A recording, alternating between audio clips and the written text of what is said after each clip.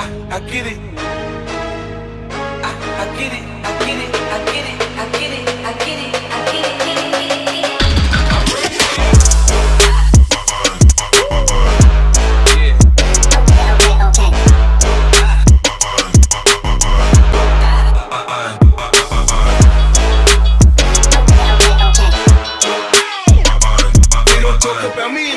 Cause I'm strapped. When I pull up out front, you see the Benz on dubs. When I roll 20 deep, so it's drama in the club. Now that I roll with Trey, everybody show me love. When you sell like Eminem, you get plenty of groupie love. Look, homie, ain't nothing changed. Rolls down, cheese up. I see exhibit in the cutting, man. Roll them trees up, trees up, up. Roll them trees up, roll them trees up. I see exhibit in the cutting, man. Roll them trees up, up, up, up, up, up, up, up, up, up.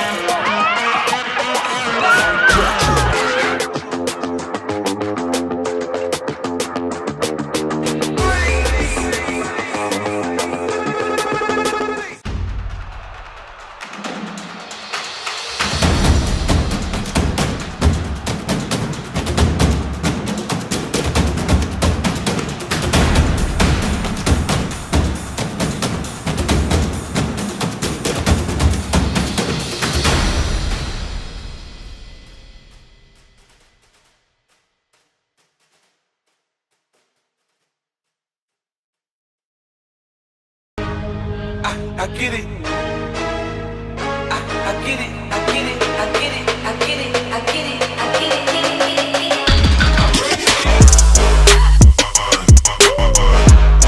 get it.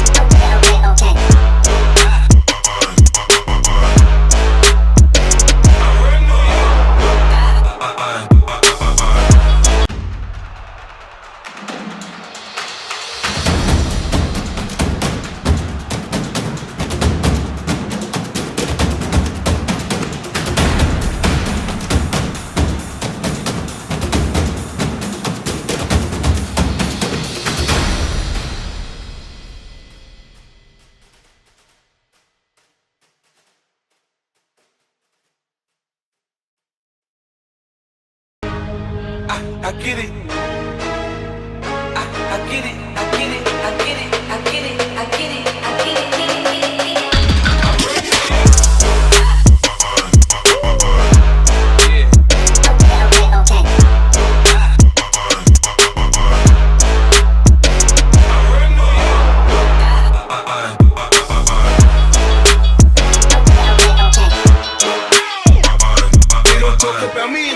Cause I'm strapped. When I pull up out front, you see the Benz on dubs. When I roll 20 deep, so it's drama in the club. Now that I roll with Trey, everybody show me love. When you sell like Eminem, you get plenty of groupie love. Look, homie, ain't nothing changed. Rolls down, cheese up. I see exhibit in the cutting, man. Roll them trees up, trees up. Trees up, roll them trees up. I see exhibit in the cutting, man. Roll them trees up, up, up, up, up, up, up, up, up, up.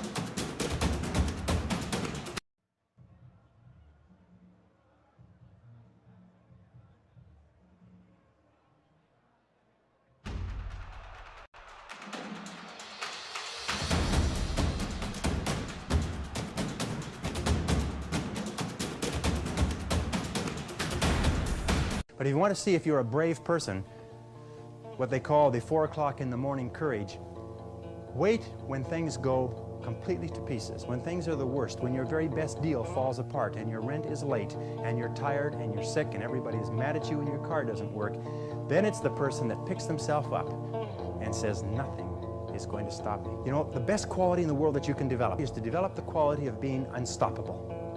Develop the quality of being unstoppable. Say in yourself that no matter what life throws at me, it'll never stop me. No matter how rough it gets, I will never quit, and nothing will ever stop me.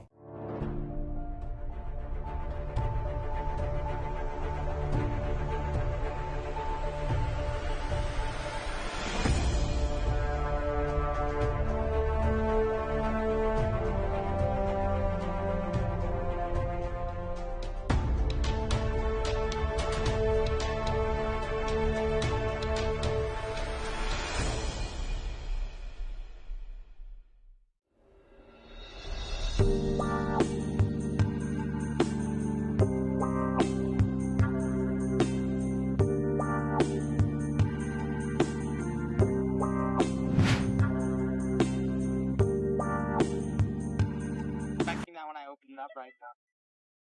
I do this definitely after every squatting day. So like yesterday. But I do it midday too. This is, to be honest, Carl, this is the only thing I use it for, and it's amazing. I do this so much. You're gonna need that on the knee going on forward, Well, you're supposed to, every PT I've been to is like, you need to like constantly massage it to keep the scar tissue mobile. And this helps every time. You know, there's CBD receptors in your knee. Like, your body has them in your knee. Like, in your joints is where the most of the CBD receptors are.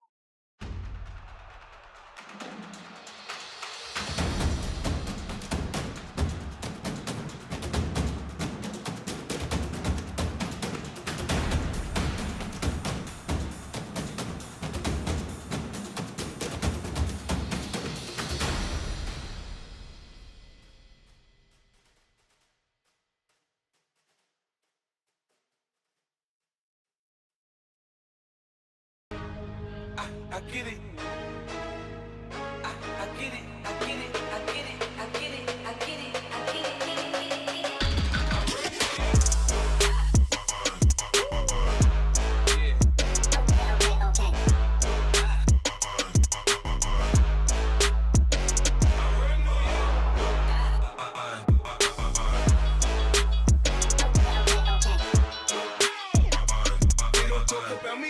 Because I'm strapped. When I pull up out front, you see the Benz on dub. When I roll 20 deep, it's always drama in the club. Now that I roll with Trey, everybody show me love. When you sell like Eminem, you get plenty of groupie love. Look, homie, ain't nothing changed. Rolls down, G's up. I see exhibit in the cutting, man. Roll them trees up, up. Roll them trees up, roll them trees up. I see exhibit in the cutting, man. Roll them trees up.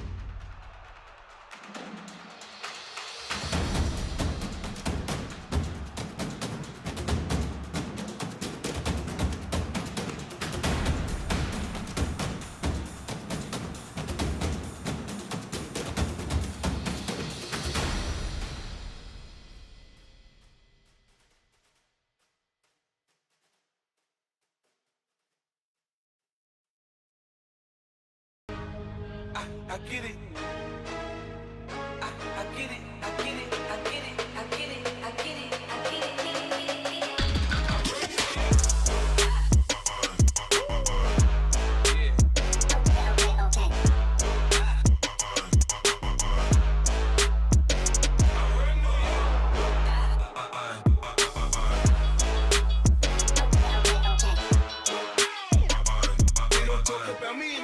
Cause I'm strapped. When I pull up out front, you see the Benz on dub. When I roll 20 deep, it's always drama in the club. Now that I roll with Trey, everybody show me love. When you sell like Eminem, you get plenty of groupie love. Look, homie, ain't nothing changed. Rolls down, G's up. I see exhibit in the cutting, man. Roll them trees up, roll them trees up, roll them trees up. I see exhibit in the cutting, man. Roll them trees up.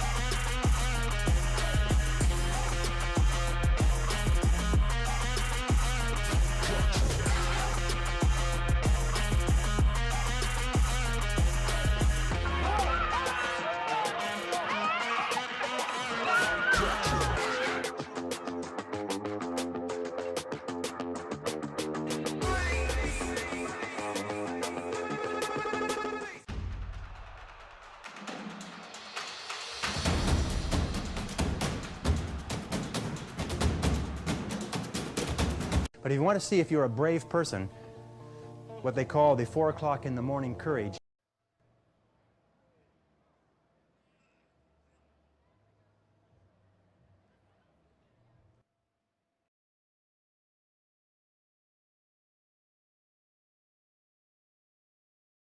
but if you want to see if you're a brave person, what they call the 4 o'clock in the morning courage, wait when things go completely to pieces, when things are the worst, when your very best deal falls apart and your rent is late and you're tired and you're sick and everybody is mad at you and your car doesn't work, then it's the person that picks themselves up and says, nothing is going to stop me. You know, the best quality in the world that you can develop is to develop the quality of being unstoppable.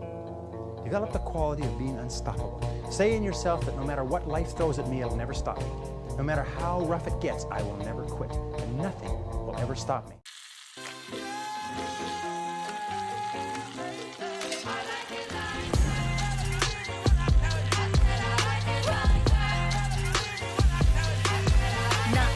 Chicken. I like fries. I like juice. I like spice. I like Asian. But if you want to see if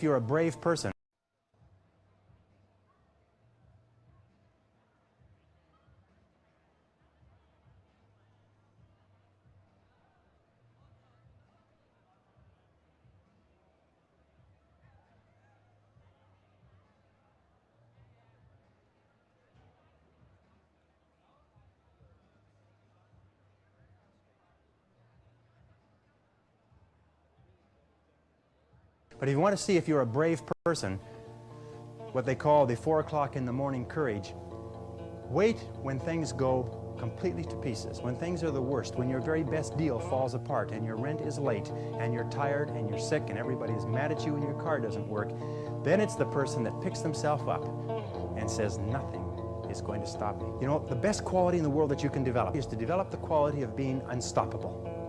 Develop the quality of being unstoppable. Say in yourself that no matter what life throws at me, it'll never stop me. No matter how rough it gets, I will never quit. And nothing will ever stop me. All that time you spent screwing up, it probably takes equal amount of time to get it right.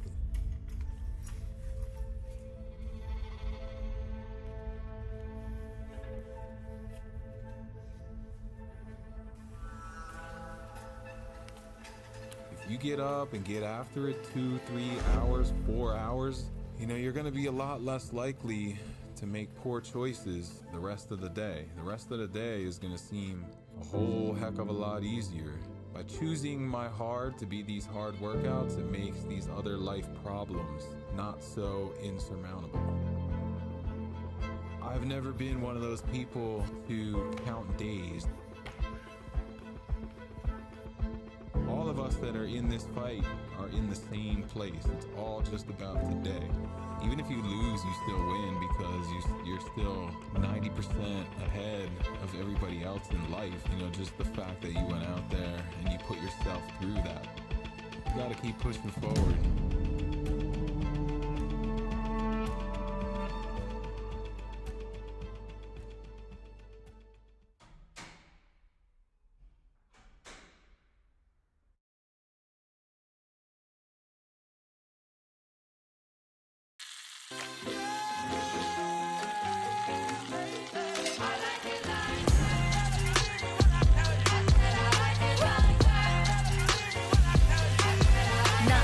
Chicken. I like fries. I like juice. I like spicy. I like Asian flavor punch. Where's my pen? Hey. Science. I like that. I'm the district in the chat. Served by you, Lord.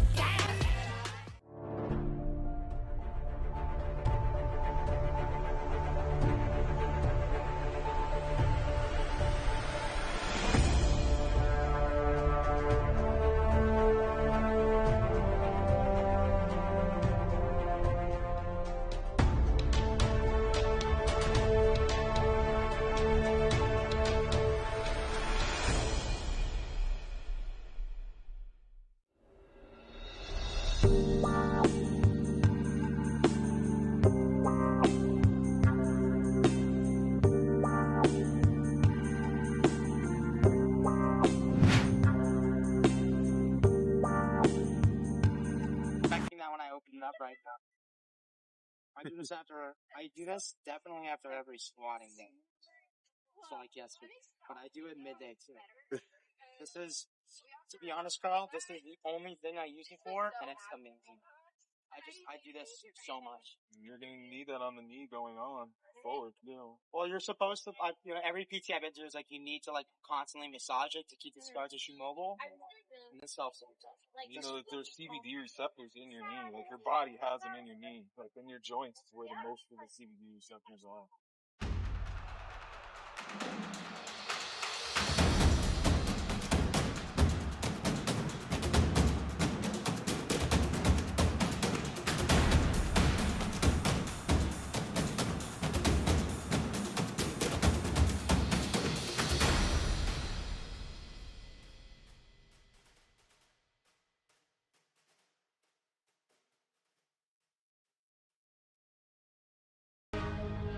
I get it.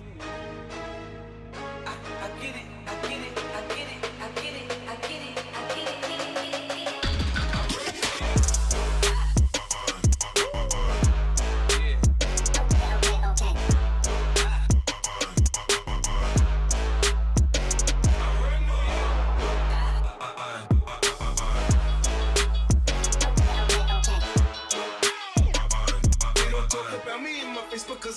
When I pull up out front, you see the Benz on dub. When I roll 20 deep, it's always drama in the club. Now that I roll with Trey, everybody show me love. When you sell like Eminem, you get plenty of groupie love. Look, homie, ain't nothing changed. Rolls down, G's up. I see exhibit in the cutting, man. Roll them trees up, up. Roll them trees up, roll them trees up. I see exhibit in the cutting, man. Roll them trees up.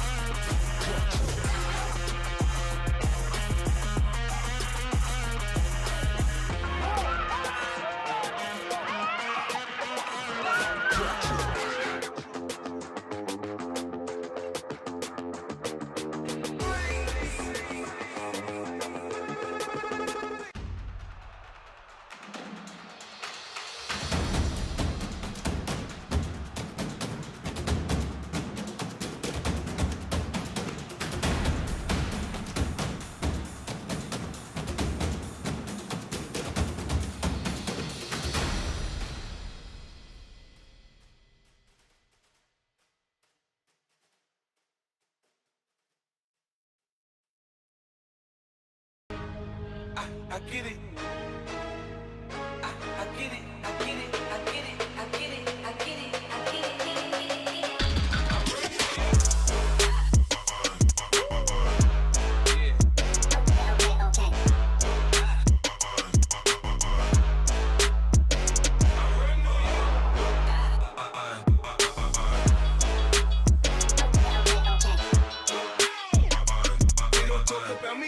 Because I'm strapped. When I pull up out front, you see the Benz on dub. When I roll 20 deep, it's always drama in the club. Now that I roll with Dre, everybody show me love. When you sell like Eminem, you get plenty of groupie love. Look, homie, ain't nothing changed. Rolls down, G's up. I see exhibit in the cutting, man. Roll them trees up, up. Roll them trees up, roll them trees up. I see exhibit in the cutting, man. Roll them trees up.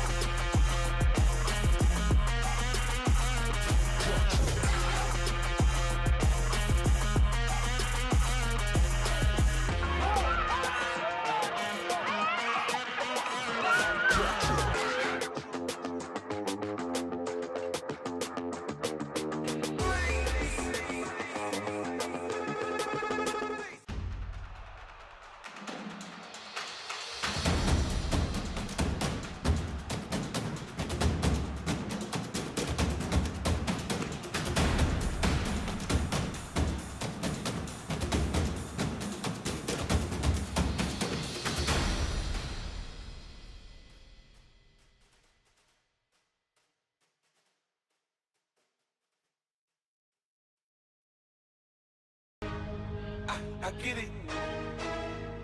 I get it. I get it. I get it. I get it. I get it. I get it.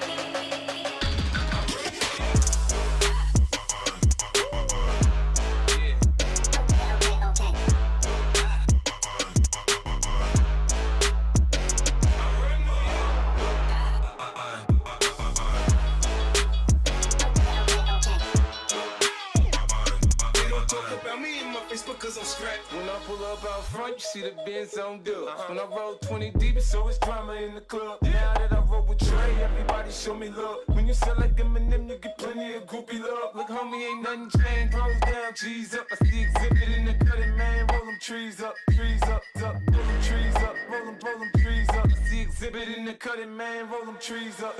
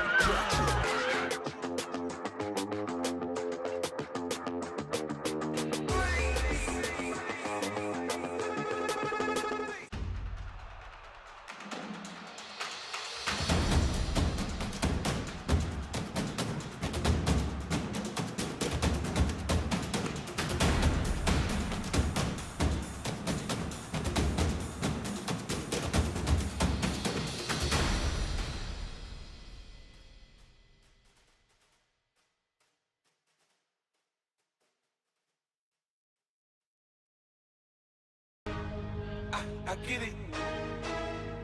I get it, I get it, I get it, I get it, I get it, I get it.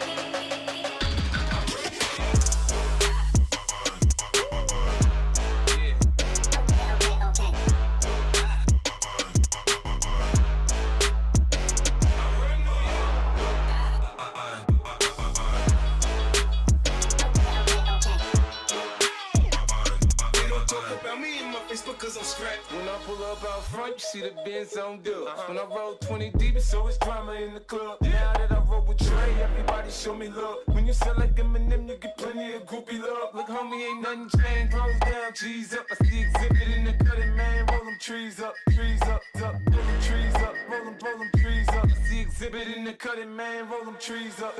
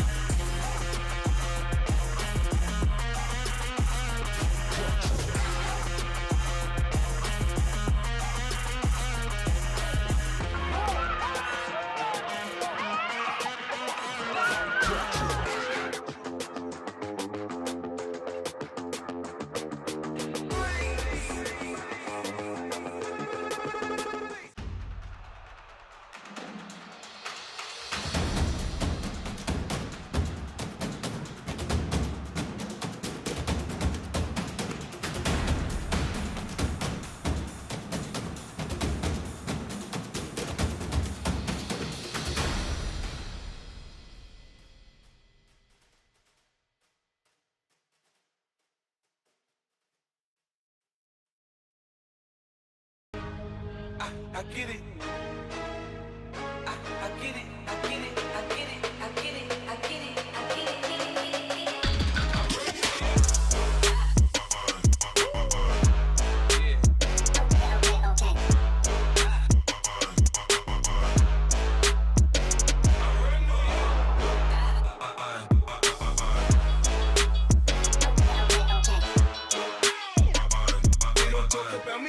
Because I'm strapped. When I pull up out front, you see the Benz on dub. When I roll 20 deep, it's always drama in the club. Now that I roll with Trey, everybody show me love. When you sell like Eminem, you get plenty of groupie love. Look, homie, ain't nothing changed. Rolls down, G's up. I see exhibit in the cutting, man. Roll them trees up, up. Roll them trees up, roll them trees up. I see exhibit in the cutting, man. Roll them trees up.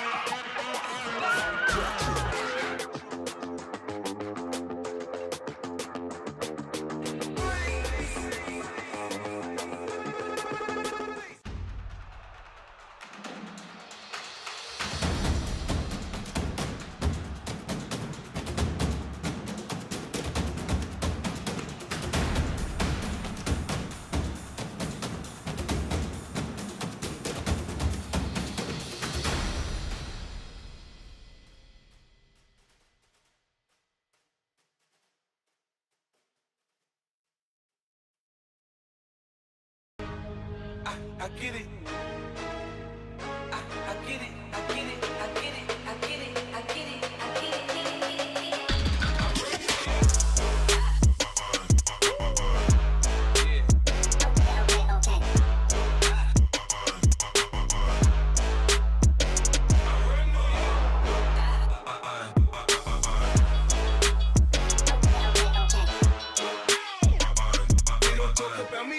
Because I'm strapped. When I pull up out front, you see the Benz on dub. When I roll 20 deep, it's always drama in the club. Now that I roll with Trey, everybody show me love. When you sell like Eminem, you get plenty of groupie love. Look, homie, ain't nothing changed. Rolls down, cheese up. I see exhibit in the cutting, man. Roll them trees up, up. Roll them trees up, roll them trees up. I see exhibit in the cutting, man. Roll them trees up.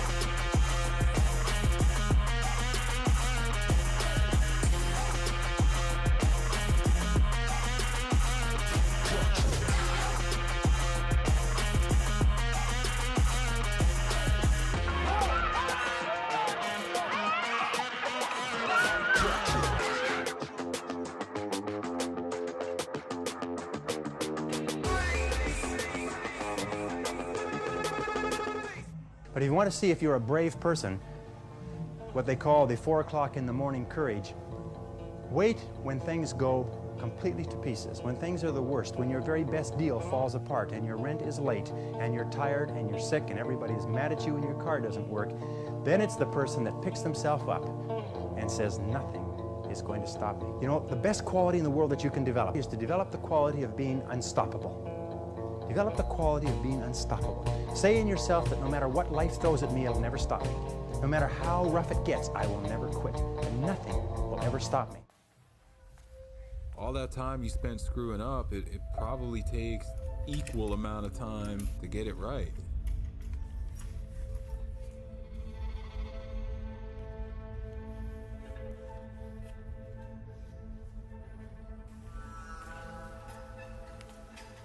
You get up and get after it 2, 3 hours, 4 hours, you know, you're gonna be a lot less likely to make poor choices the rest of the day. The rest of the day is gonna seem a whole heck of a lot easier. By choosing my hard to be these hard workouts, it makes these other life problems not so insurmountable.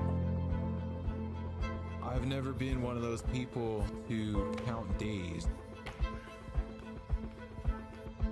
All of us that are in this fight are in the same place. It's all just about today.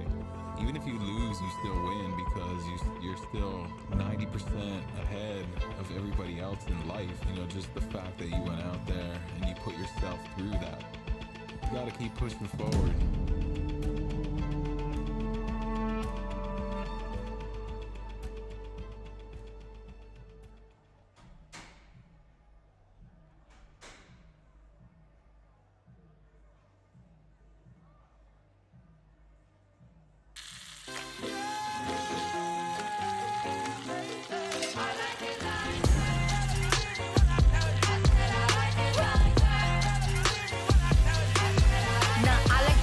I like fries. I like juice. I like spice. I like Asian flavor punch. Where's my pen? Hey. Sardis. I like that. I'm the district in the chain.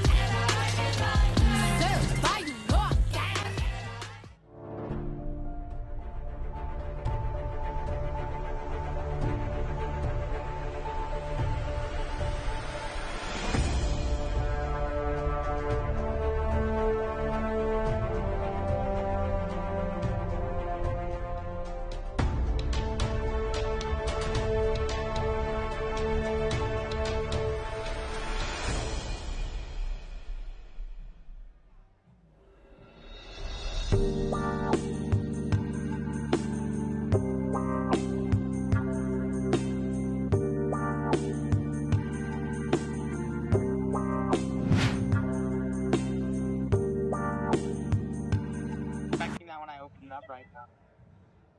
I do this definitely after every squatting day. So like yesterday, but I do it midday too. This is, to be honest, Carl, this is the only thing I use it for, and it's amazing.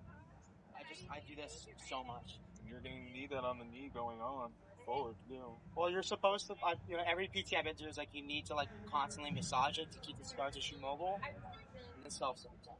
You know that there's CBD receptors in your knee. Like your body has them in your knee. Like in your joints is where the most of the CBD receptors are.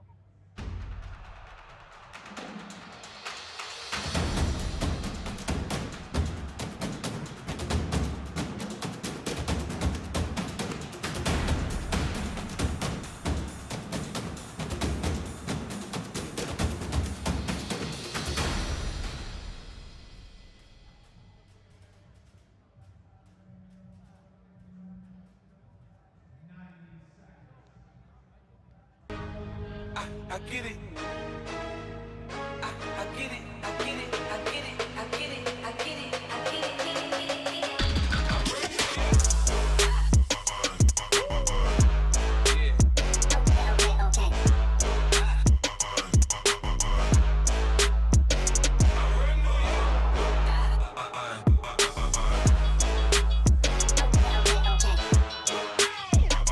They don't talk about me in my face because I'm strapped. When I pull up,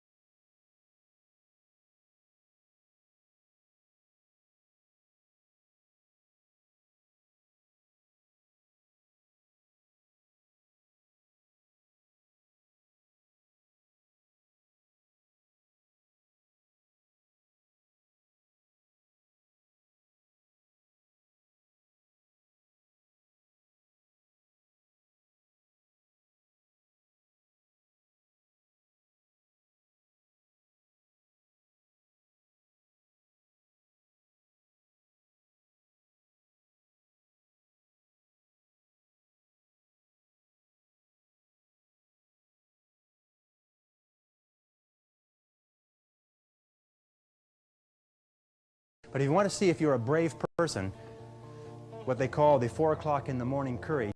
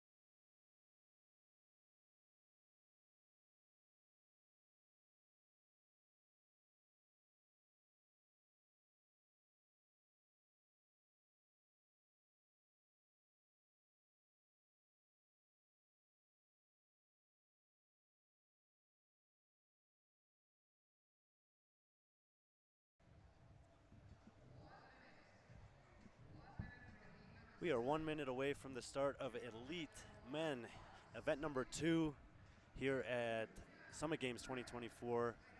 My name is Brian Friend. Thank you guys for being with us. Just got in from airport, so that's why I was not with you guys this morning. Hopefully we'll be with you the rest of the weekend. The athletes have already taken on one test this morning. We'll kind of update you on that as we go through. It was a lifting test, and we got 2 heats for the Elite Men that are coming up.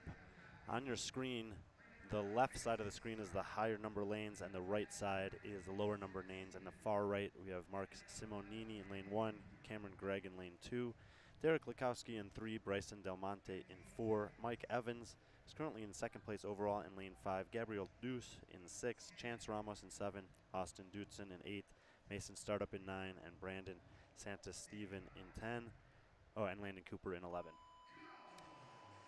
Look, obviously we have a few empty lanes there. The workout that they're taking on is called back-to-back. We got 2 opportunities here. The first one is 150-foot sprint, which they're all doing now. Then they'll have a 150-foot sled push, 150-foot sandbag carry, 150-foot sprint, 150 sled, 150 sandbag, 150 sprint. Do you see the sleds there on your screen? They're open, and the sandbags are 150 pounds. They're not the cylindrical ones, the more like, they're longer and flatter than what you're used to, and you'll see most of the guys shoulder them up onto their shoulder when they're running with them. Sprint is done. First guys to get it up on their shoulder, it looks like it's Derek in the gray shorts there, and then 2 lanes down from him, Mike Evans. And then on the far left side of the screen, that's just going to be entering, heading back the other direction. That's should be in lane number 11, Landon Cooper. I believe those are the top 3 right now. Far right side in the all black with a backwards cap, dumping off the bag there is lane 1, Mark Simonini, all black, dumping off now. That's Bryson Del Monte. So all the athletes are now into this second sprint, which is the middle of the workout. After this, they're going to pick up the sled, and we see Derek and Mike are the first 2 guys on it. The far left side of the screen, Mark Simonini and Cameron Gregg look like they're the next 2 to get their hands on it. Bryson, middle of the floor. But looks like he's about the 6th guy in the heat.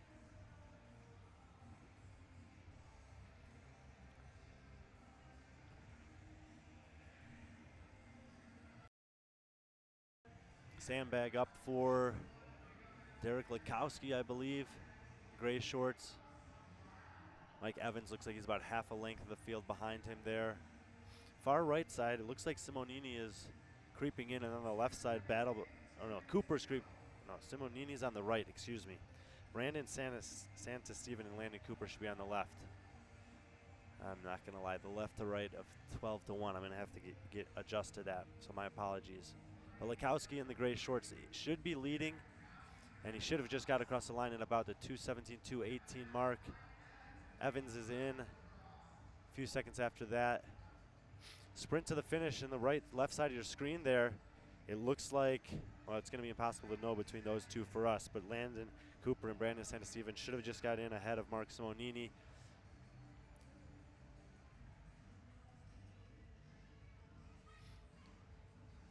Gray shirt there coming across the finish line. I think that's lane 2, Cameron Gregg and Bryson Del Monte crossing there at about the 2:49, 2:50 mark.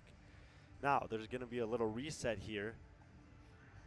There's a 4-minute time cap on this first part of back-to-back. We are just passing the 3-minute mark, so obviously you can bank a little bit more rest time if you finish that one faster. But at the 4-minute mark, they're going to start a 150-foot handstand walk for time. So we will unofficially say that Derek Lukowski had the fastest time there in the heat number 1. We're about 2:18, 2:19. Lukowski comes into this event 7th overall after this morning's lifting event. They had Mount Olympus, which was a complex of 9 deadlifts, 6 hang cleans, and 3 shoulder overheads. He ended up hitting 237.5 pounds, which put him in 7th. In this heat is Mike Evans, who I mentioned was 2nd overall. He had hit 275 pounds. And in the next heat will be the overall leader of the competition, Drake Lewis, who hit 277.5 pounds for that complex.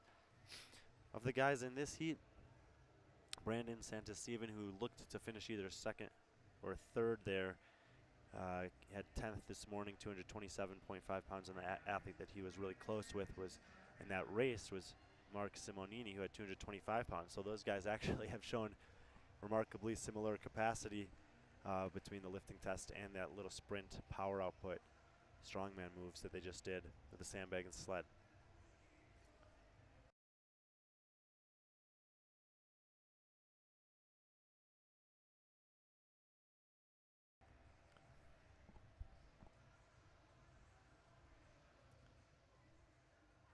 And I thought that the handstand walk was going to start.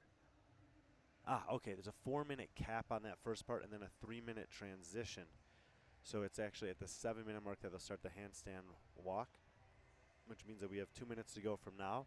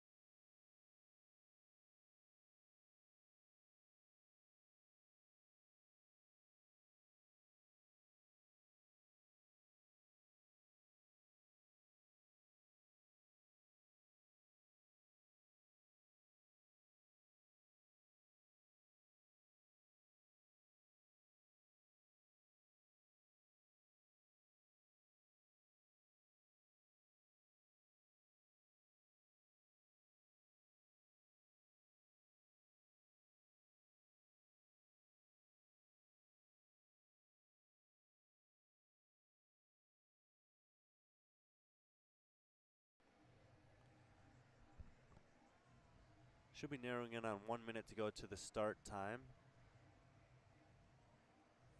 Right side of the screen, just off the screen in the all black is going to be Mark Simonini. So lane 1's occupied. Lane 2, Cameron Gregg is there. Lane 3, Derek Lukowski. Lane 4, Bryson Del Monte. Lane 5, Mike Evans. Those 5 lanes do have athletes in them. Looks like 6, 7, and 8 at least are empty. And then I think we have athletes, one of them's taken off. Maybe 9's empty also. But Brandon Steven and Landon Cooper should be out there on the left side in 10 and 11.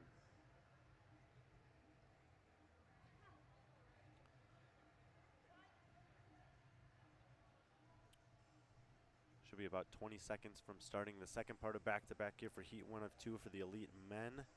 They're going to have a 150-foot handstand walk. Derek Lukowski had the fastest time in the first part of that one. Mike Evans right behind him.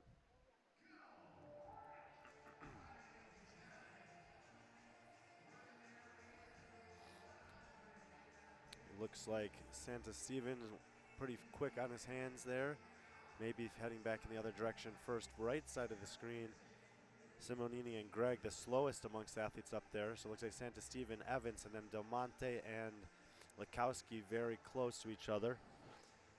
Those are the top 4 right now. Far left side, Cooper. Looks like he's just a couple steps behind Del Monte, who's a couple steps behind Lukowski. Santa Steven still leading. He's heading back towards us on the left side of the screen, maybe 5 or 10 feet ahead of Mike Evans. So great proficiency on the hands there for Santa Steven, it looks like.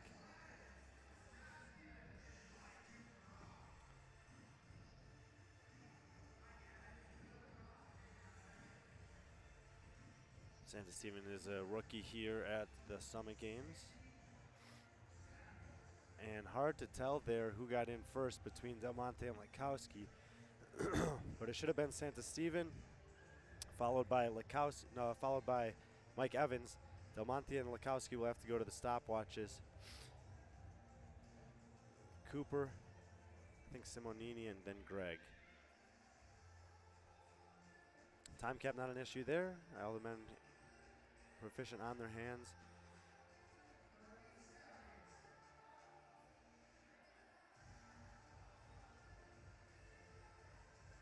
Oh, and actually still have some of the guys working on the handstand walk. They were taking a big rest there. Oh, you see, you have to do each section unbroken. So these guys that are still working had come down. I got a little bit caught up in the race. So far left side, you're seeing Cooper just came down. Gregg also is coming down. They're both on their second pass across the floor, so did not finish the second pass there. I do think that Simonini did, but lane 1 is just a little off camera. I'm going to see if there's a possibility of getting an adjustment on the camera to just move slightly to the right so that we can see that lane in case there ends up being athletes in it. So we're going to reset here, and we'll be back with heat number 2 for the elite men on event number 2 in a moment.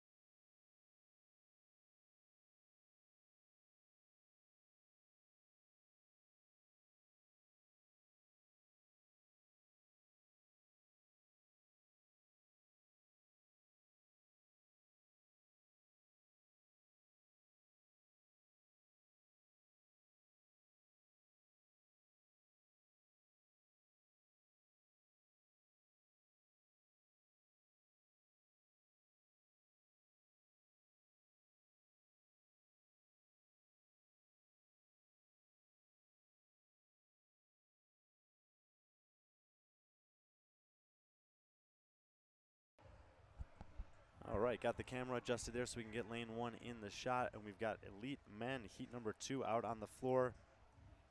May have some empty lanes again, and we'll figure that out as we go, but the lane assignments are going to be JT Mahan in lane 1, Bo Jensen in lane 2, Caden Carpenter in 3, Drake Lewis, who's currently leading the competition, in 4. He's also the defending champion here, and I think it was his first win actually in 6 appearances, it looks like. 5 appearances. Anyway, Jamison Jones in 5, Matt Wilson in 6, Braden Diddle in 7, Gage Capel in 8, 9 should be empty, 10 Hunter LaRue, 11 Nico Flores, and 12 Carter Peterson. The workout they're taking on is back-to-back. They've got like a strongman shuttle relay here. 150-foot sprint. Everything is 150 feet. It's a sprint, sled push, sandbag carry, sprint, sled push, sandbag carry, sprint. That'll be 1 time. The time cap for that is 4 minutes. There'll be a 3-minute reset after that. So at the 7-minute mark, they'll start the second part of our back-to-back, which is going to be 150-foot handstand walk for time. Looks like our clock is a little off what's on the floor.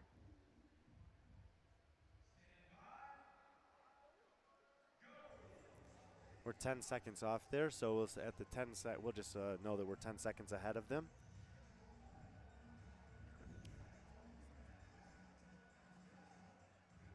So far right side in the green, that should be JT Mahan getting his hands on the sled. It looks like first there's a bunch of guys on the opposite side of the floor that are close to him. Drake Lewis is actually last in the heat right now. He's in the gray and black, 4th from the right for you.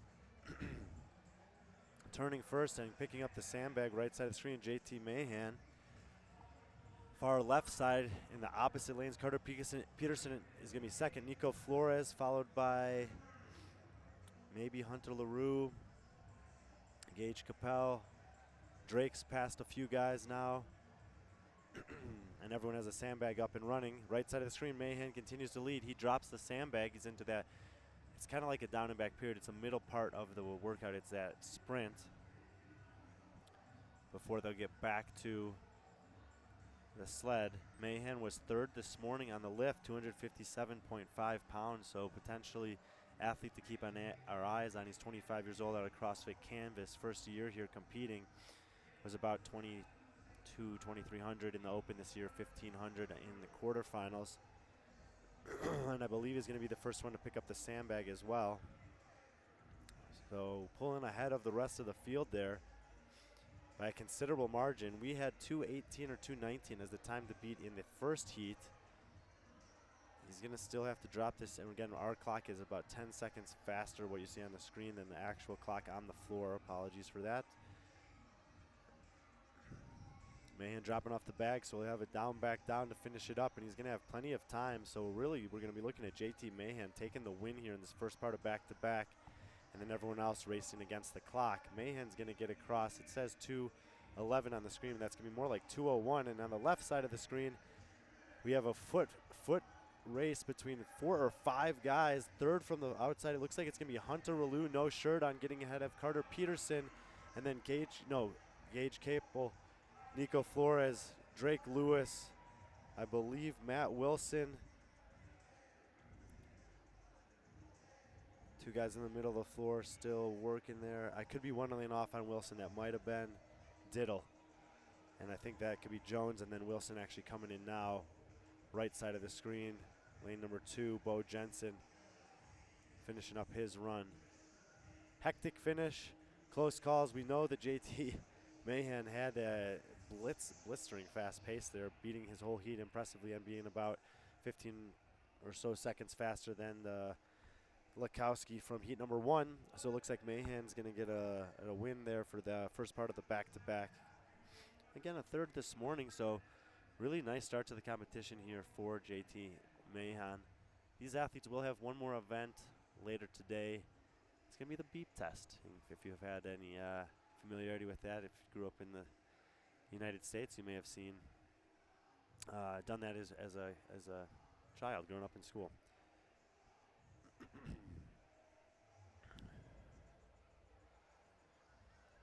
About 30 seconds from the time cap.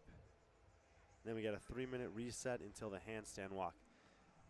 We'll lay out for a second. I'll be back with the second part of back-to-back here for men's heat 2 of the elite competition here at Summit Games 2024.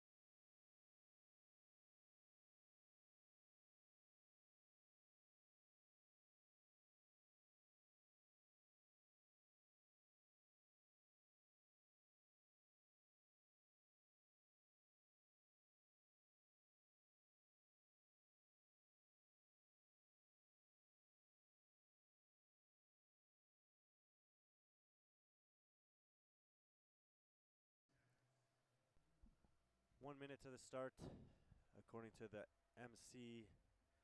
Again, our clock is a little off relative to theirs, but we'll see when they start. And we got 150-foot handstand walk, must be done in 50-foot unbroken sections for the elite division. So they're going to be starting at the rig. They'll walk towards us, back to the rig, and finish across the line towards the crowd. Actually didn't catch what the fastest time was in the first heat, as I was just trying to see who it was. So I'm not sure what the score to beat is. Let's check quickly and see if there's any scores input on the competition corner yet.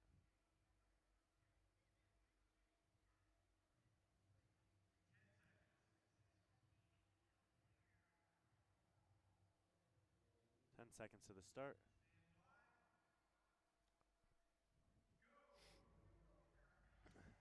$150-foot handstand walk, second part of back-to-back here for the second heat of Elite Men, and Drake Lewis in the blue shorts now, fourth from the right on the screen on the left side of the empty lane. Looks like he's amongst the leaders right next to him. Ooh, 2 lanes down, I think, from him, kicking up. Might be Matt Wilson maybe, and then on the far left side, Lewis down, Wilson down. Wilson's going to take a little bigger break. Wilson's already back up, or Lewis is already back up walking towards us. Wilson looks like he's going to be the next one up. And then I think in lane number 11, Nico Flores is going to be third in the heat. So Drake Lewis is across. He'll take the heat win there. Nice rebound for Wilson. He'll get in. It looks like Flores will get in. Hunter LaRue might be next. Could be Jones.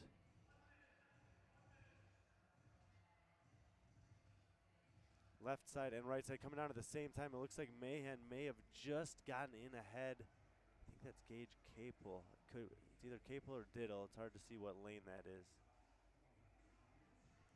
I do not have direct line of vision to the floor, so I'm looking at the same thing that you guys are looking at.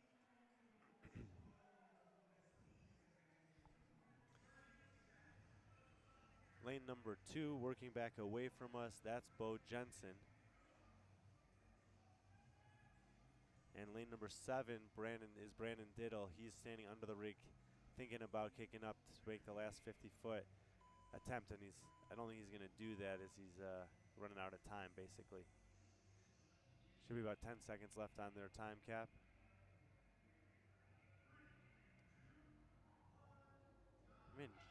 Diddle, yeah. All right, so JT Mahan taking the win there relative to both heats on the first part of the back-to-back for the Elite Men. And Drake Lewis having the fastest handstand walk in the second heat. Have to check competition corner for the times relative to the first heat there. They're kind of coming across the line at a... I was just trying to keep track of all the athletes on the field of play.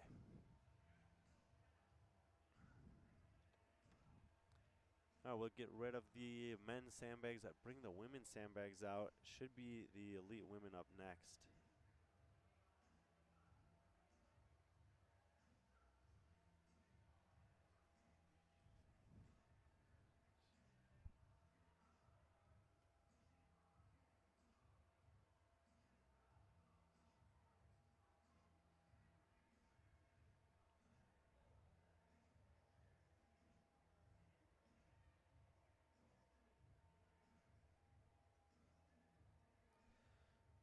No, it's going to be masters, women, and men. We have a break.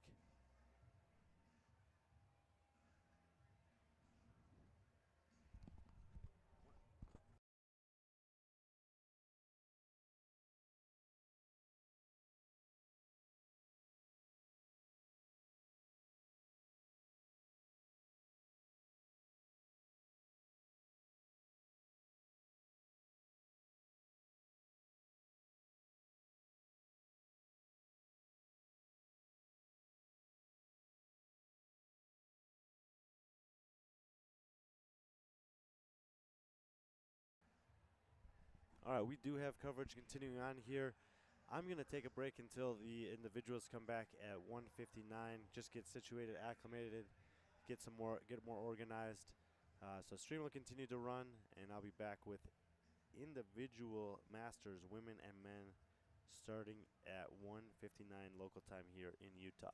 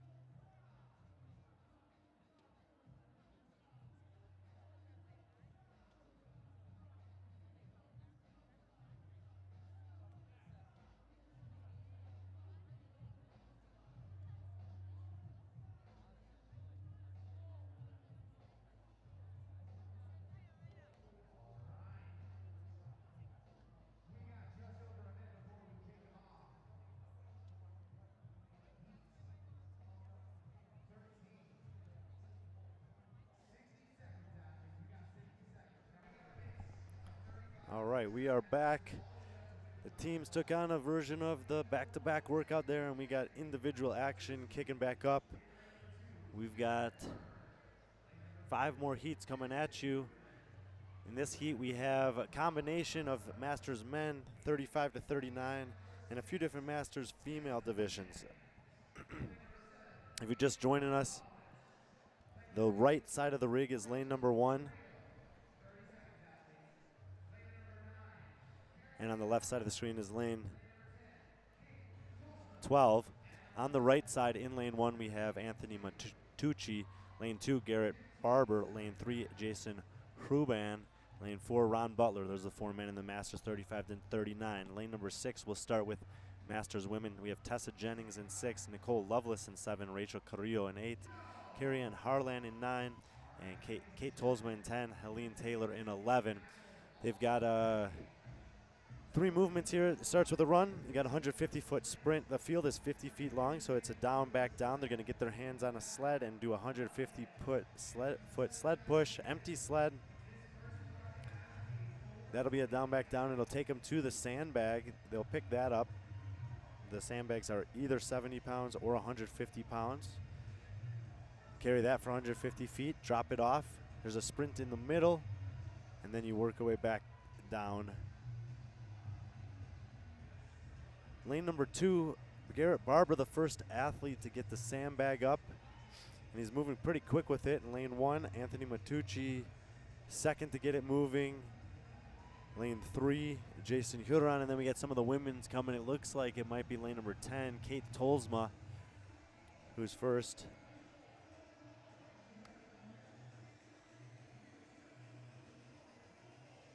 To have the sandbag up for the women.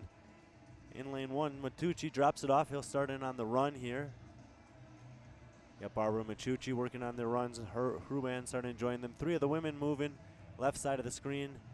Lane 6 looks like Tessa Jennings joining in. Sled up in the second part here. And we'll have sled sandbag run to finish it off. This way the sled and the sandbag end up where they started, which is great for the equipment team. Ultimately, they're going to be running across the finish line towards the red barricade that's closer to us in the view there. Lane 2, Barber done with the sled in the second half of this workout. Got the 150-pound sandbag up on his shoulder, and he's well ahead of the rest of the competitors here.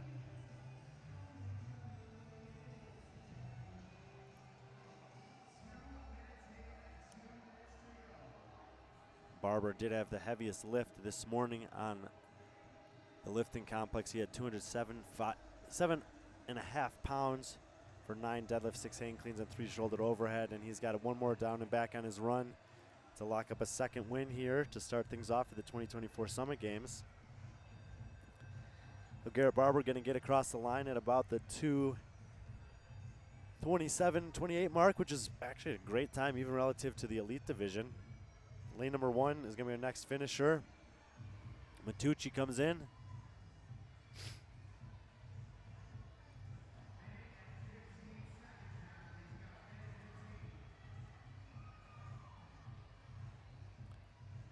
Sandbags getting dropped off.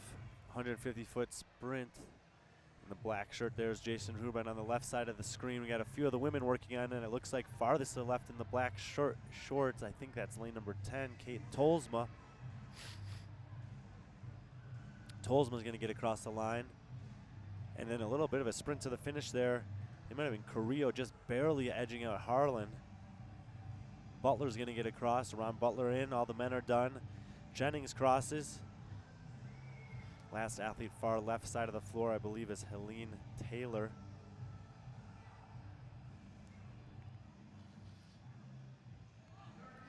"30 seconds to the time cap. It's a 4-minute time cap for the first part of this. And all the athletes are done. So at the 4-minute mark, they'll have a designated 3-minute rest before starting in on the handstand walk, which is the second part of back-to-back.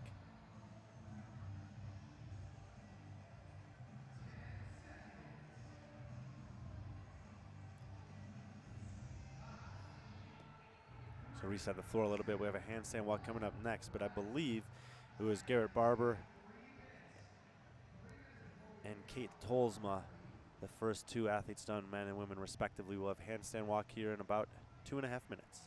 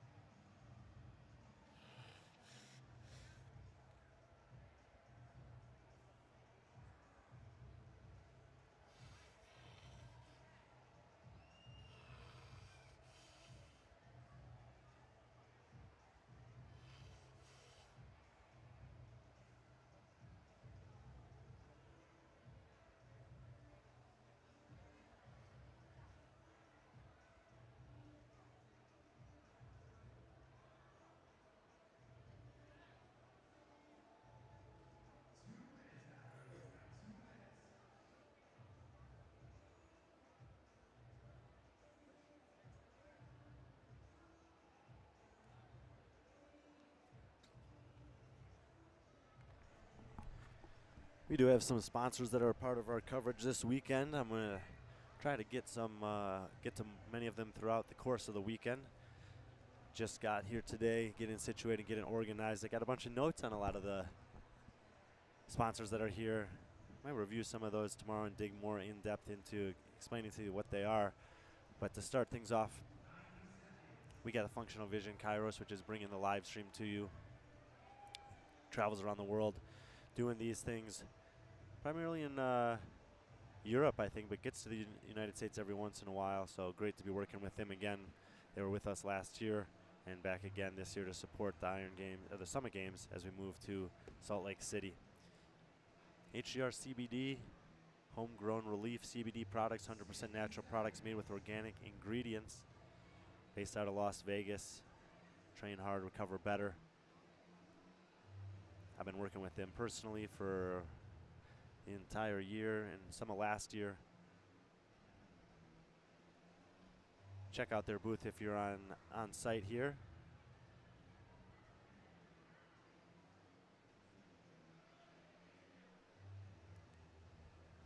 Tier is in the building, footwear and apparel. Tier's been pushing the limits of innovation to bring athletes to their absolute best for over 35 years. Today they are showing up to plant their roots in the proven grounds of fitness by always in front.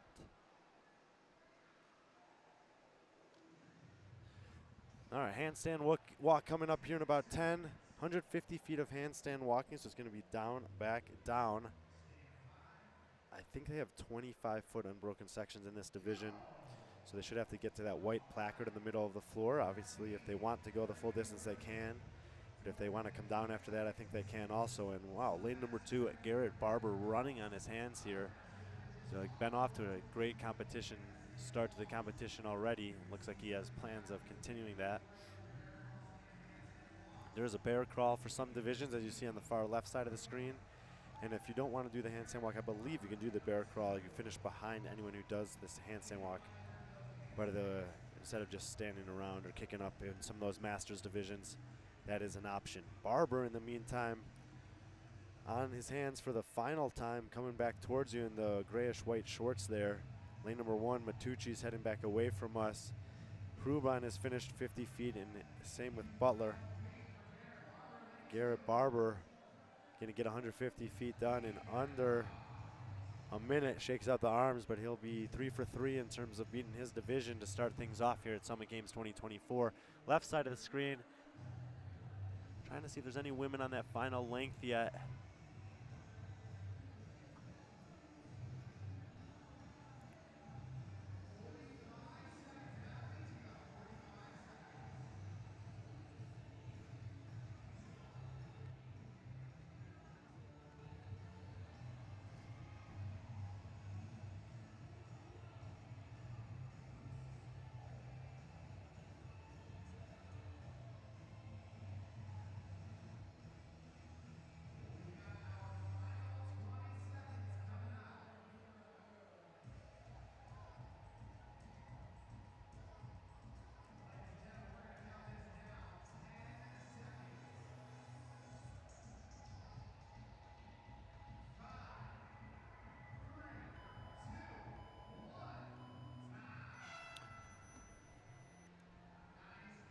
That'll do it for the Masters divisions. They're on back-to-back.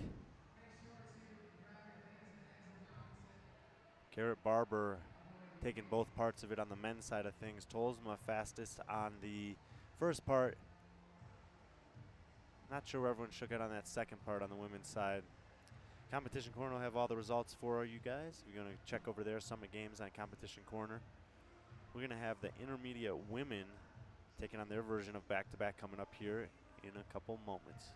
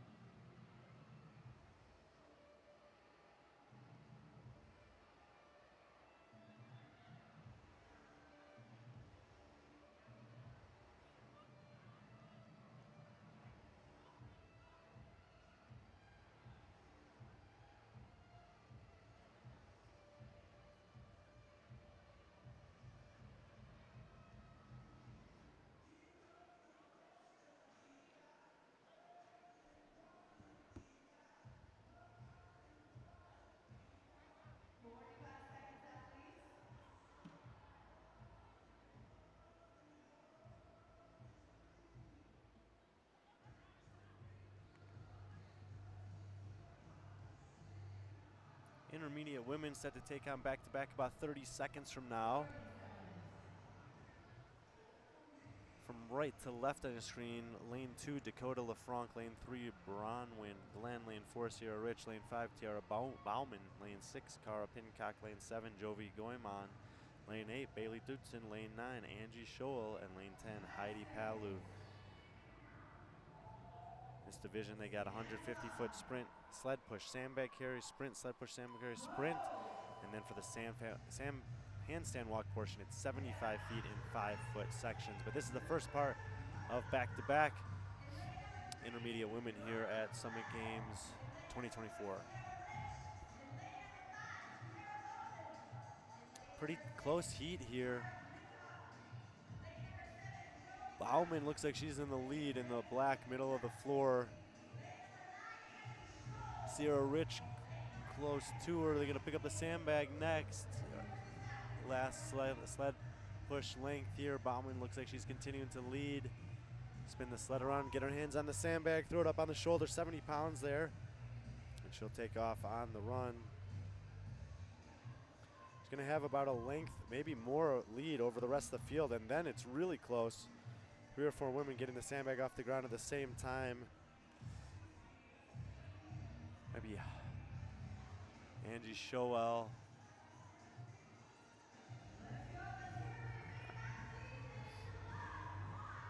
And Sierra Rich second and third, but Bauman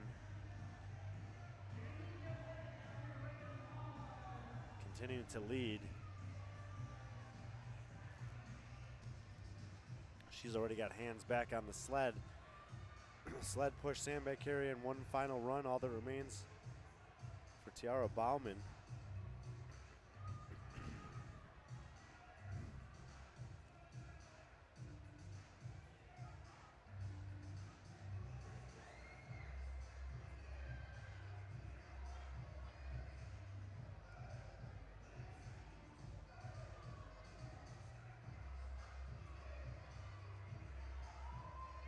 Heat is stringing out quite a bit here. Bauman should be getting that sandbag up momentarily. Should see her running towards. Taking a lot of time in this transition. She does get it up to the shoulder, and there she goes, moving away from us. Still leading the way, but the gap just shrunk a little bit. If one of these athletes can get the sandbag up quickly, let's see.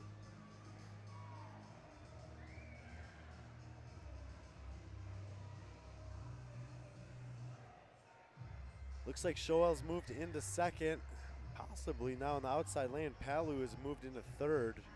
Bauman should be dropping off the sandbag, and she's got to back down to finish it up in the pink there. Rich has the sandbag up. Sierra Rich fourth in the heat now.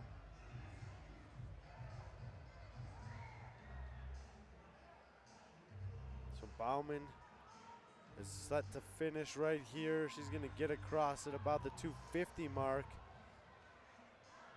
Shoel trying to fend off Palu. Outside lanes. It's going to be a sprint to the finish. And Palu might have legged her at the end there. Palu and Shoel second and third. We'll have to check competition corner for the official results on that one. In the pink, middle of the floor, Sierra Rich turning for her last 50-foot run across the finish line. So she's going to be fourth in the heat here. Lane number 2 on the right side of your screen. LaFranc with the sandbag. Lane 3, Bronwyn Glenn dropping it off. She'll have 150 feet to go. Should be the next finisher. Glenn looking to finish this one up. She's got 100 feet to go.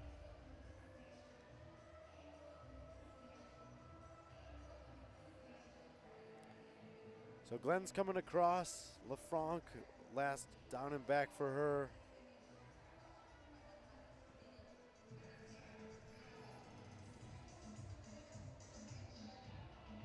And a few seconds before the time cap, Dakota LaFranc will get in. We got a 3-minute reset until the handstand walk.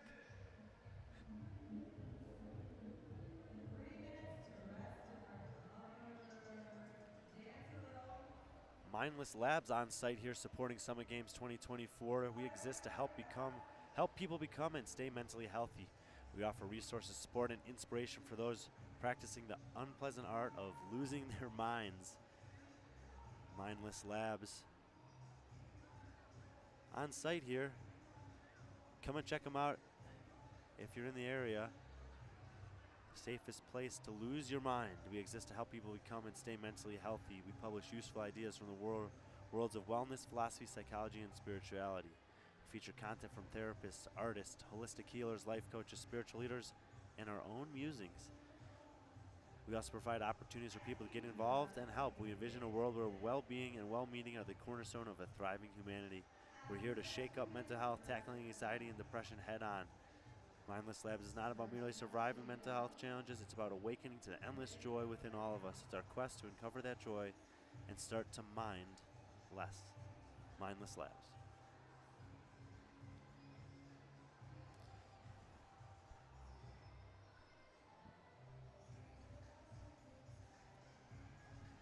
About 90 seconds away from the second half of the back-to-back here for the intermediate women. They'll have a 75-foot handstand walk in minimum of 5-foot increments.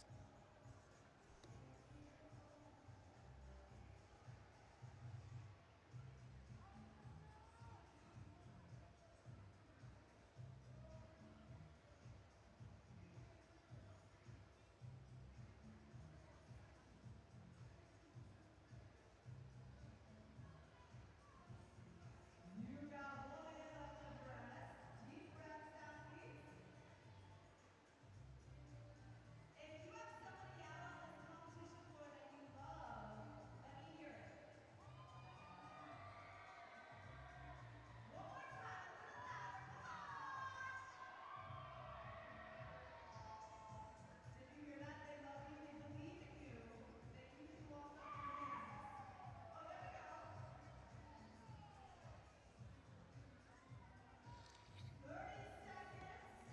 go. 30 seconds to the start of the second part here. Handstand walk, 75 feet coming up for the intermediate women.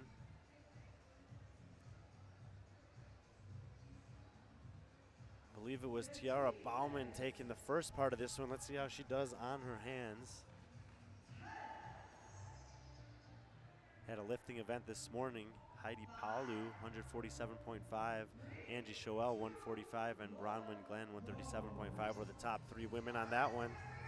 So 5-foot sections is the minimum. Some of the athletes clearly having better capacity than that, especially on the far left there. I believe that's lane 10, Heidi Palu, the winner of that lifting event this morning. In the pink, Sierra Rich, who was 4th in the lifting event and also 4th on that first little part of back-to-back. Looks like she's just slightly ahead of Bauman in the middle of the floor. Now they kick up at the same time, and Rich will come down, and Bauman will pull ahead.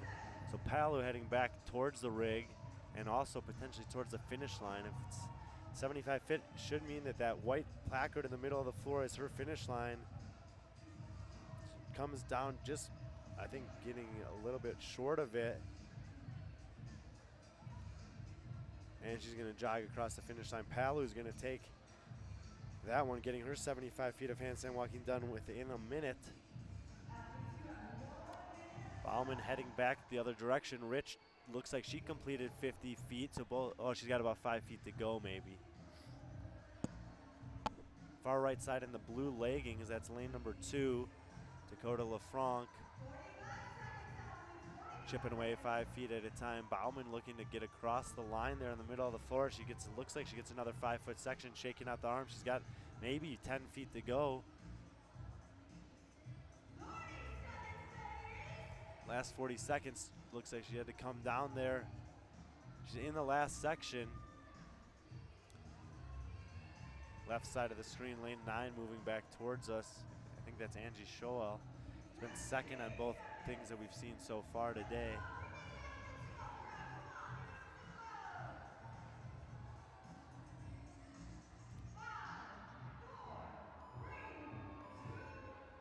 So at the other, Bauman will get in. I believe she slid there. She's definitely going to be feeling that one tomorrow. But it was all Heidi Palu, I believe, outside lane there, blitzing the field, getting it done in under half the time. That is back-to-back in the books for the intermediate women. We got 2 heats of RX women coming up next. 3 minutes from now, we'll be back with the RX women's division taking on back-to-back here at Summit Games 2024.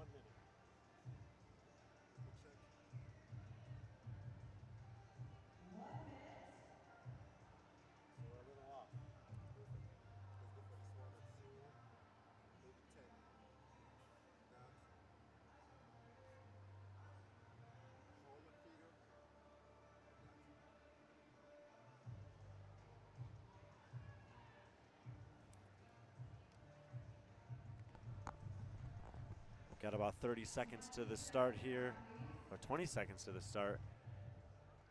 Women's RX heat number 1 on the right side of your screen. Megan Walker in lane 1, Brianna Ferroni in 2, Terry Dio in 3, Kylie Turco in 4, Natalia Villarreal in 5, Lexi Jensen in 6, Melissa Mayberry 7, Michelle Weir in 8, Kay Gray in 9, Olivia Allen 10, and Nicole Spencer 11. They got a 150-foot run and 150-foot sled push, 150-foot sandbag carry, another run. Then they're working back down, sled, sandbag carry, and run to finish it off. It's a little down and back chipper that starts and ends and has a run in the middle. I believe Michelle Weir in 8 is leading.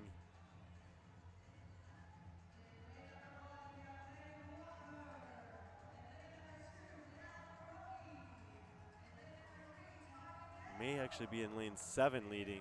Melissa Mayberry and 10, Olivia Allen. Weir might be 3rd.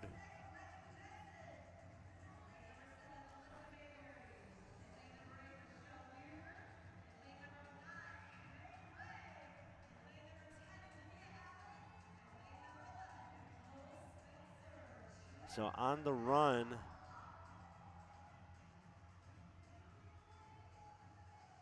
man, it's difficult to tell.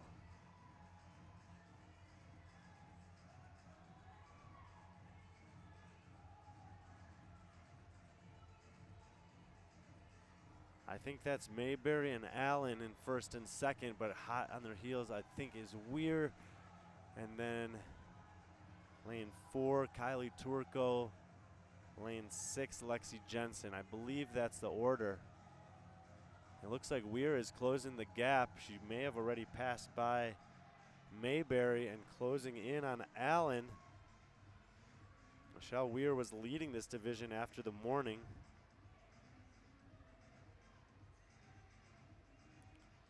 Putting up 160, tied with Olivia Allen, actually 162.5. And I think they're the first two to pick up the sandbag.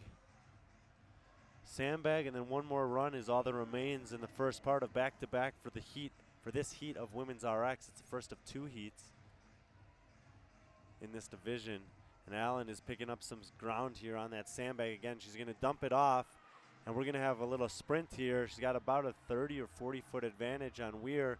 She's trying to close her down. Weir maybe moving a little faster, but I think it's going to be a little too late. Allen's going to get across, then Weir. Looks like Merrill's going to be next. Mayberry, excuse me, is going to be next, and then we got a close one. Here comes Mayberry, and then Jensen and Turco, I believe, in that order. And then on the right side, it looks like Megan Walker's going to be the next one in. Lane 4, Kylie Turco might be dropping her sandbag off here. She's got a back down to finish it up, and then in lane. Ooh.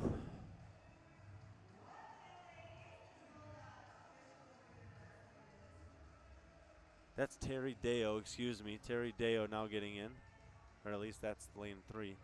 And then Natalia Villarreal is going to be dumping off her sandbag. 45 seconds to the cap for this one, so we should see all athletes get in below that at the 4-minute mark. They'll have a 3-minute mandated rest period before starting on the handstand walk.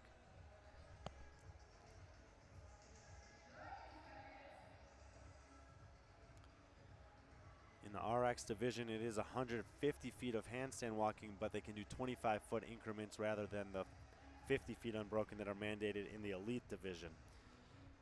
Different ways to scale, of course. You can scale the distance. You can scale the mandated unbroken sections, as we've seen. And also you can scale the movement. We saw some Masters athletes doing the bear crawl.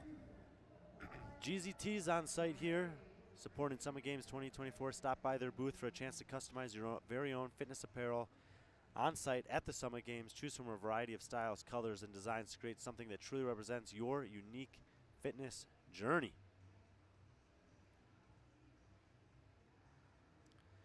GZTs, they believe in the power of custom apparel to reflect individual styles and brand identities. On-demand printing server makes it easy for everyone to create their own unique designs. Got about 2 minutes and 20 seconds to the start of the handstand walk.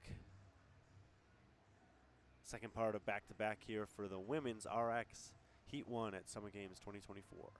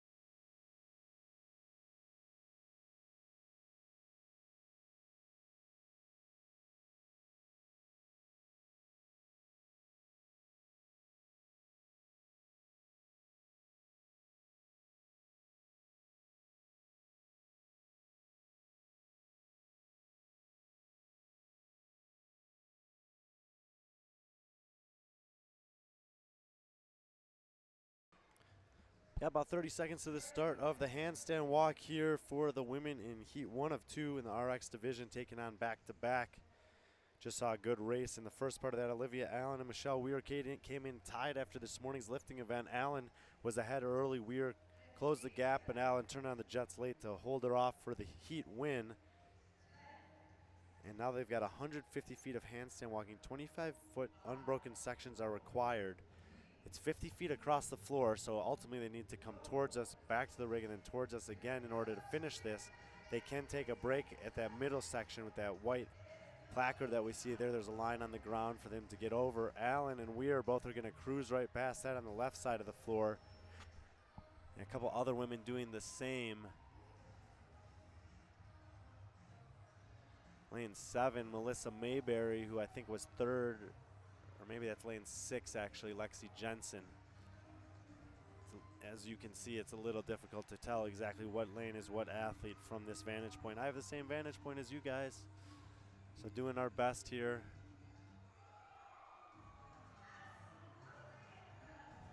Allen looks like she's got 50 feet to go, and Olivia Allen looking to start things off 3 for 3 here on Friday at the Summit Games. She's got less than 25 feet to go. She's in the green pants over there. She's going to kick down. Michelle Weir behind her, blue top, black shorts, also on the left side of the competition floor, moving towards us. Should be in second place, but far left side, green pants. She's going to walk just out of frame.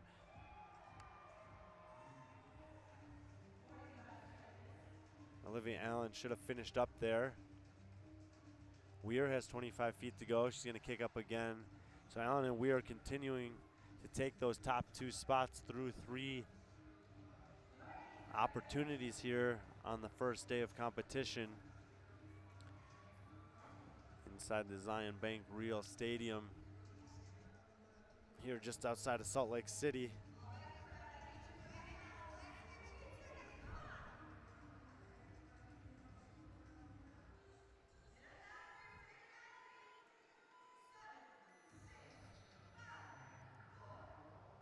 Time cap's getting set to hit, so it's Allen and Weir 1 and 2 on both parts of the back-to-back in heat 1 of 2 for the RX women. Second heat be coming up in a couple minutes.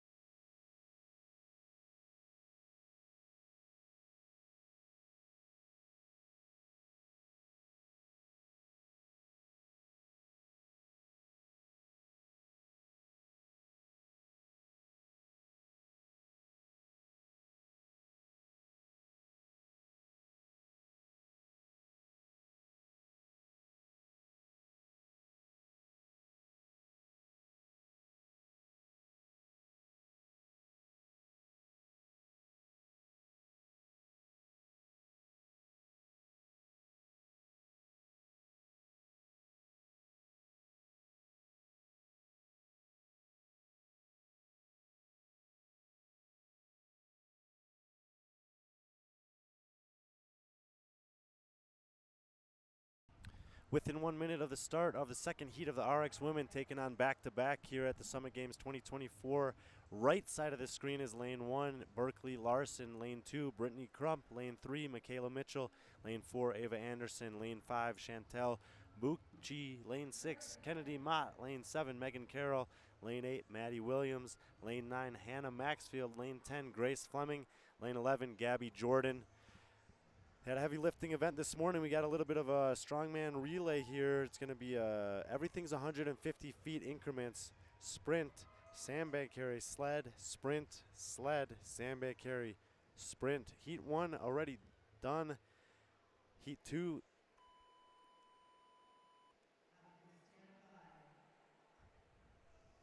Getting ready to start, and don't mind the clock there. And they're off. Expect this to be pretty tight early on the run, and maybe even on the sled. The sandbag is where we might see some separation here. It's empty sled for all divisions. The only thing that'll change in any of the divisions, the weight of sandbag. We have 70 pounds on the ground there. And lane 5, Chantel Bucci with the really quick spins on the sled. Actually, that looks like where she's making up the distance. She's running well with it, but also real efficient on those turns. Gets it to the lap, gets it to the shoulder. She's got the sandbag up first in the blue shorts, middle of the floor. Pretty much 4 women behind her that are kind of closing in on her left in the gray. And lane 6 is Kennedy Mott. And I think 3 lanes down from that, Hannah Maxfield in the red is 3rd in the heat. So Bucci turns, Mott turns. Actually, Maxfield passing Mott on the sandbag carry. Sled will be up next. Middle of the floor, blue shorts. This is where Mochi made up the distance. We can watch her do these quick turns here, but far left side of the screen, gray and red. Closing fast. I think that's Maddie Williams. And she may have just overtaken the lead.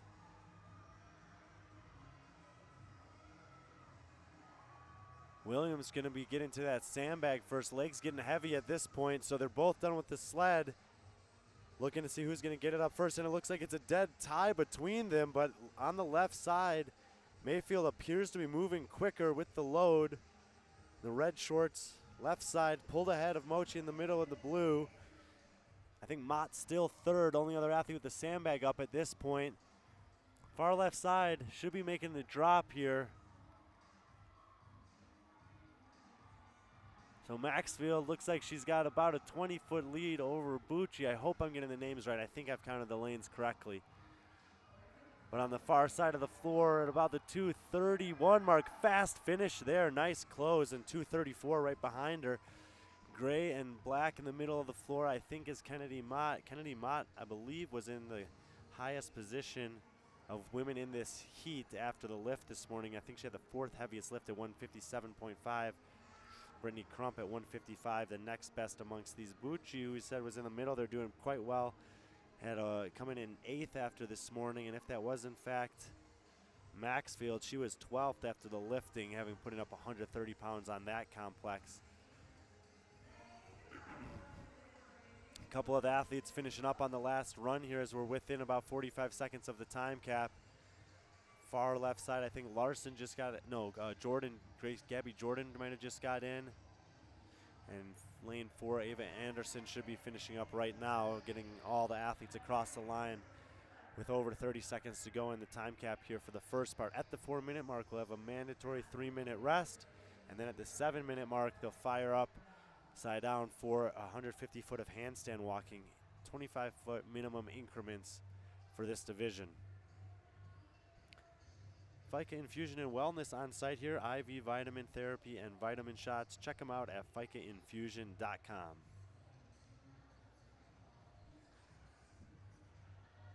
If you're in the area and want to come check out the Summit Games this weekend and you're nervous about what your kids are going to do, Adventure Zone Inc. with the Bouncy Carnival is on site as well. It's actually just to my left of where I'm sitting, got some opportunity for the kids to hang out, have some fun. Little carnival set up over there, can win some prizes. Adventure Zone Inc. supporting us here on site at Summit Games 2024. www.the-adventure-zone.com. Check them out if you want to have an event give something for the kids to do, they're a great option here in the area.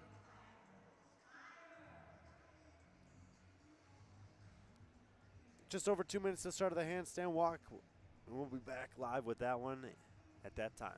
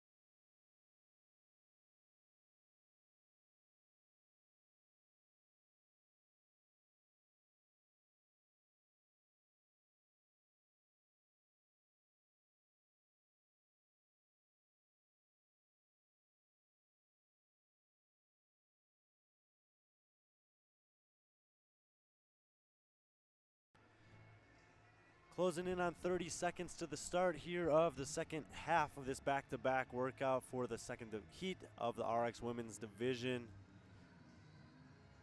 I believe Maxfield took the first part of it there. Bucci and then Mott. Olivia Allen and Michelle Weir were fastest in the first heat.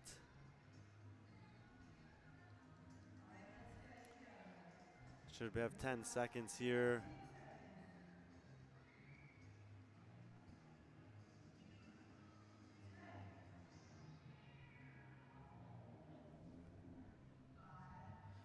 Let's see who's got the proficiency upside down.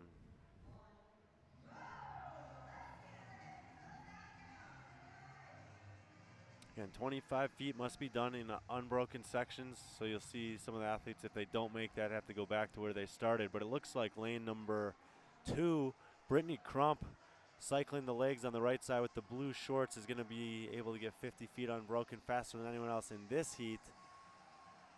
Mochi may have been second there. Anderson, after making a mistake, gets 25 feet in the orange shoes, but heading back down with the blue shorts, white shoes. Right side of the floor should be Brittany Crump getting another 25 feet, so she's halfway done at a 45-second mark. Can she keep up the pace? 2-minute time cap for this. Mochi has gotten 75 feet done. She's in the black and blue middle of the floor. It looks like Kennedy Mott came within a couple feet of that 25-foot section. She's looking up at the ceiling, hands on her head. Crump makes a mistake, opening the door for Bucci to take over the lead. So Bucci, with 1 minute to go, has 50 feet to go. Crump had to walk back to the middle. She's working towards the rig once again, but working back towards us, middle of the floor, black shirt, blue shorts, should be Chantel Bucci, who was second in this heat in the first half of this one. And if she got that 25 feet there, no, she has to come back. So she's now tied with Crump, both women 50 feet to go. Maybe on the right side, far right side. No, they both come down again. Both up at the same time here. Crump, almost like a standstill. 15 seconds to the cap. Could either of them get to this second section here? Crump gets it. And could not tell if Bucci got that or not. Either way, Olivia Allen and Michelle Weir will still take the top 2 spots on that one and being the only 2 athletes to finish it.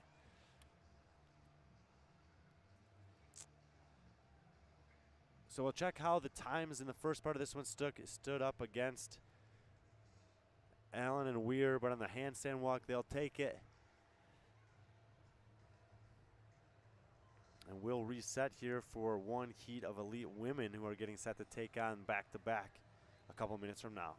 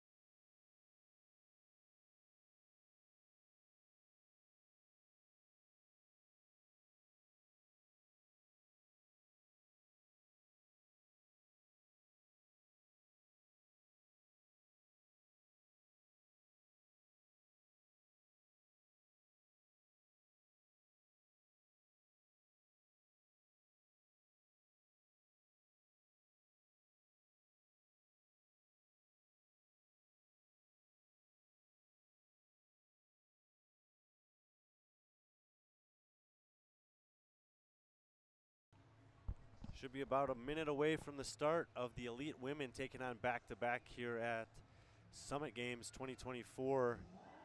As our only heat of elite women on the right side, lane 1, Maddie Foots, lane 2, Victoria Robertson, lane 3, Jackie Soto, lane 4, Rachel Noel, current leader of the competition, lane 5, Rochelle Hudson, lane 6, Stephanie Brennison, lane 7, Cassie Christensen, lane 8, Brooke Austin, lane 9, Natalia Flores, lane 11, Caitlin Given, and lane 12, Alexis Kendrick.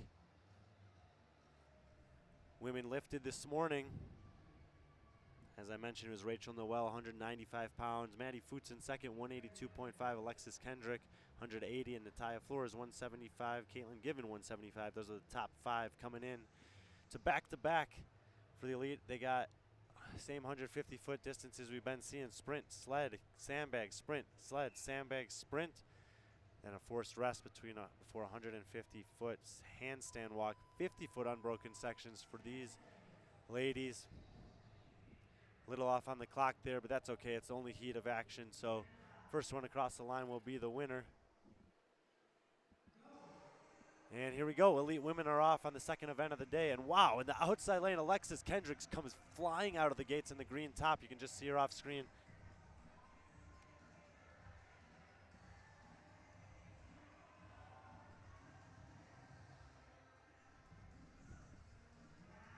Widen it up there a little bit.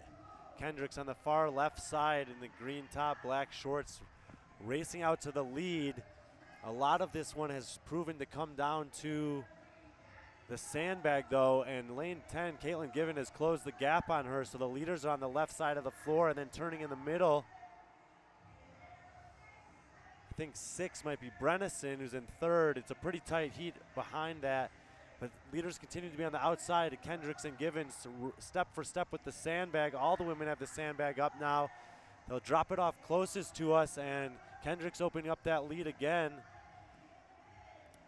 I got a little bit of a word from a friend of mine up to watch Alexis Kendricks this week.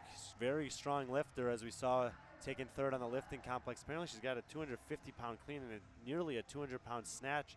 She's also been improving some of her gymnastics, so looking forward to seeing the handstand walk today and the muscle-up toes to bar tomorrow. She is in the lead right now. Given is in second. I believe Brennison is in third. Maybe Natalia Flores fourth, and then it's very close after that.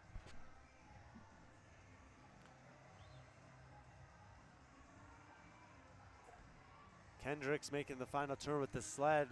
Sandbag and run is all that remains here.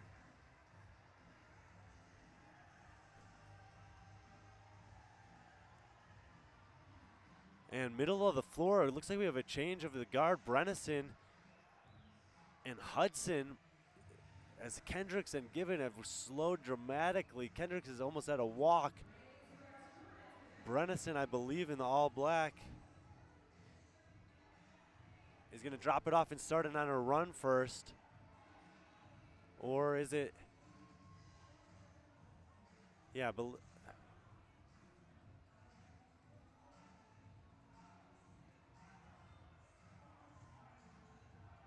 should be Brennison coming towards us here for the finish and the win. But look at the outside lane. Kendricks closing hard. Brennison, Kendricks. Some of the women were turning there, but it might have been Flores coming in third. I believe Given got across. Lane number 1 looks like Fouts is in. Race to the finish there in the middle of the floor. That might have been Christensen ahead of Austin. Not 100% sure on this fast and furious finish here, and I cannot see the lane numbers, so I'm doing my best to call them out, but I do think Brennison ends up taking the heat there. Kendricks, who had that fast start, faded a little bit on the second sandbag carry, but closed hard to almost catch her. Should have finished second there. So if that's the case for Kendricks, and she did finish ahead of Fouts and Noel, then she'll be inching towards that overall lead. We still got 30 seconds till the cap of the first part of this one. Looks like no one's going to need that full 4 minutes, and so at the 4-minute mark, they'll have a 3-minute mandated rest, and then they'll start the second part of back-to-back at the 7-minute mark, which will be 150 foot of handstand walking in 50 feet unbroken sections.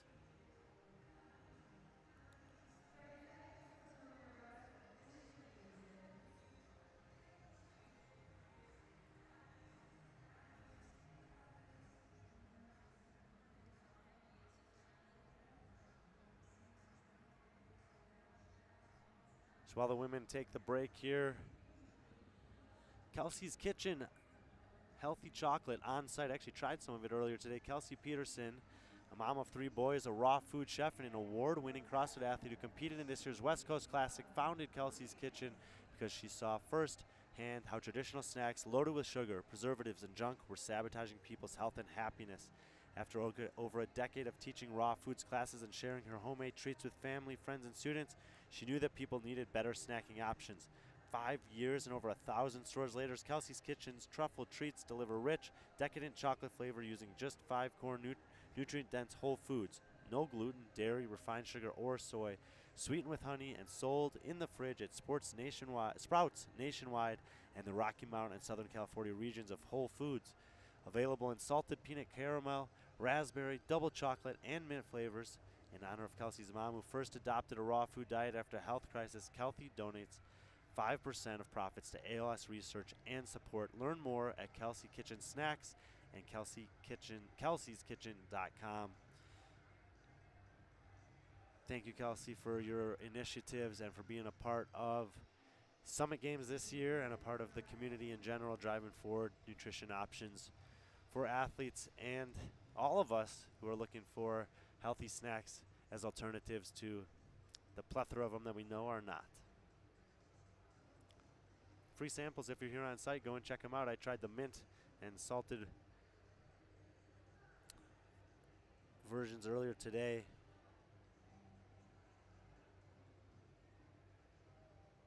Salted peanut caramel, sorry. And both excellent. Closing down 1 minute to the second part of the back-to-back here.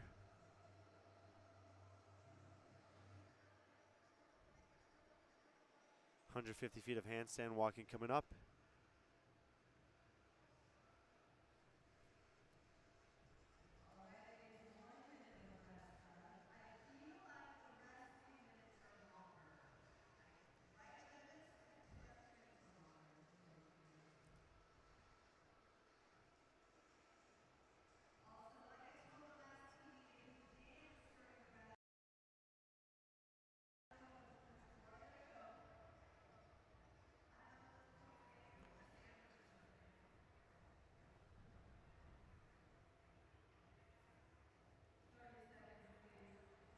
.30 seconds to the start here. Don't worry about our clock there on screen. We're a little bit ahead of time. It doesn't matter. It's one heat, so the winner takes it here. This is the second of 3 scoring opportunities today for the women. They'll be taking on the beep test later this evening. Had a lifting event this morning, so a good diversity of tests here on day number 1. Gymnastics coming up.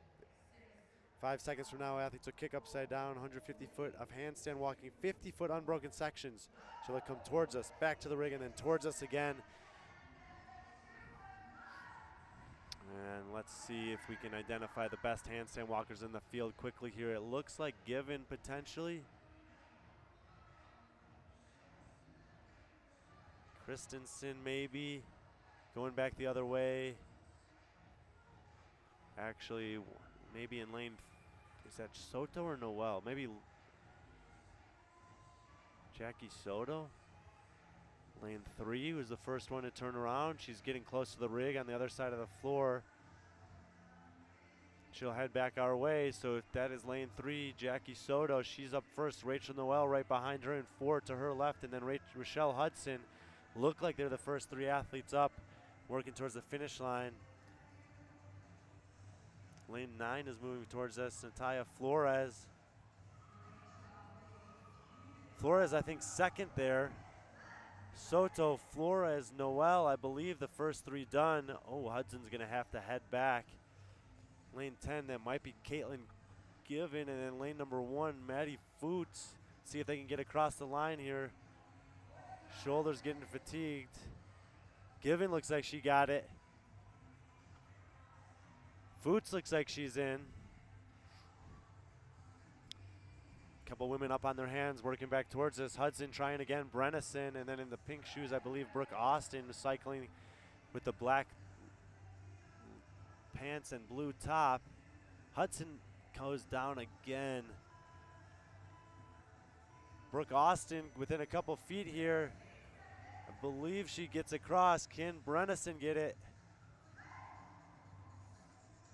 I think she did get it. Kendricks comes up short on the left side. On the right side, it looks like Robertson got in right before the time cap in lane 2, but Flores closed hard. I still think it might have been Soto, then Flores, then Noel for the handstand walk portion there. And it'll be close between maybe Flores. Kendricks did great on that first part, so a little bit of back and forth with some of the athletes who were best on the first part not being best on the second part. Flores, I think, in the top 4 on both, and also 4th this morning, so she may be the overall leader after this. We'll have to see how the points shake out. All the official results can be in Competition Corner.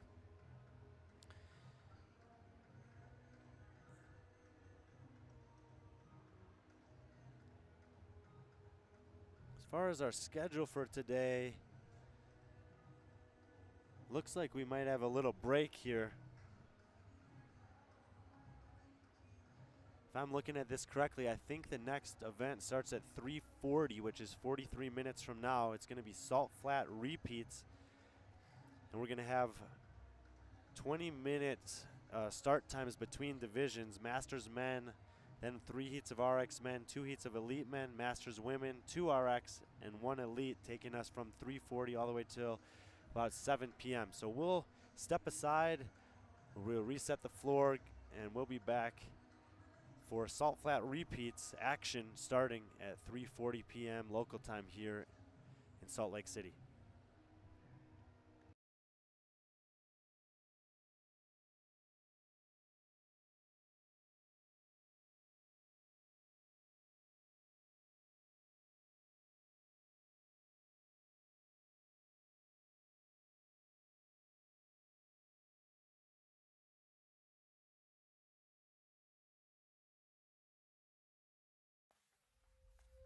All that time you spent screwing up, it probably takes equal amount of time to get it right.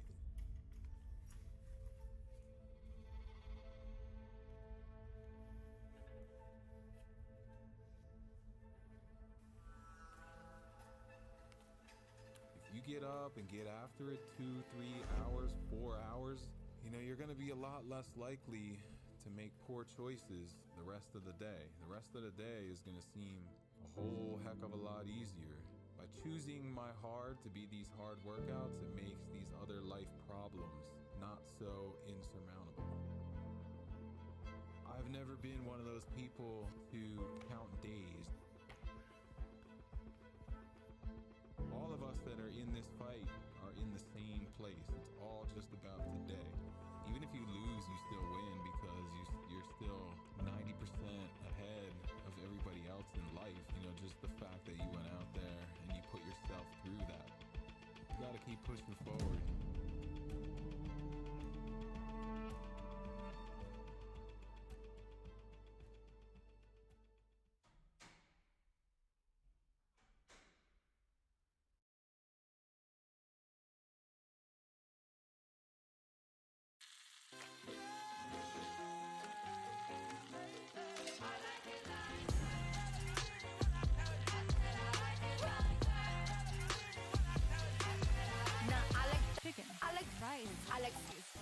spice. I like Asian flavor punch. Where's my pen? Hey, son, I like Diamond District in the chain.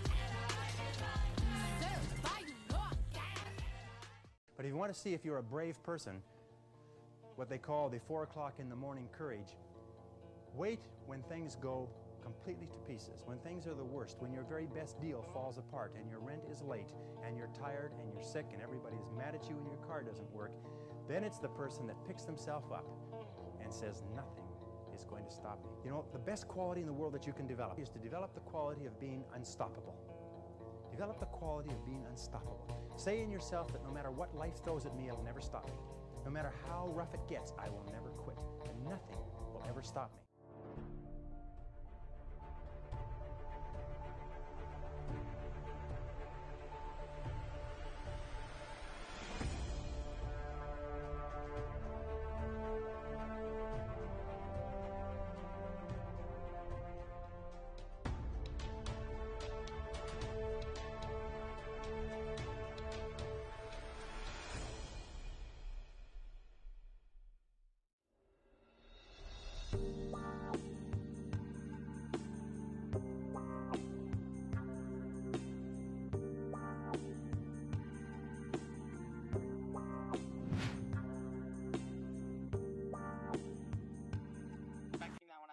Right now.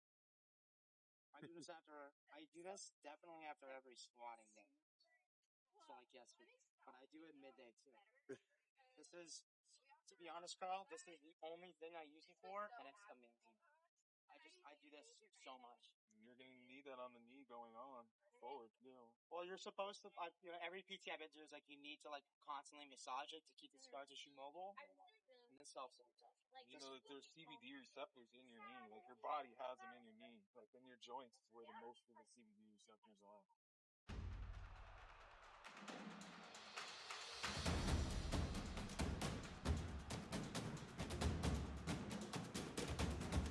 But if you want to see if you're a brave person, what they call the 4 o'clock in the morning courage, wait when things go completely to pieces, when things are the worst, when your very best deal falls apart and your rent is late and you're tired and you're sick and everybody is mad at you and your car doesn't work, then it's the person that picks themselves up and says, nothing is going to stop me. You know, the best quality in the world that you can develop is to develop the quality of being unstoppable.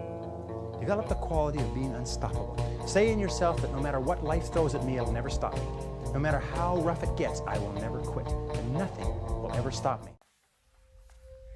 All that time you spent screwing up, it probably takes equal amount of time to get it right.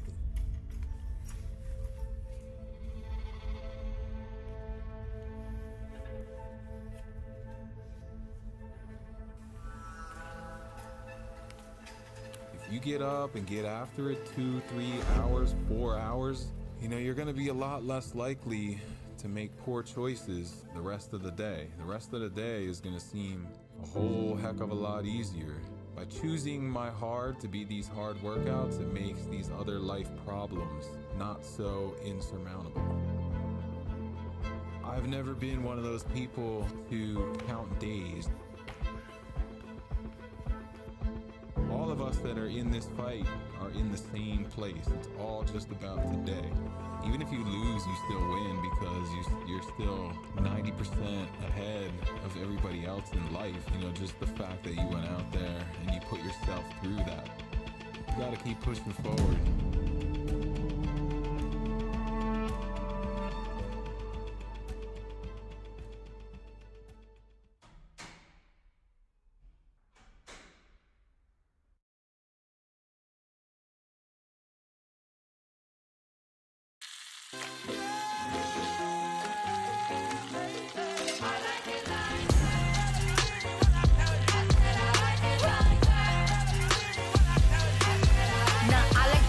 I like fries. I like juice. I like spice. I like Asian flavor punch. Where's my pen? Hey, son, I like Diamond District in the chain.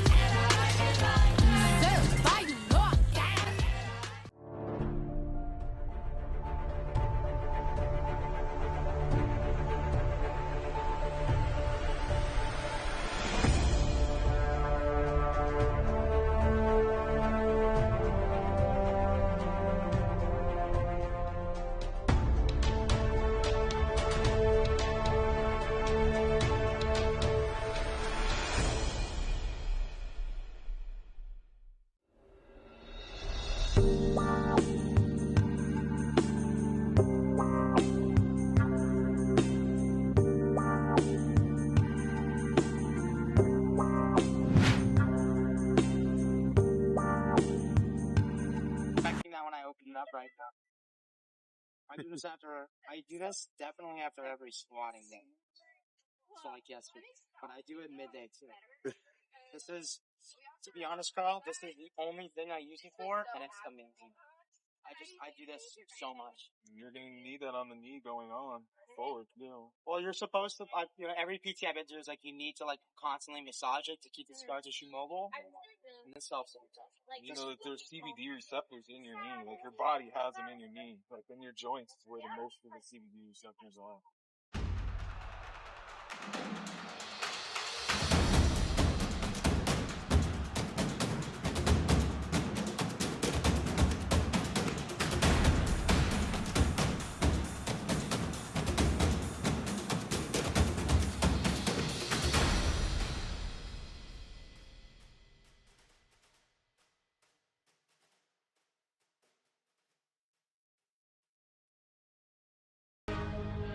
I get it.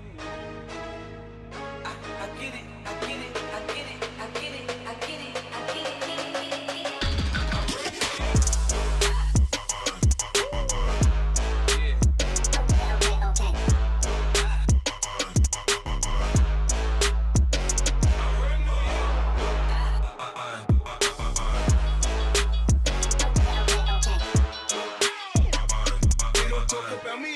Because I'm strapped. When I pull up out front, you see the Benz on dubs. When I roll 20 deep, it's always drama in the club. Now that I roll with Trey, everybody show me love. When you sell like Eminem, you get plenty of groupie love. Look, homie, ain't nothing changed. Pros down, cheese up. I see exhibit in the cutting, man. Roll them trees up, up. Roll them trees up, roll them trees up. I see exhibit in the cutting, man. Roll them trees up.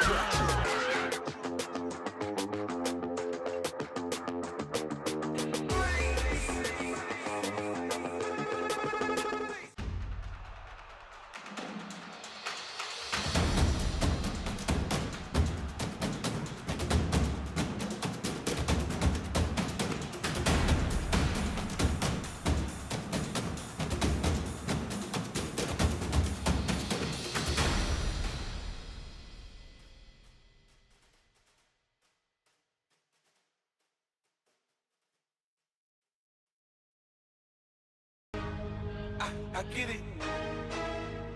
I get it. I get it. I get it. I get it. I get it. I get it.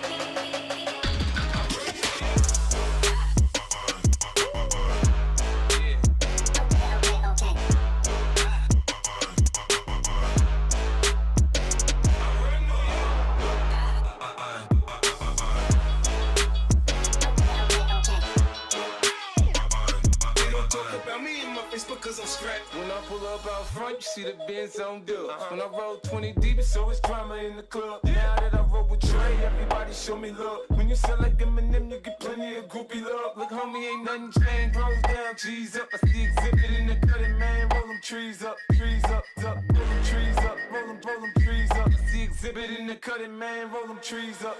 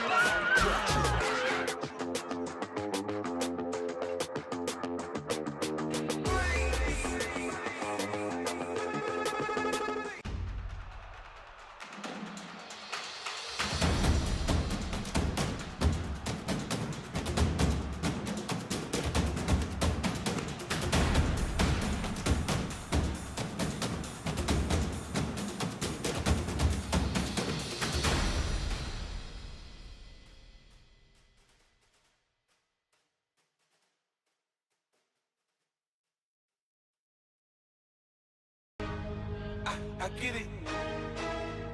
I get it. I get it. I get it. I get it. I get it. I get it.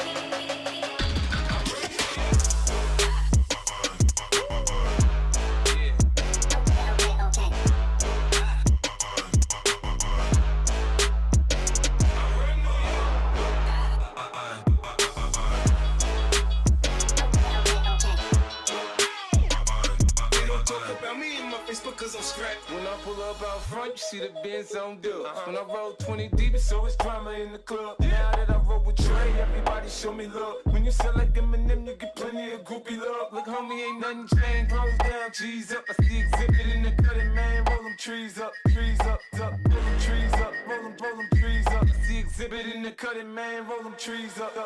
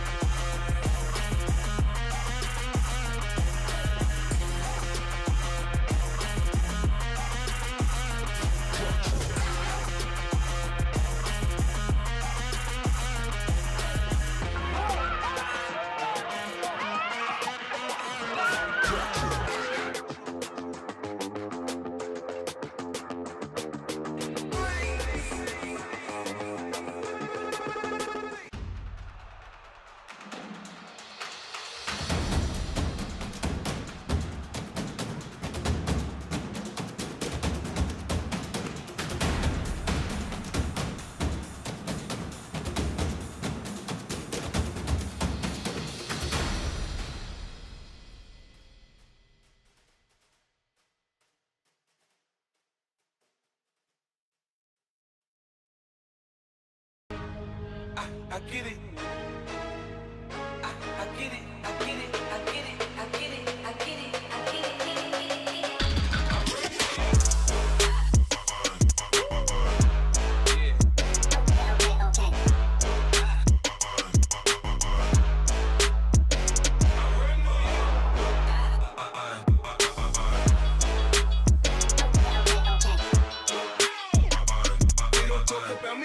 Because I'm scrapped. When I pull up out front, you see the Benz on dub. When I roll 20 deep, so it's drama in the club. Now that I roll with Trey, everybody show me love. When you sell like Eminem, you get plenty of groupie love. Look, homie, ain't nothing changed. Rolls down, G's up. I see exhibit in the cutting, man. Roll them trees up, up. Roll them trees up, roll them trees up. I see exhibit in the cutting, man. Roll them trees up.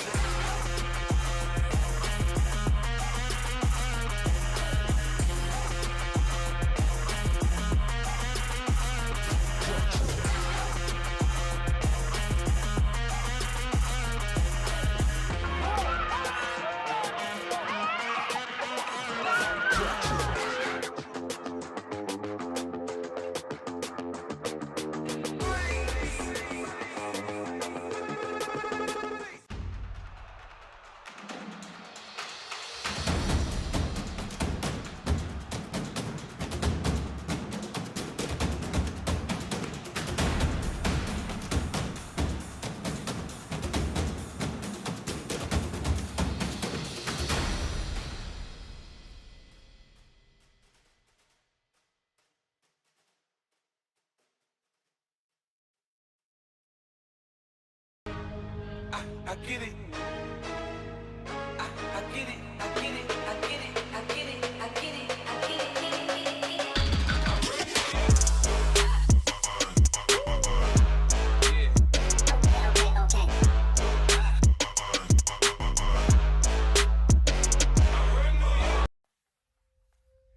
All that time you spent. But if you want to see a brave person, what they call the 4 o'clock in the morning courage, wait when things go completely to pieces, when things are the worst, when your very best deal falls apart and your rent is late and you're tired and you're sick and everybody's mad at you and your car doesn't work, then it's the person that picks themselves up and says, nothing is going to stop me. You know, the best quality in the world that you can develop is to develop the quality of being unstoppable. Develop the quality of being unstoppable. Say in yourself that no matter what life throws at me, it'll never stop me. No matter how rough it gets, I will never quit. And nothing will ever stop me. All that time you spent screwing up, it probably takes equal amount of time to get it right.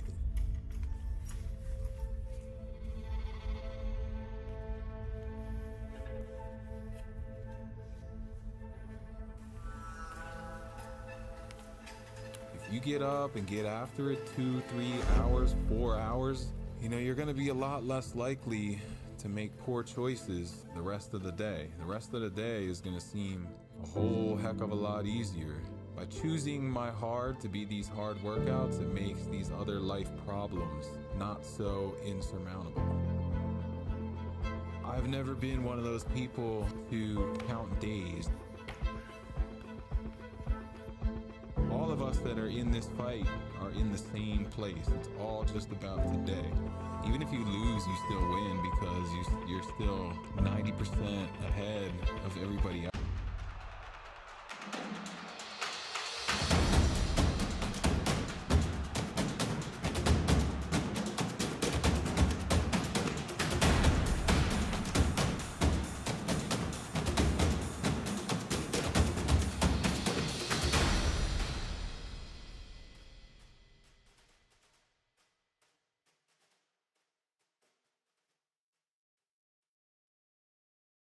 But if you want to see if you're a brave person, what they call the 4 o'clock in the morning courage, wait when things go completely to pieces, when things are the worst, when your very best deal falls apart and your rent is late and you're tired and you're sick and everybody's mad at you and your car doesn't work, then it's the person that picks themselves up and says, nothing is going to stop me. You know, the best quality in the world that you can develop is to develop the quality of being unstoppable. Develop the quality of being unstoppable. Say in yourself that no matter what life throws at me, it'll never stop me. No matter how rough it gets, I will never quit. And nothing will ever stop me. I get it. I get it. I get it. I get it. I get it. I get it. I get it.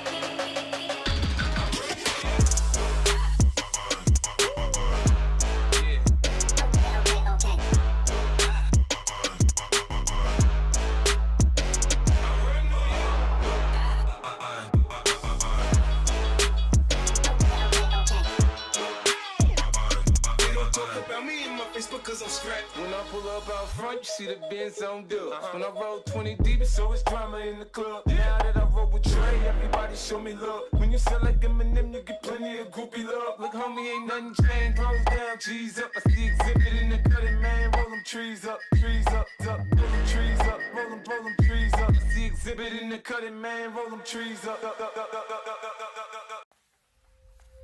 All that time you spent screwing up, it probably takes equal amount of time to get it right.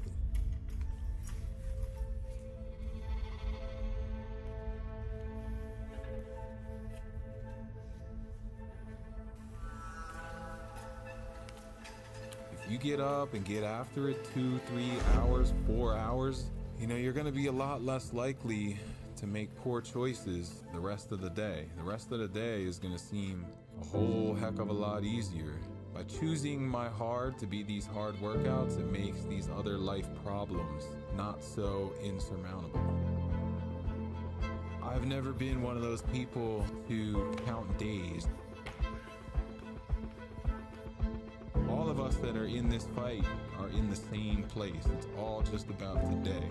Even if you lose, you still win because you're still 90% ahead of everybody else in life. You know, just the fact that you went out there and you put yourself through that.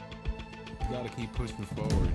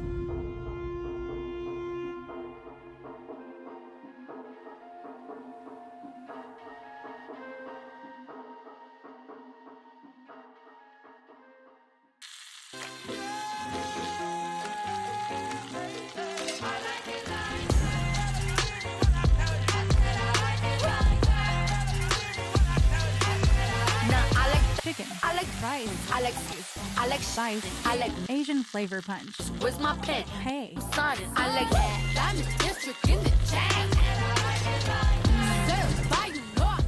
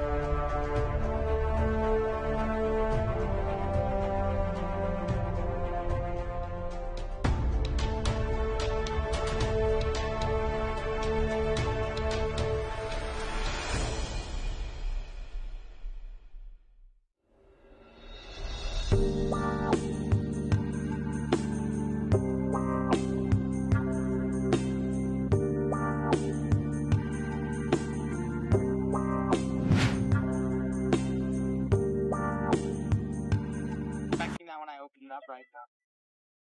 I do this definitely after every squatting day. So like yesterday, but I do it midday too. This is, to be honest, Carl, this is the only thing I use it for, and it's amazing. I do this so much. You're gonna need that on the knee going on forward, you know. Well, you're supposed to, every PT I've been to is like, you need to like constantly massage it to keep the scar tissue mobile. And this helps every time. You know that there's CBD receptors in your knee. Like your body has them in your knee. Like in your joints is where the most of the CBD receptors are.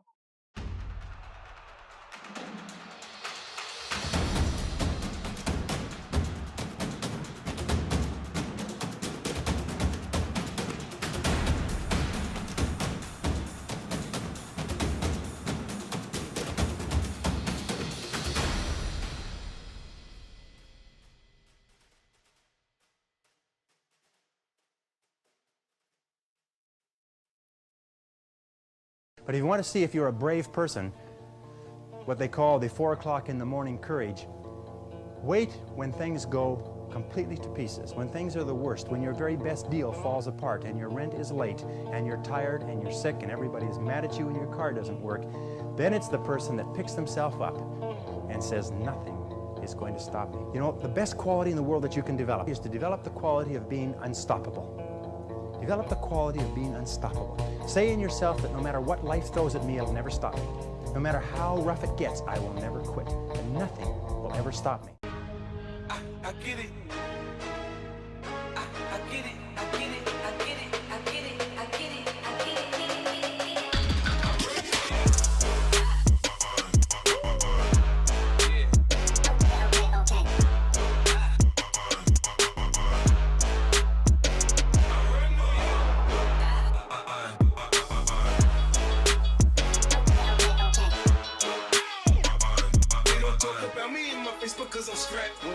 up out front, you see the Benz on dub. When I roll 20 deep, it's always drama in the club. Now that I roll with Trey, everybody show me love. When you sell like Eminem, you get plenty of groupie love. Look, homie, ain't nothing changed. Rolls down, G's up. I see exhibit in the cutting, man. Roll them trees up, up. Roll them trees up, roll them trees up. I see exhibit in the cutting, man. Roll them trees up. All that time you spent screwing up, it probably takes equal amount of time to get it right.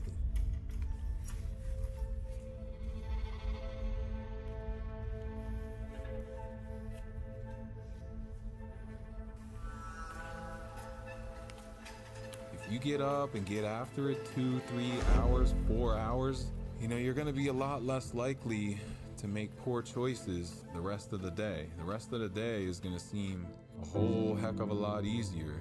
By choosing my hard to be these hard workouts, it makes these other life problems not so insurmountable.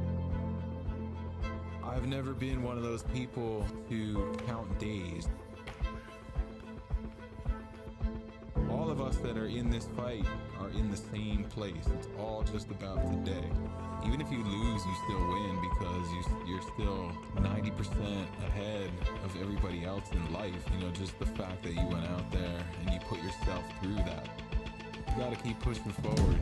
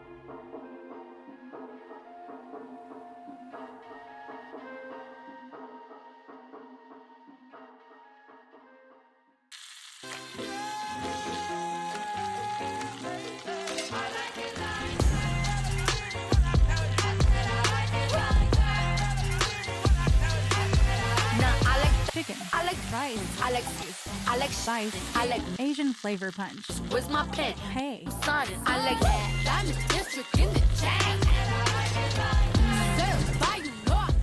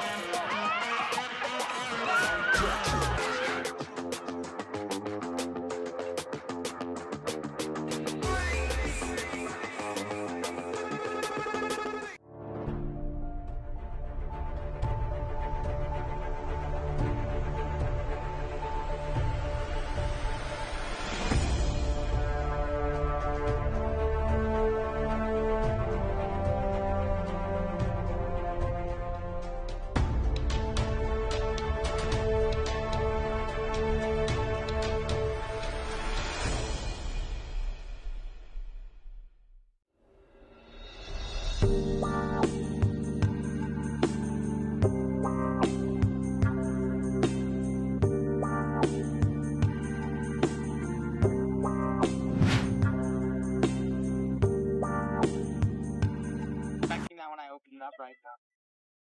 I do this definitely after every squatting day. So like yesterday. But I do it midday too.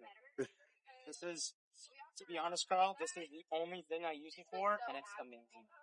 I do this so much. You're gonna need that on the knee going on forward, you know. Well, you're supposed to, every PT I've been to is like, you need to like constantly massage it to keep the scar tissue mobile. And this helps every time. You know that there's CBD receptors in your knee. Like your body has them in your knee. Like in your joints is where the most of the CBD receptors are.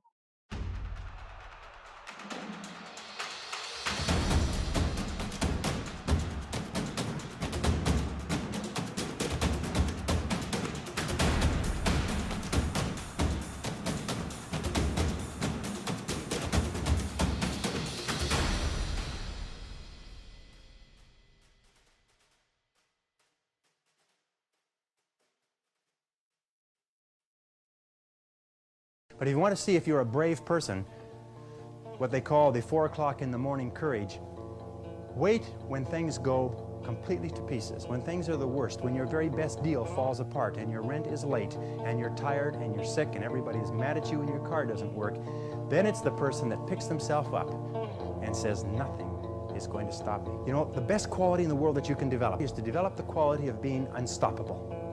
Develop the quality of being unstoppable. Say in yourself that no matter what life throws at me, it'll never stop me. No matter how rough it gets, I will never quit. And nothing will ever stop me. I get it. I get it. I get it, I get it, I get it, I get it, I get it.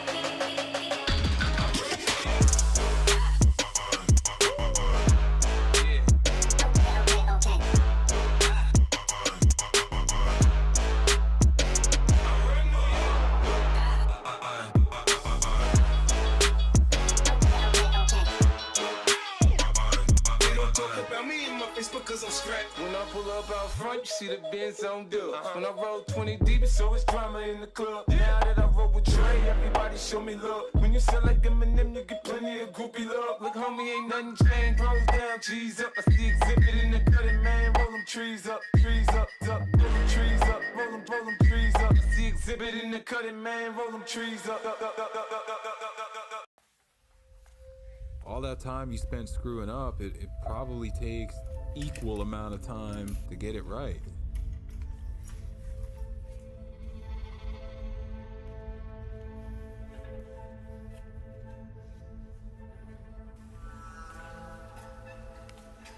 If you get up and get after it 2, 3 hours, 4 hours, you know, you're gonna be a lot less likely to make poor choices the rest of the day. The rest of the day is gonna seem a whole heck of a lot easier. By choosing my hard to be these hard workouts, it makes these other life problems not so insurmountable. I've never been one of those people to count days. All of us that are in this fight are in the same place. It's all just about today. Even if you lose, you still win because you're still 90% ahead of everybody else in life. You know, just the fact that you went out there and you put yourself through that. You gotta keep pushing forward.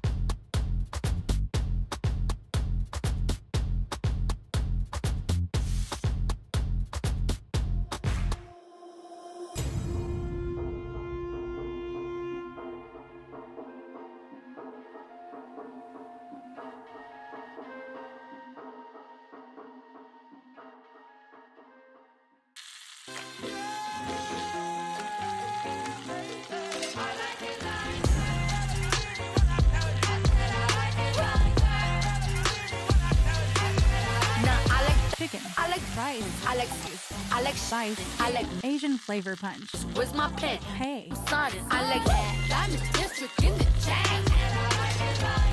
Served by you, Lord.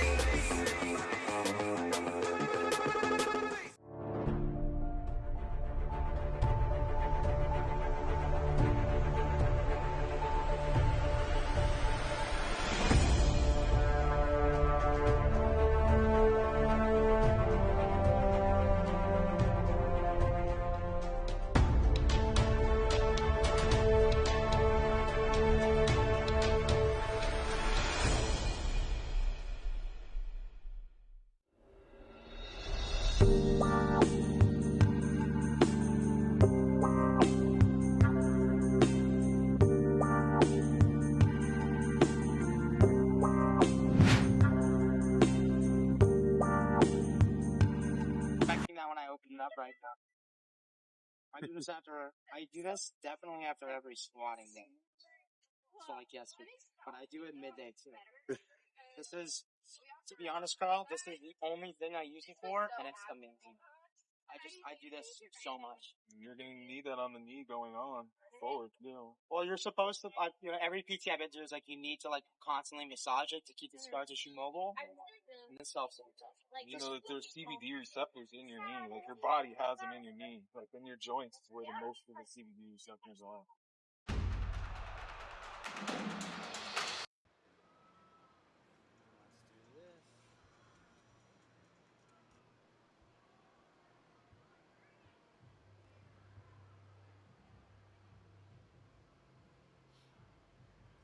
we, so I don't understand how to sync it up other than the blue button. Like, I understand how to do start at schedule, but if we want to match it up with them. Let's go. Put 0 there. What the heck is that? It's a French keyboard. Sorry. Okay. Retour is delete. Perfect, yes. No, when I click on it, you pull them on side. Which one? The green one. So I put 0. Yes, you click on it, yes. Until you hold them, it's not start. When you release your finger, What's this? you start a chrono. You start a stopwatch with this button, without a countdown. No, go back again. Oh. Here? No, this one. Go back. Back again on the green one. Stay on it. Stay on it. Perfect. Put 10 there. I'm gonna put 10 for you. Okay. No, you slide and hold them. Slide and hold. Slide and hold. Perfect. Until we didn't release, it's not start. When you release the finger, you start with a countdown of 10. Okay? 0, now count down. No, perfect.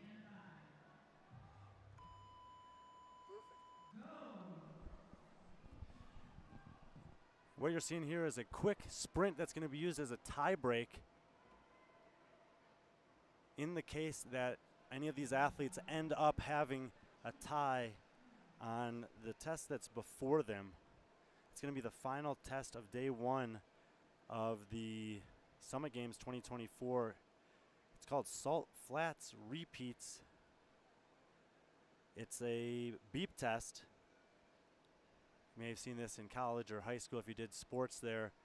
And basically you have an interval with which to get across the field of play. And then a beep will happen. And as long as you beat the beep, you continue going. Every level, the beeps will happen at a faster and faster rate. When you miss a beep, you're out. We have a few different divisions in this heat. On the right side of the floor is lane 1, Chad Call. Lane 2, Chad Jones. Lane 3, Quinn Hess. That's a Masters men 40 to 44. Lane 4, Carl Kaplan. Lane 5, Chris Livingston. Lane 6, Clint Guymon. Lane 7, Daniel Stevenson. Lane 8, Jay Barber. Lane 9, Maddie Strong. That's the Masters 45 to 49. Tom Eldridge in 10, Thomas Groff in 11, and the Masters 50 plus. They're at the 2-minute mark. They're going to start with the first level, and then they'll keep going from there. It's one of these events that starts kind of slow and finishes with a flurry and has the potential to see several athletes go out at the same time. 15 seconds till the start here. 15-minute time cap, so anyone who's still at the 15 minutes will defer to that tie break we just saw. From this angle, clearly we did not know who won that tie break. There's judges down there that have the stopwatches to the hundredths of a second. Brigham Nielsen, competition organizer here for the Summit Games, and I did this during the break just as a little test. The athletes are not allowed to wear turf shoes or cleats. It wasn't in the recommended equipment guide, and we didn't want to have an unfair advantage for the athletes who live nearby and could go and grab them, middle of the day today. But it would definitely be an advantage to have those shoes. However, none of these athletes should be wearing them. I got into the level 10. I think it was somewhere in the 80s in terms of number of back and forth shuttles Well, each one would count as one. Took in the neighborhood of 10 minutes. I think with a little more warm-up, I might have been able to get close to 100, but that would have been tough no matter what for me at this point in the fitness. And with a little bit of altitude here, it's close to 2,000 feet of elevation, which definitely some of the local athletes will have a little bit of an advantage, and I would not be surprised if there's some athletes who traveled in that are feeling that a little bit. So level 2. Now the beeps will get a little bit faster. I think it's maybe a tenth of a second or a little more that it increases every time. And then we'll go over it throughout the heats. We're gonna have 10 total heats of this. I may have some guests on the commentary. I may take a little bit of a break at times if I need to go to the restroom or something like that. But the general strategy here is that you want to you don't need to go any faster than you have to go. So going kind of slow in the beginning and just kind of timing it out is totally fine. There's no need to run across the field fast and wait. These athletes are a little bit ahead of the beep, which is okay. None of them are stressing right now. But I would even say going slower than this in the early rounds is worth it. When I used to do these in middle school and I was very good at them, I would even walk for the first several lengths when I was able to. I think the beef started at slower intervals though. You can see the timing getting a little faster as they're into level 3 now. And watch on the far left side of the screen, that's lane number 11, Thomas Groff. He's actually timing it out the best relative to the field. You see he gets across, the beep happens as he's turning and he goes. Now, he's the oldest athlete out there, but from a timing perspective, that's how it more or less you want it to look from beginning to end.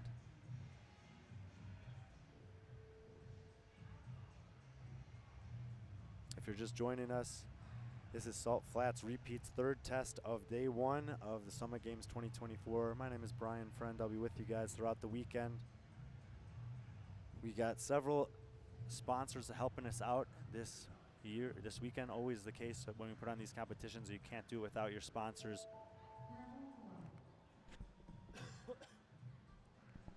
As the athletes cross into level 4. Keep an eye on Groff there on the left side of the screen. He's still timing it really well, but he's being the oldest guy out there. This is a cool test because age doesn't really matter, and certainly we can have athletes from different ages and different categories, elite, RX, intermediate, that we have on site here who would potentially put up the best scores. But we'll give some credit to some sponsors along the way. Tier is a footwear and apparel partner this year. Tier's been pushing the limits of innovation to bring athletes to their absolute best for over 35 years. Today they are showing up to plant their roots in the proving grounds of fitness by being always in front. Check them out, tier.com, @tiersport on Instagram. And if you're a big fan of them, hashtag Team Tier on your posts online.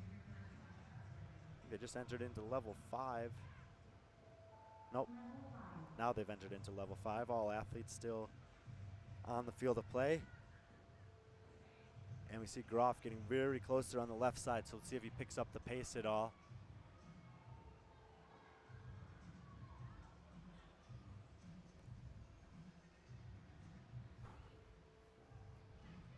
Full heat here, 1 through 11. Chad Call in 1, Chad Jones in 2. You see the names on the left of your screen. That's starting on the right side with 1 and working to the left.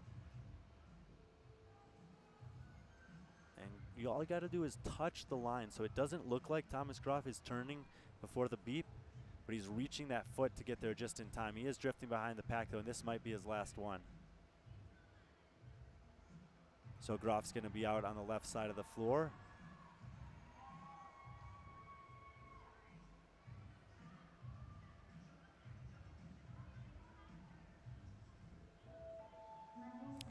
Level 6, and doing this earlier today, felt like things started to pick up in between level 7 and 8.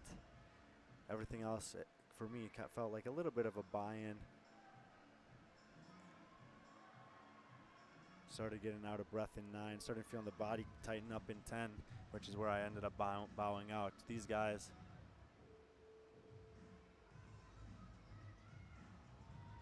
getting closer and closer to that. Everyone's still going strong here.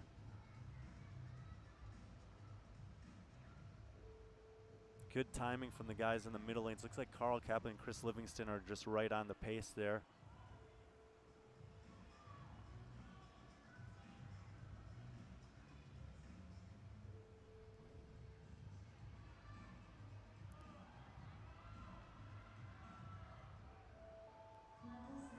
And it looks like Todd Eldridge, our 50 plus, is going to drop out on the left side there right as we're getting into level 7. The right 3 lanes are our 40 to 44 division. The rest of the guys are 45 to 49. In that 45 to 49 division, Jay Barber's currently leading. He's taken the clean sweep so far. Daniel Stevenson has gone second, and third, and Matty Strong is third with a fifth, a third, and a second. Matty Strong far left side in the black shirt. Jay Barber next to him in the blue. Stevenson next to him in the gray. So the 3 leaders in that division are on the far left, and a couple of the guys getting close here. The green shirt and red, Chris Goyman getting close. The right side is our Masters 40 to 44. Chad Call with a 1-3-1 is leading by 5 points over Chad Jones, who's gone 2-1-3. Quinn Ness with a 3-2-2. Obviously in the hunt there, pretty tight between those 3 guys.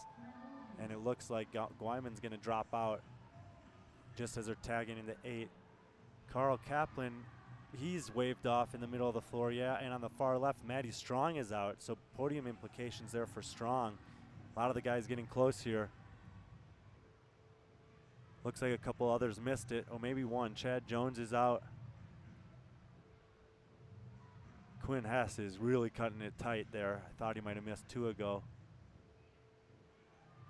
Barber's cutting it tight close on the left side as well.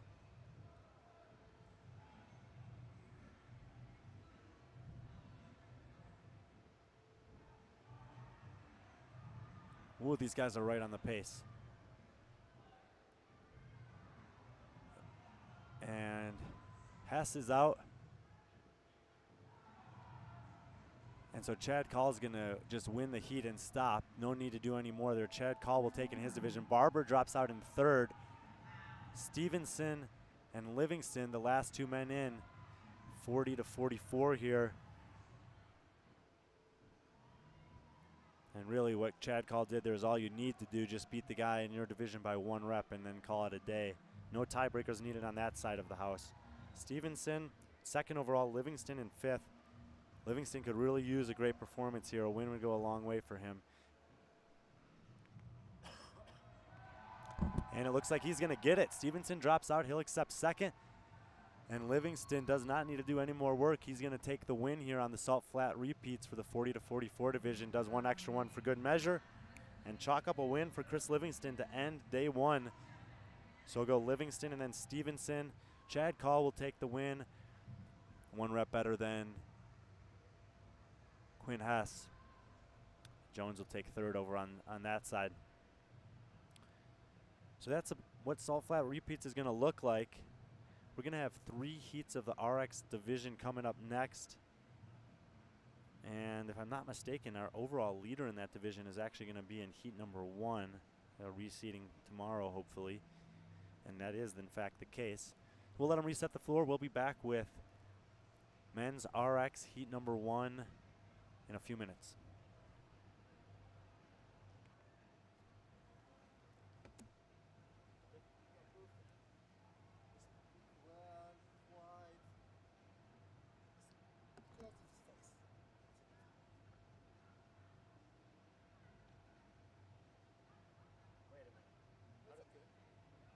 Oh, it's okay.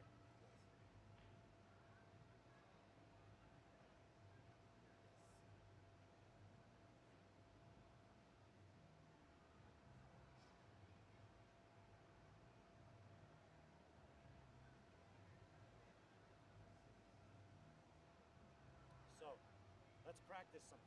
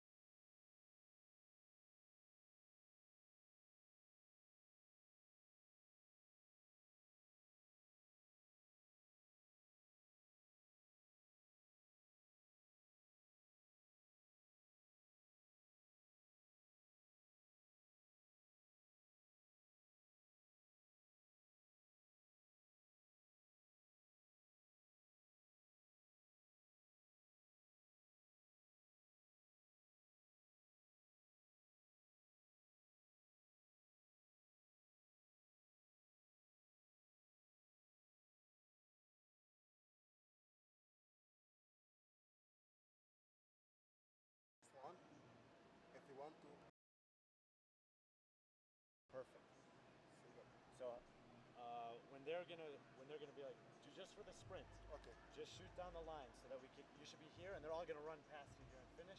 We'll test it out in this heat. Okay. See how it works. Perfect. Let's go. And after that, I'm gonna just come back to this. Okay. Perfect. Everything is right. This is the one, right? Yes. Max min. Max min, yes. Because the max is on top and min is lower side. And I have 10 seconds there. Yes. So I can just drag it across, and when I hear her say 10 seconds, I release. Exactly. This. Or this. This one. This one. Okay, got it. Perfect. Good luck. Hold your cry. Cry. When you come back next time, maybe you'll have some water. Okay. Okay. Water. Anything else? Calm down. Vaseline. At the hotel. At the house. Where you sleep? On the Airbnb? With us? On my bed? Yeah, I said the only way I'm coming is if I get a bed with Felice. I'm with you. We start It should be 4 o'clock. 6 minutes. Yeah. Okay.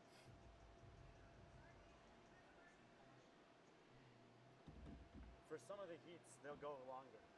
Some of the heats will finish. Those old guys, That's you normal. know. Just need to turn off the mic.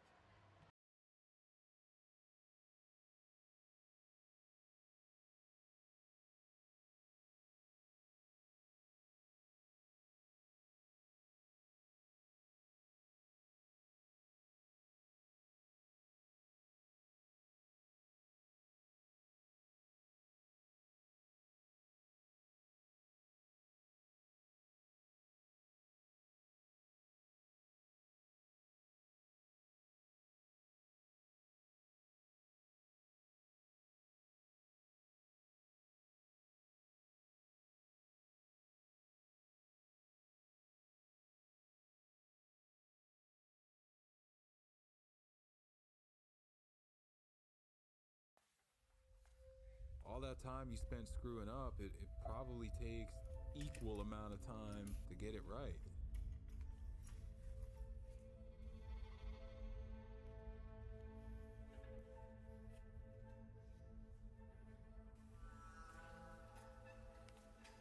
If you get up and get after it 2, 3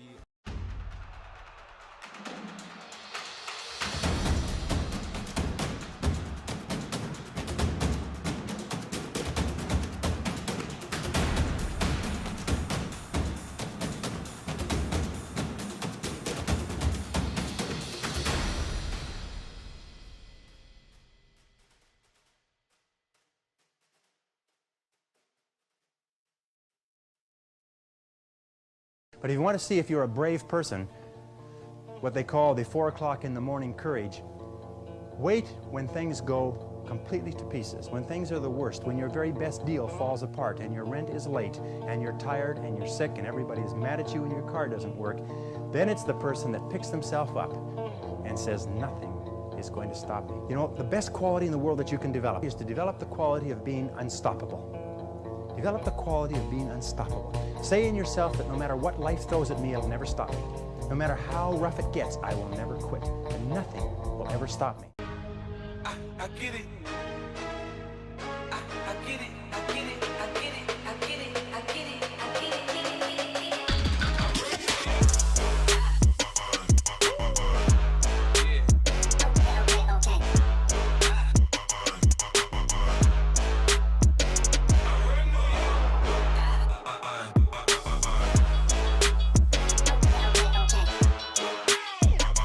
They don't talk about me in my face because I'm strapped.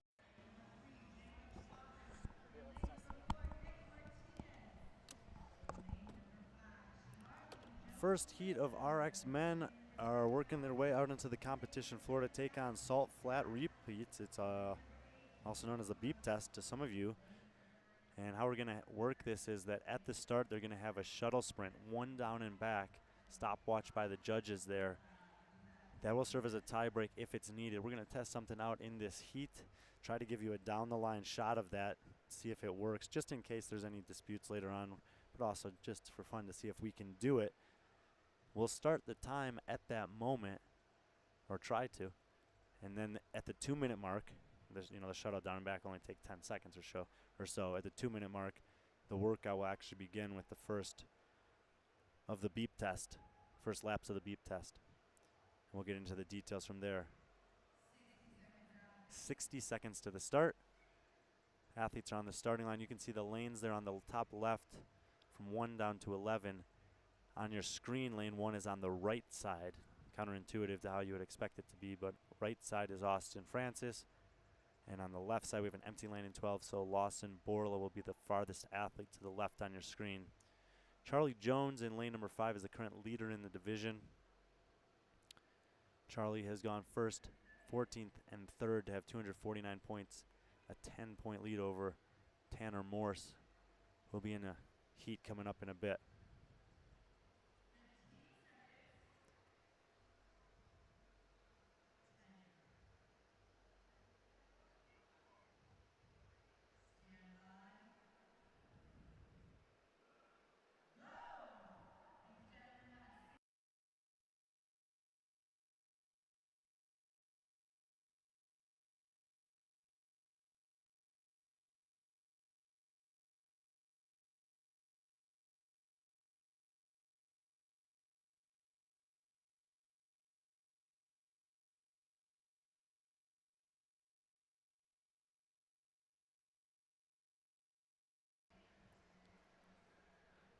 If you're not looking on, and you would need to know, Austin Francis is in 1, Hayden Clifford 2, Jacob Walker 3, Nick Martinez 4, Charlie Jones.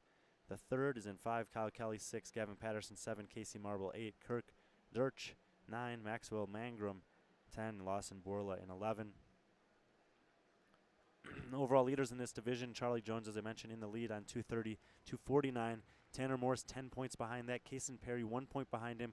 Kirk Dirch 5 points back, 4 points back of that, and Austin Esplin is in 5th on 232. So 17 points from 1 through 5 there.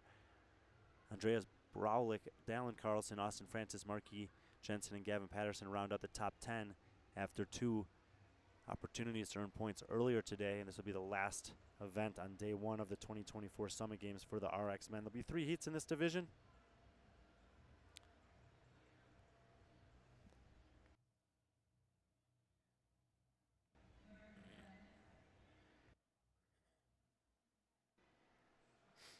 And the beep test,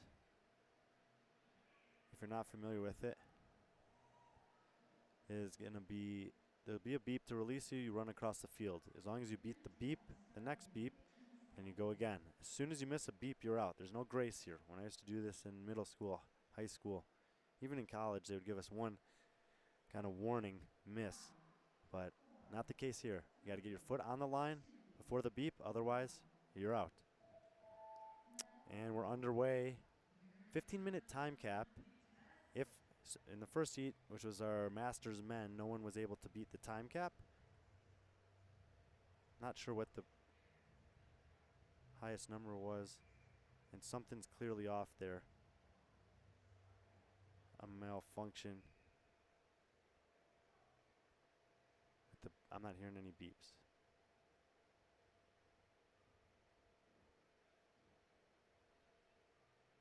No audio coming through here.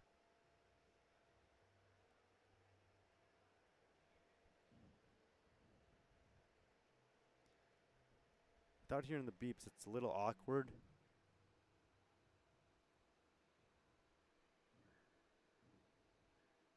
But I'm guessing they can hear them out there.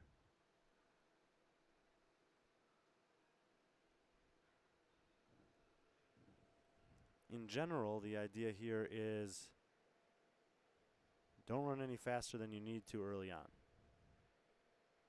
If you can. Okay, they've got the audio back, so they're started in on level 2.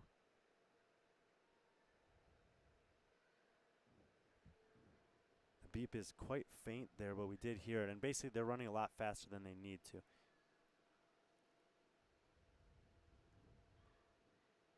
In lane 10 and 9, we got Mangrum and Dirch, who were the slowest 2 across the field of play. Now you have in lane 3, Walker slowing down. This is the RX division, not the top division here. There's an elite division, but in this particular workout, there's absolutely no reason why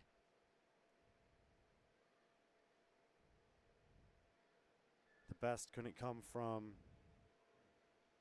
a lower division. We've seen that happen in other competitions when they have workouts like this that are uniform across all the divisions.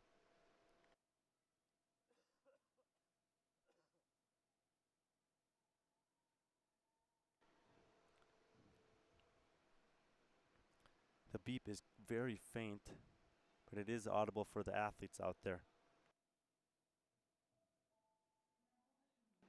They're now entering into level 3.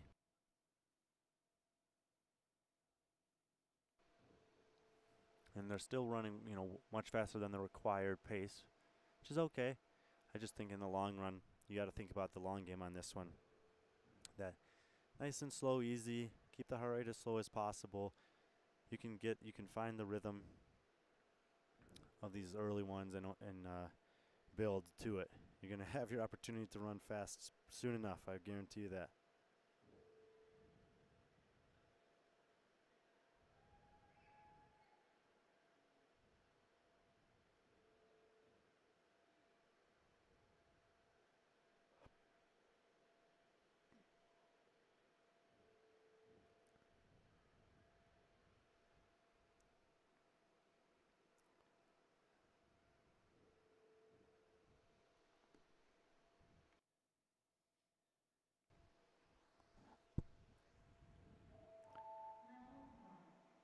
Entering into level 4, all the guys still cruising along.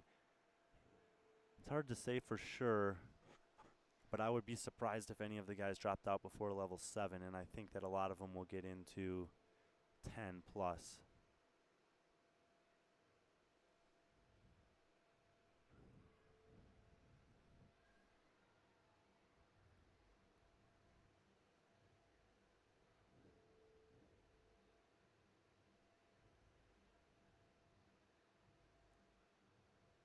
Got some sponsors helping us out this weekend. Mindless Labs is on site. Mindless Labs exists to help people become and stay mentally healthy. They offer resources, support, and inspiration for those practicing the unpleasant art of losing their minds. They've got a fun play on words there. And ultimately, it's their goal to uncover the joy and start to mind less. Check them out, mindless.org, at Mindless Labs on Instagram. If you're a fan of what they're doing, hashtag We Are Mindless, hashtag Mindless Labs. No one's dropped out yet here. They're in level number 5. We tested this one out earlier today on the field of play. I got into level 10, and then these guys should all have capacity beyond that. I'm curious to see how many people end up maxing this thing out. 15 minutes is the time cap. If you do that, you're going to be moving quick those last 5 to 7 minutes for sure, though. It's also kind of interesting because in the sport of CrossFit, since shuttle runs were introduced to the open a few years ago, the shuttle runs have always had 3 points of contact. So a lot of these athletes would be practicing for that. That's what you see in competition within the game season, and that's what you see at a lot of competitions off season that are using that as a model to follow. Here, that's not the case. All you got to do is get your foot to the line before the beep happens, and then turn and go again.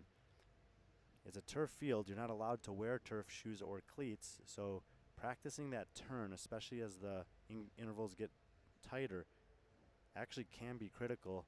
The guy who was testing it with Brigham slipped, and that's how he ended up missing an interval. And as I mentioned earlier, there's no grace intervals here. If you miss one, you're out. So you got to be real precise on those turns, especially when it start moving quickly.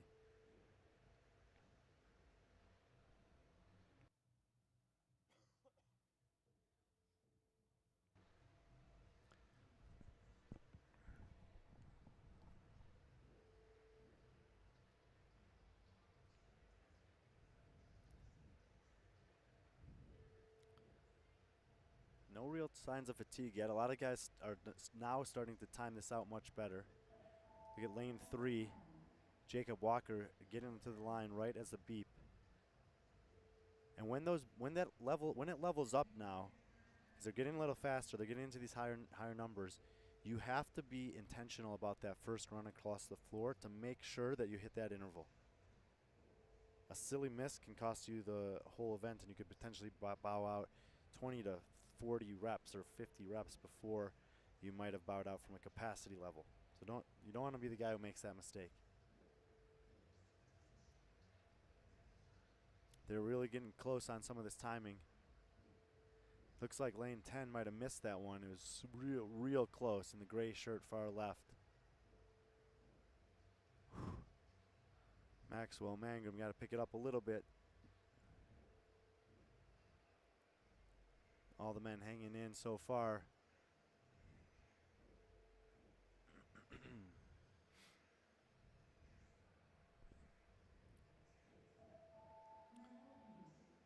Entering into level 8.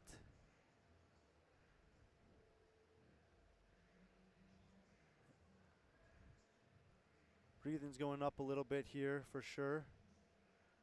Reminder, we are at altitude, nearly 2,000 feet of elevation. It can have an impact on something like this. It can have an impact on all the ways that you express fitness.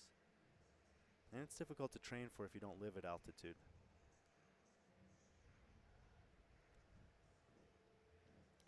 Mangrum getting real close there in the gray t-shirt or light blue t-shirt and black shorts on the, he's second from the left on the screen there. Everyone else looking pretty solid. He's the only one who's been flirting with it. And I think he's just touching that front foot and then reaching with the back foot and pressing off. But as long as that front foot's hitting the line, he should be good to go.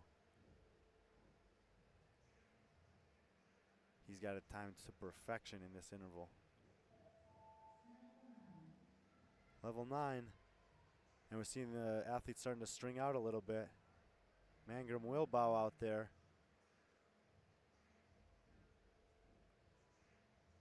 Scanning the floor to see if there's anyone else that's close to missing it. Outside lane Borla's getting close.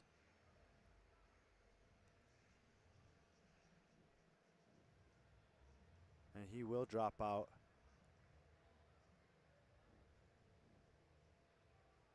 I can't hear the beep anymore.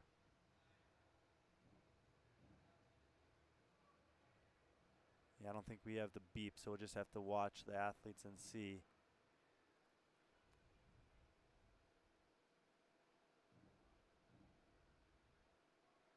Looks like Kyle Kelly is going to be calling it pretty quickly. There he goes. Black shirt, back tattoo, leaning over there in the middle of the floor. He's out. Got the audio back. Level 10. Black shirt, middle of the floor there. Nick Martinez is going to be out. Yep. Could see it coming. I got my eyes on Charlie Jones now. Looks like he's out, middle of the floor in the white shoes, and he's running slow. I hope he didn't hurt himself there. He just pulled up coming out of that turn. Trying to watch if he's grabbing his leg at all. He's going straight to the wall. So Jones is out. He was the overall leader, and it was tight. So huge opportunity for a lot of the other guys. And with 2 heats to go, if you watch the leader go out with 5 guys ahead of you, you can kind of get a little bit of a spark in your step. 5 guys still going strong here. Francis Clifford Walker on the right side of the floor. And then, and now just like that, Francis is out. And on the left side of the floor, Dirch is out. He was in our top 5. So we're going to have a changing of some leaderboard positions in this RX division following the beep test. 3 guys continue to a level 11. Now we're getting into some good scores here. They're pushing towards, they're into the 90s in terms of total reps, I think. And man, that's getting close for Walker. Marble on the left side. And on the far right side should be Clifford. Clifford looks the best of the 3 of them right now. Doesn't mean he will be, but he looks like it to me. Walker's increasing his pace. Maybe saving a little bit here. So he's either right at the end of his margins or he was pacing this out really well and getting stronger as he goes. All 3 guys still looking good. And when you're first heat out of 3, like, you can't do what we saw in the Masters division and just call it because you're the last one in your heat. You got to send it for as long as you need to or can and hope that it holds up. The guys in the second and third heats, I mean, you need to have the fitness for it to even matter, but you do have an advantage in that regard. Level 12, excellent work here for these 3 guys. Hayden Clifford on the right, Jacob Walker's going to call it, third in the heat. Nice job for him. And Gavin Patterson on the left in the black, I believe.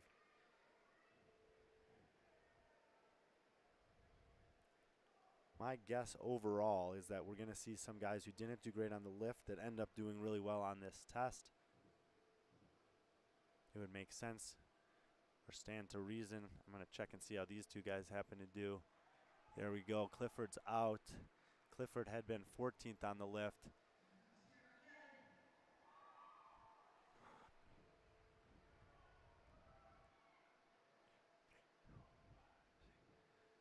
Is that Patterson?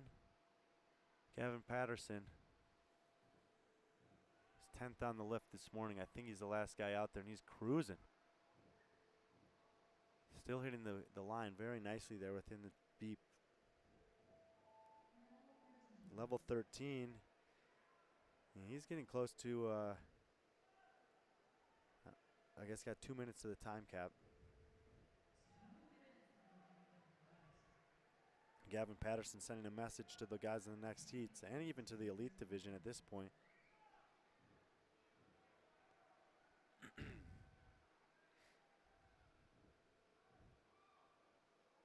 So Gavin Patterson with a significant lead over his heat here on Salt Flats repeats, the first of 3 heats in our RX men's division.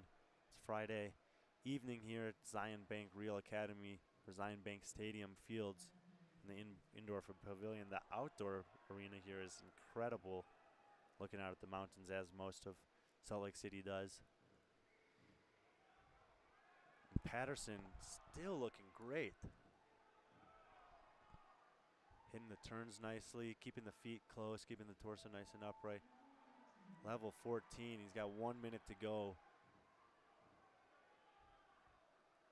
Gavin Patterson. Whoa, it's getting close.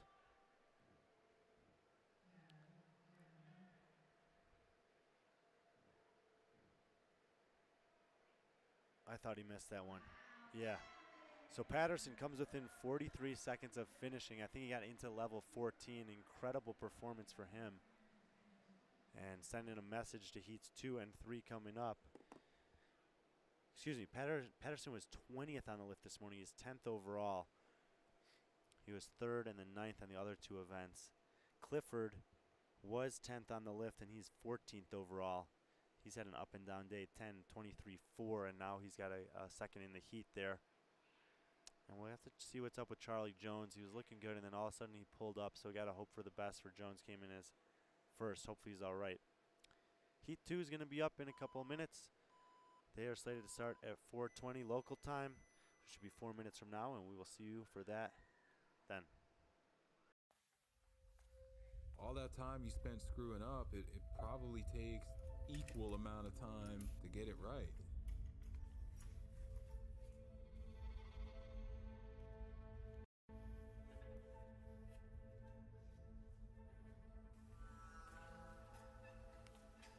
If you get up and get after it 2, 3 hours, 4 hours, you know, you're going to be a lot less likely to make poor choices the rest of the day. The rest of the day is going to seem a whole heck of a lot easier. By choosing my hard to be these hard workouts, it makes these other life problems not so insurmountable. I've never been one of those people to count days. All of us that are in this fight are in the same place. It's all just about today. Even if you lose, you still win because you're still 90% ahead of everybody else in life. You know, just the fact that you went out there and you put yourself through that. You gotta keep pushing forward.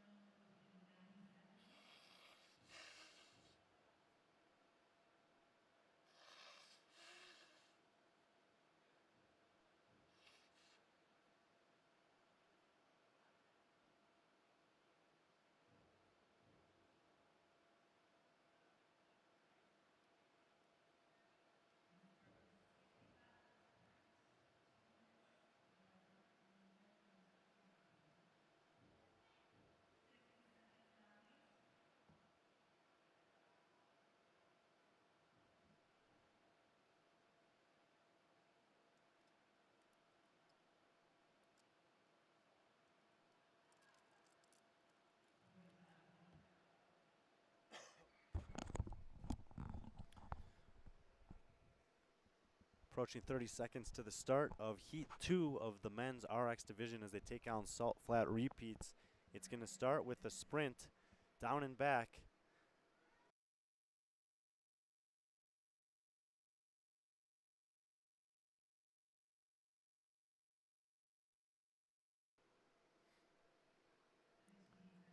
Lane 2 is on the right side of the floor. Lane 11 is on the left side. We'll go over the athletes after the sprint.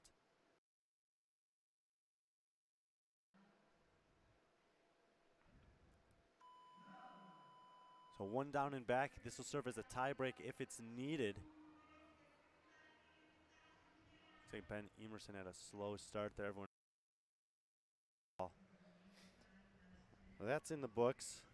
Left side of your, or right side of your floor in lane 2, Yair Galvin. Lane 3, Drew Ferry. Lane 4, Timothy Perez. Lane 5, Ben Emerson. Lane 6, Joshua Corso. Lane 7, Devin Boldway. Lane 8, Tyson Money. 9, Kaysen Perry. 10, Quinn Pincock. And 11, Andreas Braulik. Taking on Salt Flat Repeats. It's a beep test. Starting at the 2-minute countdown, or I guess it's going to be the 15-minute mark on your clock. They have to run across the floor and beat a beep. As long as they beat it, they keep going. As soon as they don't, they're out.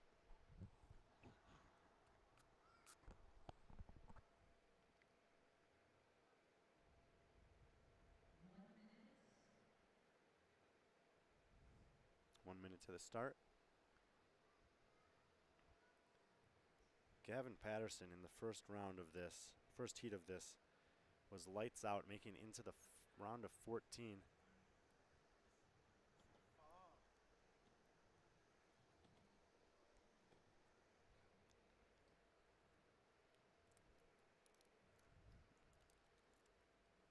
"30 seconds to the start.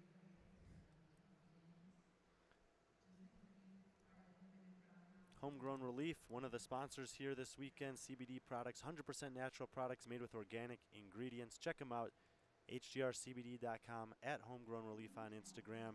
Train hard, recover better with Homegrown Relief.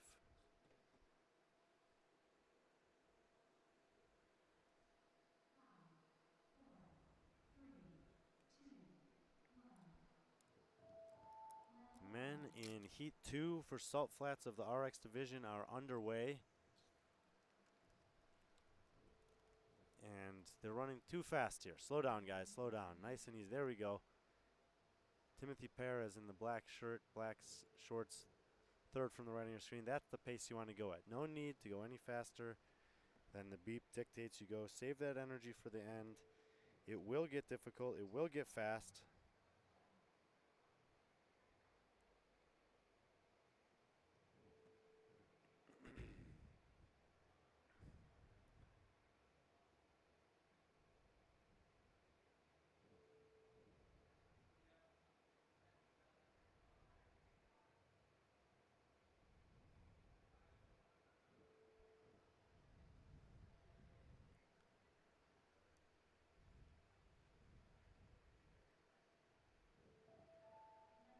So that's what it sounds like when they level up. It's about on the minute mark that the levels increase. Not exactly, but pretty close to it.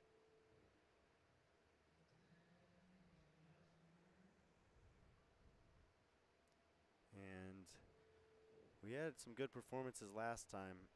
I don't know if Gavin Patterson getting the 14th round is going to be replicated by very many athletes. He looked like a phenomenal runner. He's slight of build. He was towards the bottom of the division on the lifting test.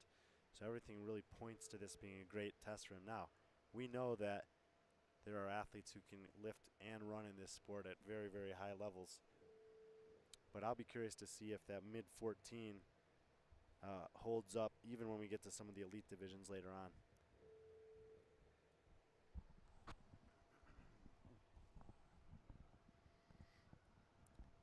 GZT's, one of our apparel supporters. They're here on site. If you're in the area, stop by the GZT's booth for a chance to customize your very own fitness apparel. Choose from a variety of styles, colors, and designs to create something that truly represents your fitness journey. If you're at home, check them out, www.gzts.com or at GZTs on Instagram.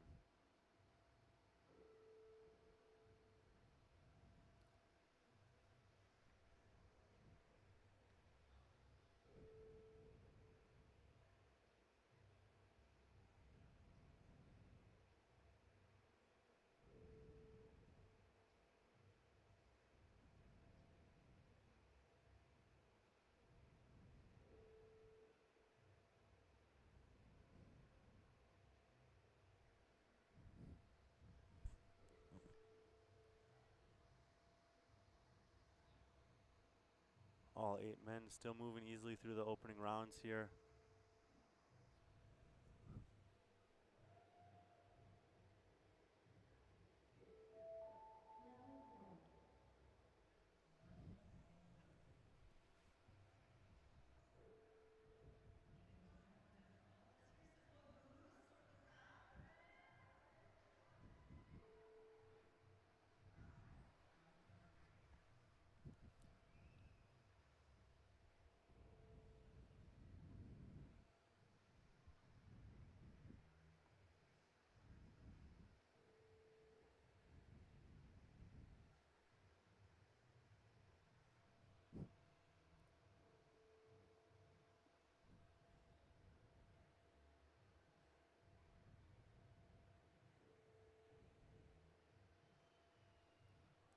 Generally looking for just pacing it out. You want to hit the line, turn, not be stressed, not be moving any faster than you need to. Most of the guys here with a very nice cadence early.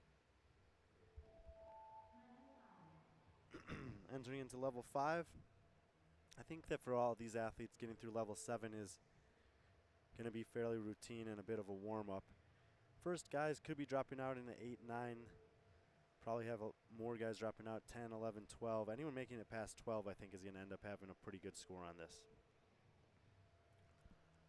You think about just doing shuttle runs and increasing pace in your gym. Maybe some of you guys have tried the death by shuttle run. That pushes it in a similar way. You put up more volume on the legs with the beep test than death by shuttle run. But by the final intervals, it's a very similar feeling.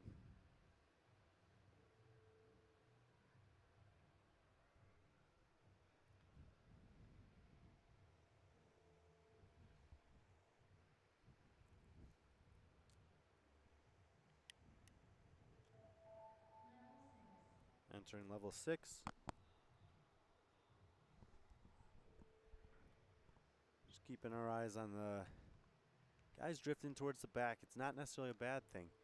You want to pace it out so you can kind of hit the line and turn. Looks like on the left side of the screen, Pincock and Brolick are on a really good cadence with the beep. Right side of the screen, Yair Galvan as well. Ooh, he's cutting it a little close there, Galvan. Just maybe a half step faster there. As these intervals start to increase, you really want to be conscientious of that first one in every level up. Make sure that you get across the line and don't get eliminated on a silly kind of mental mistake there.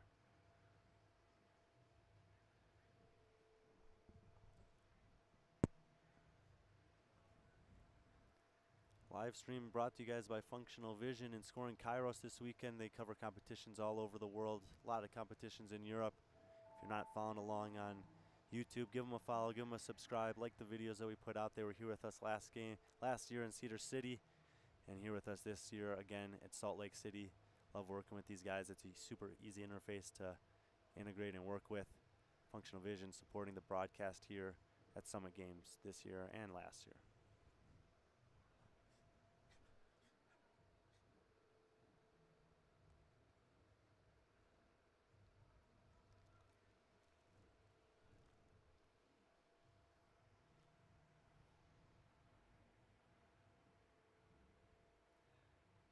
All the guys in heat number 2 of our RX men's division still hanging in with the beep. And really all of them are on a really good pace here as they're getting into kind of the start of where things start to feel real within the body. One of the little factors, and Yair Galvan drops out there, so he'll be the first man out in this heat. Just as the athletes enter level 8. So there's the level that I thought we may see the first people drop out. A couple of them flirting with the beep there. Looks like we're going to lose another athlete pretty soon. In the blue shirt, Tyson Money, I think. Need to pick it up a little bit. Either that or he's got it timed perfectly. It's looked close to me. Andreas Brolick on the outside lane, it's a similar story. They're still making it, but just barely. Could be perfect planning, could be a little fatigue setting in. Moni is called out there. So Thought it could happen, and it did.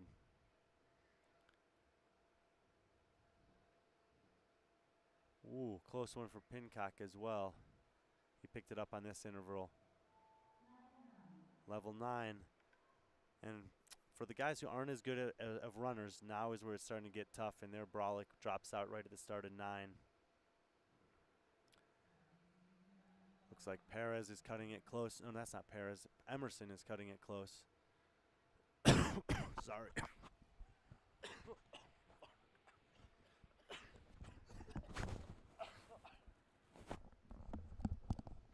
I'm so sorry about that.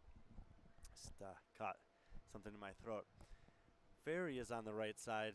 Perez, those two guys looking good. Emerson is cutting it close, and he's going to be called out. So on the right side we got Ferry and Perez. On the left side, Perry and Pincock. Ferry, Perez, Perry, and Pincock. Wow, between Ferry, Perez, and Perry, they're making it as difficult as possible for me. Ferry and Perez combined to Perry, if you didn't catch that. All these guys looking pretty good. Pincock, who was close to dropping out a couple times early, think he is going to get called out on that one. So he paced it as well as he could have for a long time. Respectable performance there for Pincock, 4th in his heat. 3 guys remain. Should be getting to the next level pretty soon. I'm going to say Emerson here in the all black has been pacing this really well. Perry, far left side. Looks like this may be the smoothest runner of the 3. All guys still looking good.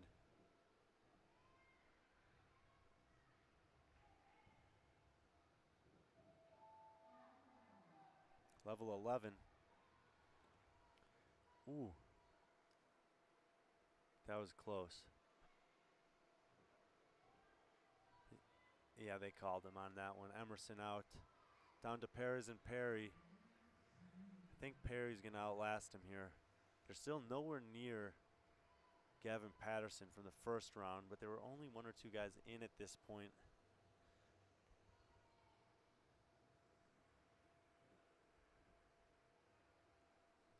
The score on Competition Corner had Patterson 126 reps.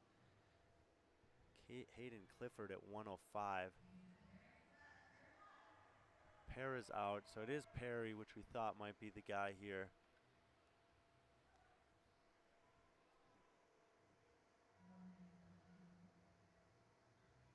Four minutes till the cap.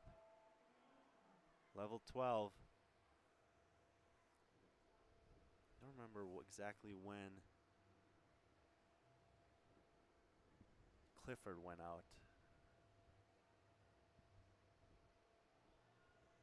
Great if I had a scorecard that said the reps per round. Don't have that though.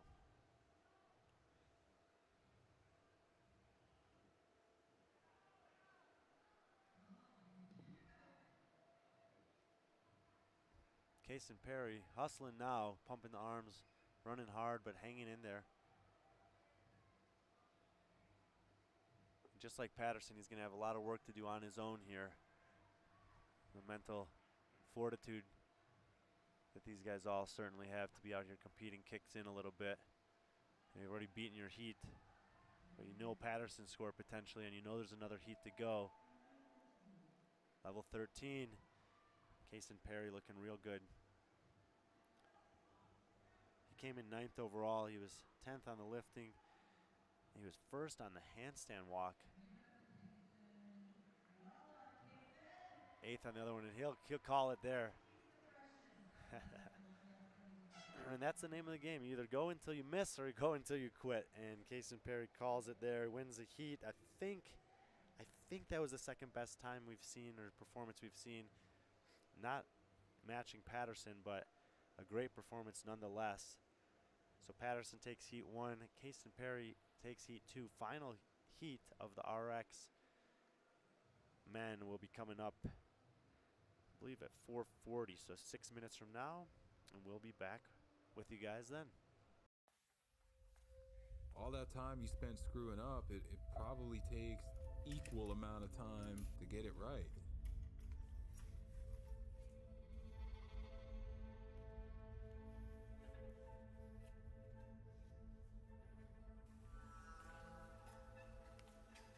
If you get up and get after it 2, 3 hours, 4 hours, you know, you're gonna be a lot less likely to make poor choices the rest of the day. The rest of the day is gonna seem a whole heck of a lot easier. By choosing my hard to be these hard workouts, it makes these other life problems not so insurmountable. I've never been one of those people to count days. All of us that are in this fight are in the same place. It's all just about today. Even if you lose, you still win because you're still 90% ahead of everybody else in life. You know, just the fact that you went out there and you put yourself through that. You gotta keep pushing forward.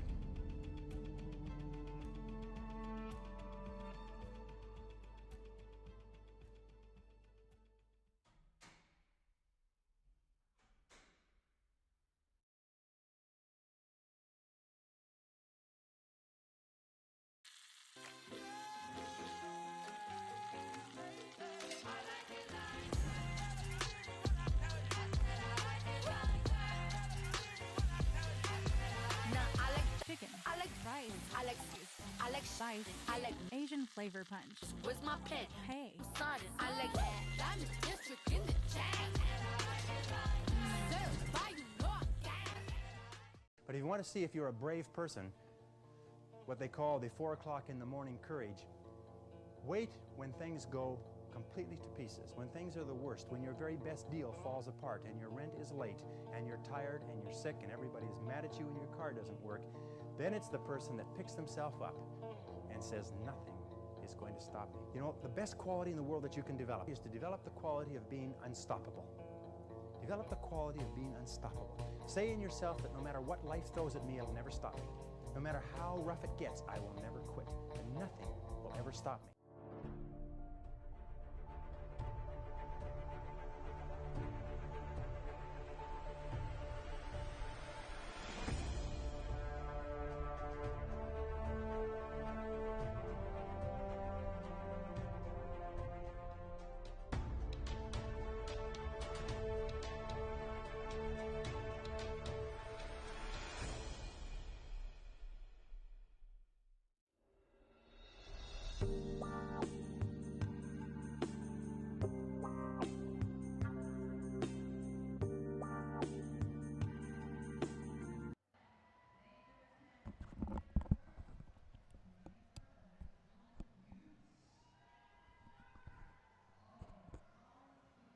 Heat 3 of the RX men are on the floor. See the athletes by their lane assignment there on the left side. We'll go over them in a minute, but the right side of your floor is lane 2, or 1 and 2, and the left side is the higher numbers.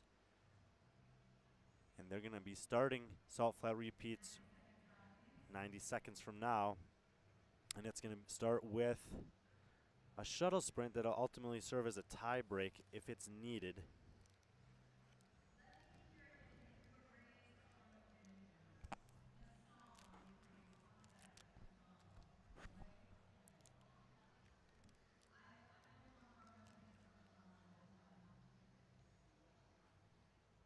One minute to the start.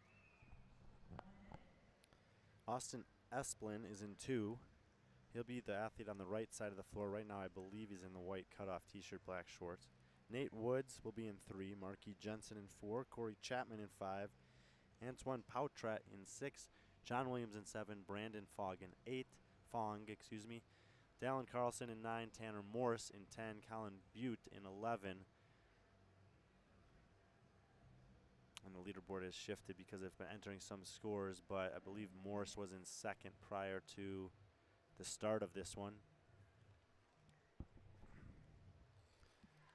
So the first thing they're going to do is going to be a quick down and back.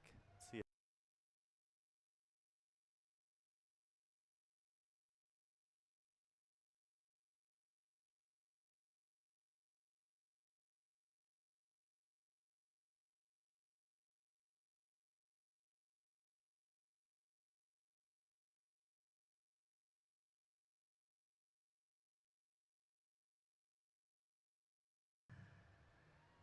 So tiebreaker done. That'll go to the stopwatch.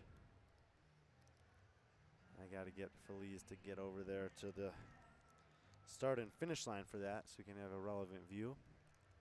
Either way, they're going to rest until the 2-minute mark, which would be 15 minutes on your screen as we're counting down. And then they'll start the beep test, or the Salt Flats Repeats as it's named here at Summit Games 2024.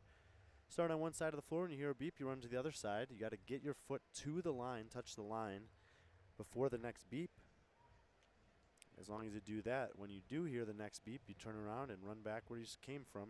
And you do that until you either can't do it anymore or you give up trying.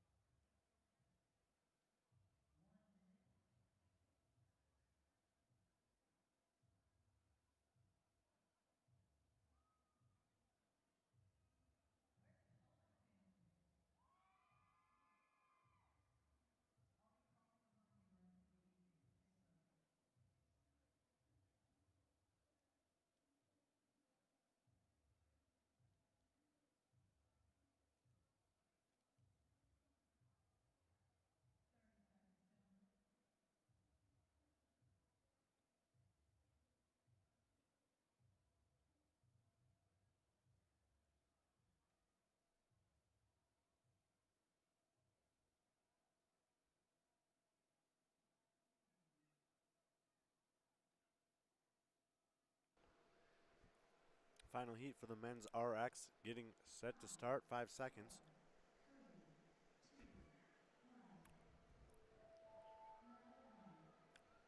And here they go. And you do not need to run very fast at the start of this one. In fact, it pays off in the long run to not run fast. It's difficult for these athletes. They're so used to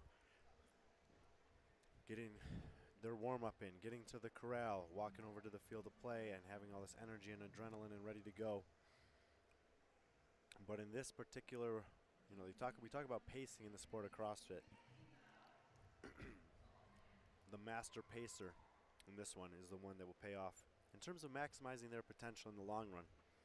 You could pace it perfectly and just not have the capacity to be the best, not be the best runner in the field or slip on the turf. Those things can happen. But if you want to maximize your potential,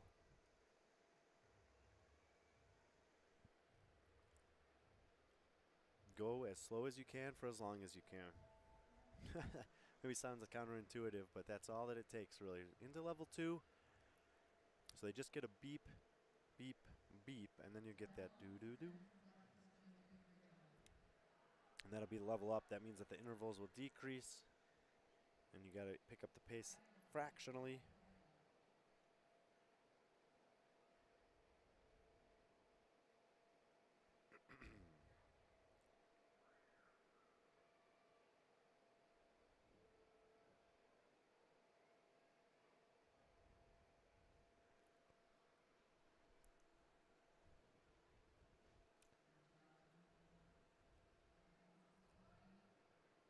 Athletes started with a lifting complex early this morning.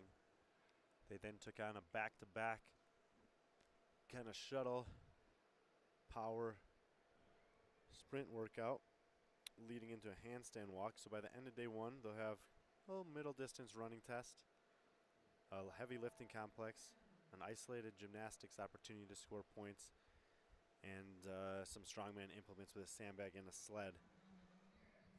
So pretty much checking the boxes of what you'd like to see from just a one-day competition. This, of course, is a 3-day competition. I got in around noon today, so missed the call for the first half of the day, but I'll be with you guys the rest of the weekend.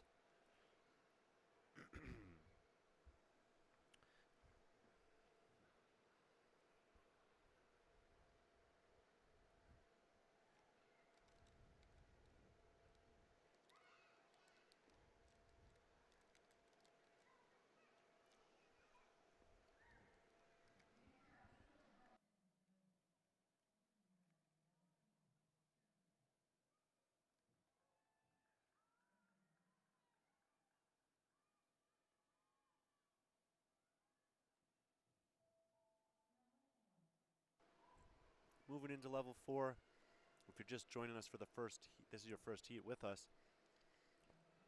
these guys should all make it through level 7, no problem. There is a potential for someone to bow out in 8 or 9, but I think most of them will be bowing out 10 through 12, and the exceptional ones will make it into round 13, maybe 14. We saw one athlete in the first heat, Gavin Patterson, make it into round 14, and one athlete in the second heat. Oh, lost my heat sheet there for a second. Kaysen Perry, who made it into the, I think, the round of 13. Let's see if they've updated the scoreboard.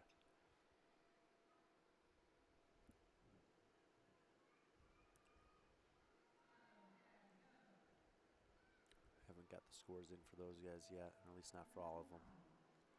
We'll check back in with it as these athletes in the third and final heat enter into level 5. I do believe that coming into this one, Morse, who's in 10, second from the left, next to the guy with the blue shirt, who will be Colin Butte. So I think Morse and Epps Esplin were in the top 5 to start this one. Leaderboard's a little scrambled right now as they've already entered scores from heat 1 and some from heat 2.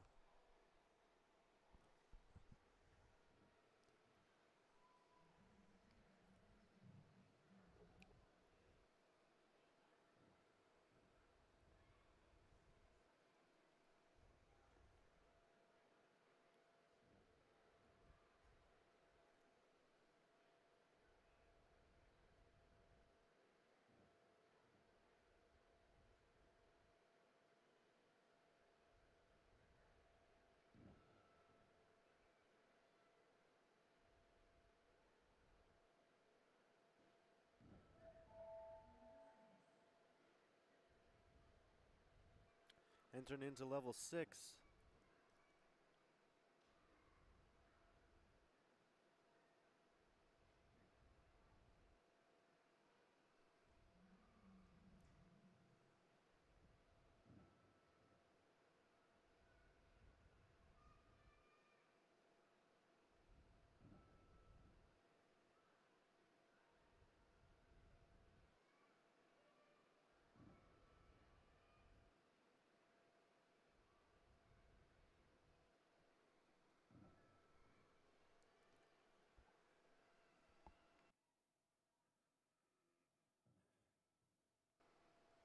Pacing pretty good here for most of the athletes. Getting there, brief pause, turn around, go again. It's very comfortable so far for the entire heat there. Level 7 now.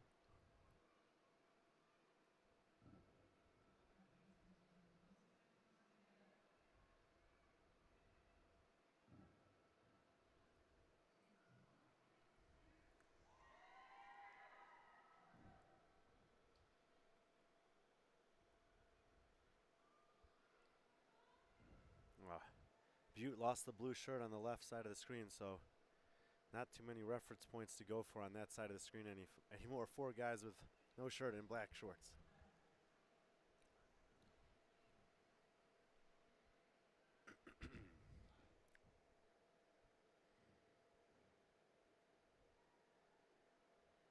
Corey Chapman, 4th from the right, seems to have the timing down perfectly. He's only about a half step to a step behind the rest of the field, but he's hitting the line with the front foot, planting with the back foot, pushing off and turning.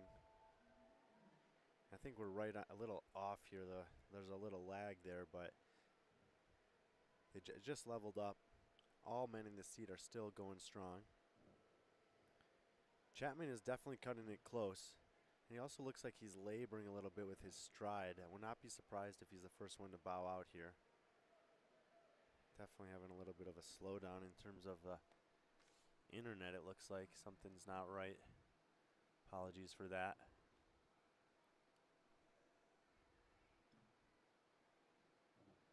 Oh.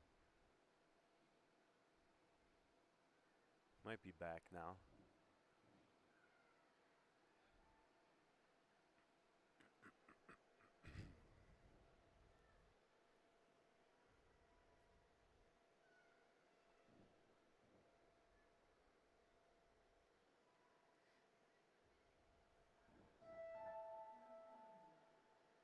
level up again.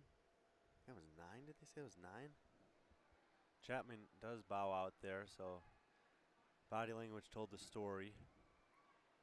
No, nothing really obvious from the rest of the guys. I'm curious about Marquis Jensen. He's in the green shorts, third from the right.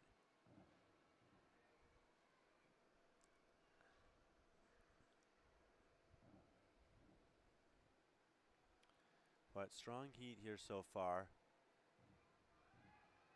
Pau Trot about a half a step off the pace as well. He's no shirt, middle of the floor on the right of the guy with the black t-shirt, black cutoff shirt. That'd be John Williams.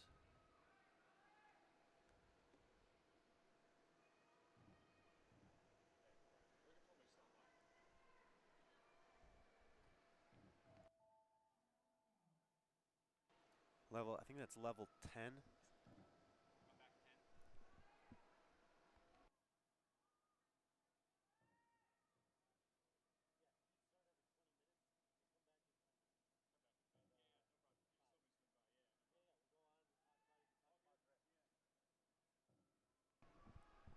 Pace picking up, and there it is. Jensen does drop out. Thought that may be the case. Did we lose one on the left side also? Yeah, Tanner, no. Did Tanner Morse drop? I think he might have dropped. He was up towards the top of the overall leaderboard. And then the far left lane, Butte drops out. Level 10 getting a bunch of guys here. Tell you what, John Williams looking pretty good there in the black cutoff t-shirt though. He still looks composed, and this is the pace is picking up. Right side of the screen, Esplin in the white also looks good, and yeah, Woods is going to call it. Thought that might happen right there. But Woods made it a respectable distance for sure. 5 guys going to level 11. Now Williams is falling off the pace a little bit, and he and Pau Trot were both called at the same time. Esplin calls it, so we may have a tie-break situation for a couple of the guys there. We're down to Fong and Carlson. Fong on the right, Carlson on the left. Brandon Fong and down Carlson, the last 2 men in heat number 3 of the RX division, and I think Fong's going to be done right here. Yeah, so Carlson will be the last man standing in the 3rd heat, but there's still some great scores from earlier heats that he's going to have to contend with. He makes it into level 12. Should be good enough for a top 5 finish overall.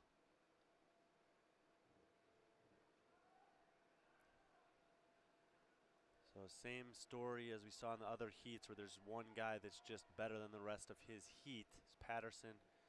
In heat 1 still has the score to beat. Dallin Carlson is that guy here in heat number 3.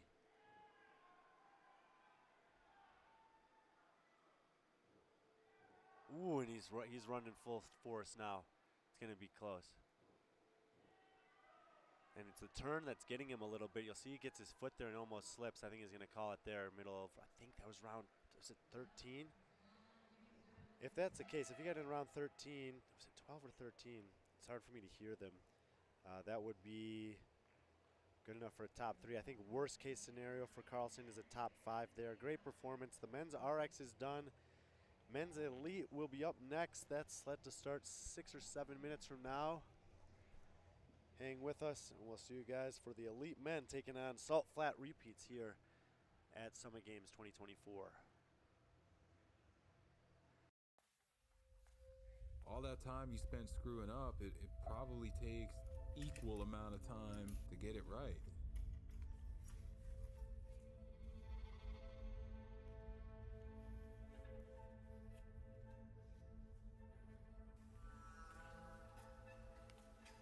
If you get up and get after it 2, 3 hours, 4 hours, you know, you're going to be a lot less likely to make poor choices the rest of the day. The rest of the day is going to seem a whole heck of a lot easier.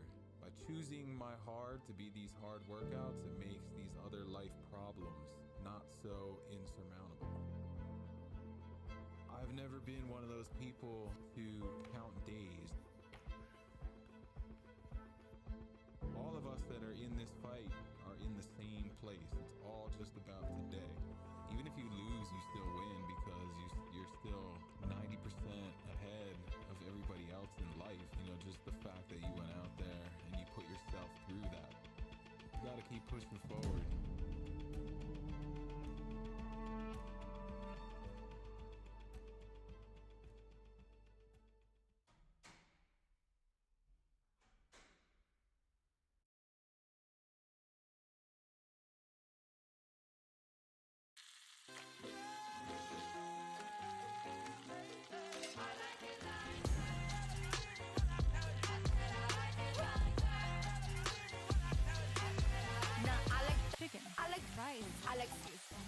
spicy. I like Asian flavor punch. Where's my pen? Hey. Sudden. I like that. Diamond district in the chain. Certified, you know I got it. But if you want to see if you're a brave person, what they call the 4 o'clock in the morning courage, wait when things go completely to pieces, when things are the worst, when your very best deal falls apart and your rent is late and you're tired and you're sick and everybody is mad at you and your car doesn't work, then it's the person that picks themselves up and says, nothing is going to stop me. You know, the best quality in the world that you can develop is to develop the quality of being unstoppable. Develop the quality of being unstoppable. Say in yourself that no matter what life throws at me, it'll never.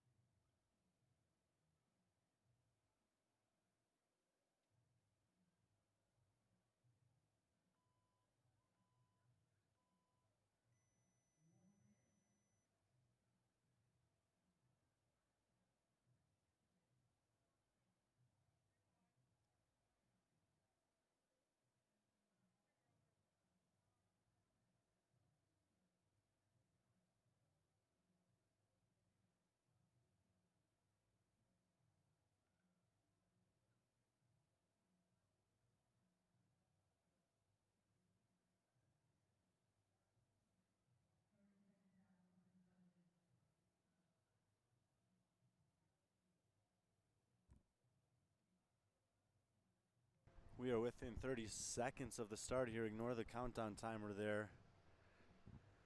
I'm going to try to get this right. I don't have the technical support next to me at the moment. But this is going to be elite heat number 1.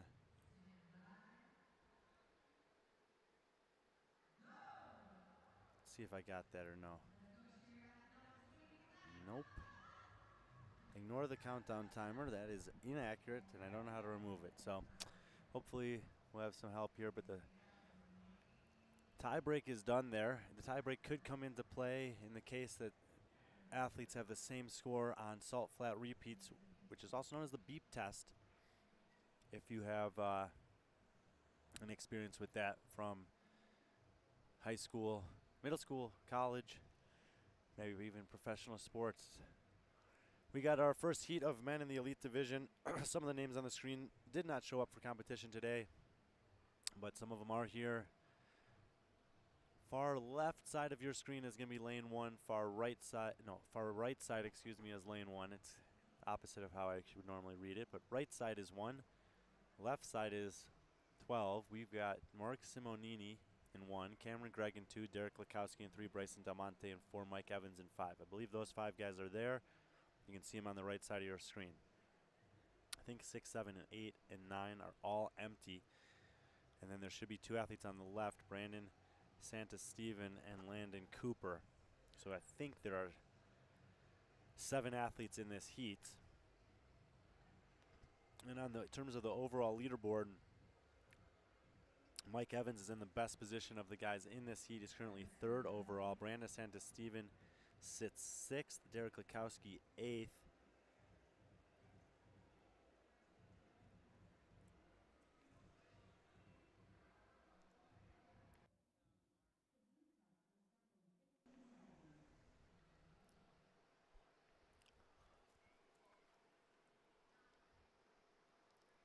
And they're getting set to start the salt flat repeats here. And this should start slow. Like the pace on the left side of the screen you see there, that is way too fast, Landon Cooper. Slow it down, slow it down. Trust me on this one. A walk across is all you need. Slow jog. Save your energy. Yeah. I've seen this many, many times before. That is not the way to do it over there in lane number 11. And then when someone starts doing that, everyone can be pulled along at a pace that's really faster than they ought to go. You got to ignore anyone who's doing that, slow it down. Everyone in this heat could. Oh, there we go. You see one athlete there in lane number 2, or yeah, lane 2. That's the pace you wanted at. Cameron Gregg's got the idea.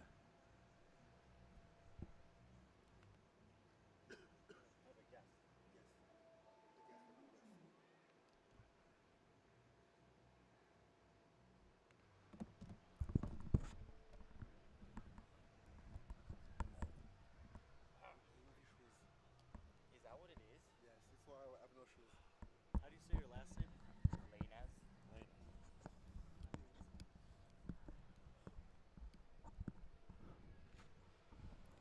Well, the men here are working through the early intervals. We got a guest in the booth, Kevin Lainez with Tier Sport. Hello, hello. I don't actually know what your official title is, but I see you at a lot of competitions. My official on paper on my job offer title actually just changed. It's a community specialist.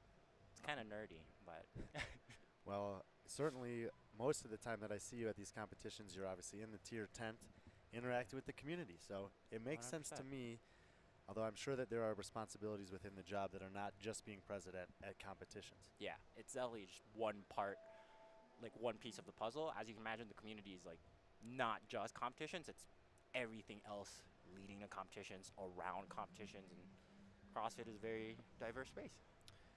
It absolutely is. Do you have any idea how many competitions you go to in a year? There's a spreadsheet I can tell you, and it just, yeah, I couldn't tell you right now. Well, I think I've seen you at least a dozen this year. Yeah, probably. Do you stay in the U.S.? Yeah, yeah. So I technically I'm the community specialist for the West. Okay. So that is Wyoming, Idaho, Utah, Nevada, Arizona, all the way to the west, and Alaska and Hawaii. Do you actually get out to those places?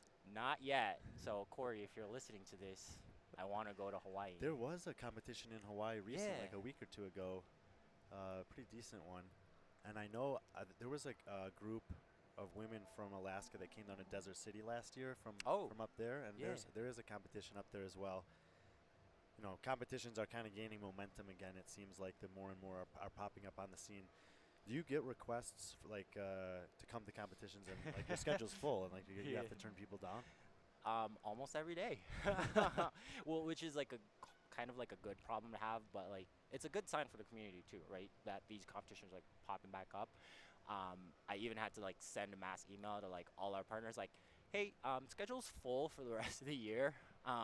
Just a heads up, and like we're planning for 2025. Yeah, and it's similar for me who travels a bunch. Yeah. Sometimes you get some requests late, and they may even be like really cool requests. They could even be great offers that you're like, wow, I wish we could take that job. Yeah. But I think it is getting to the point where if, especially a brand that's as recognizable and as integrated with the competitive community and the community at a large, that if you want to work with them, you kind of have to start thinking ahead. Yeah, 100%. And I think part of the conversation too is like being a little bit more intentional.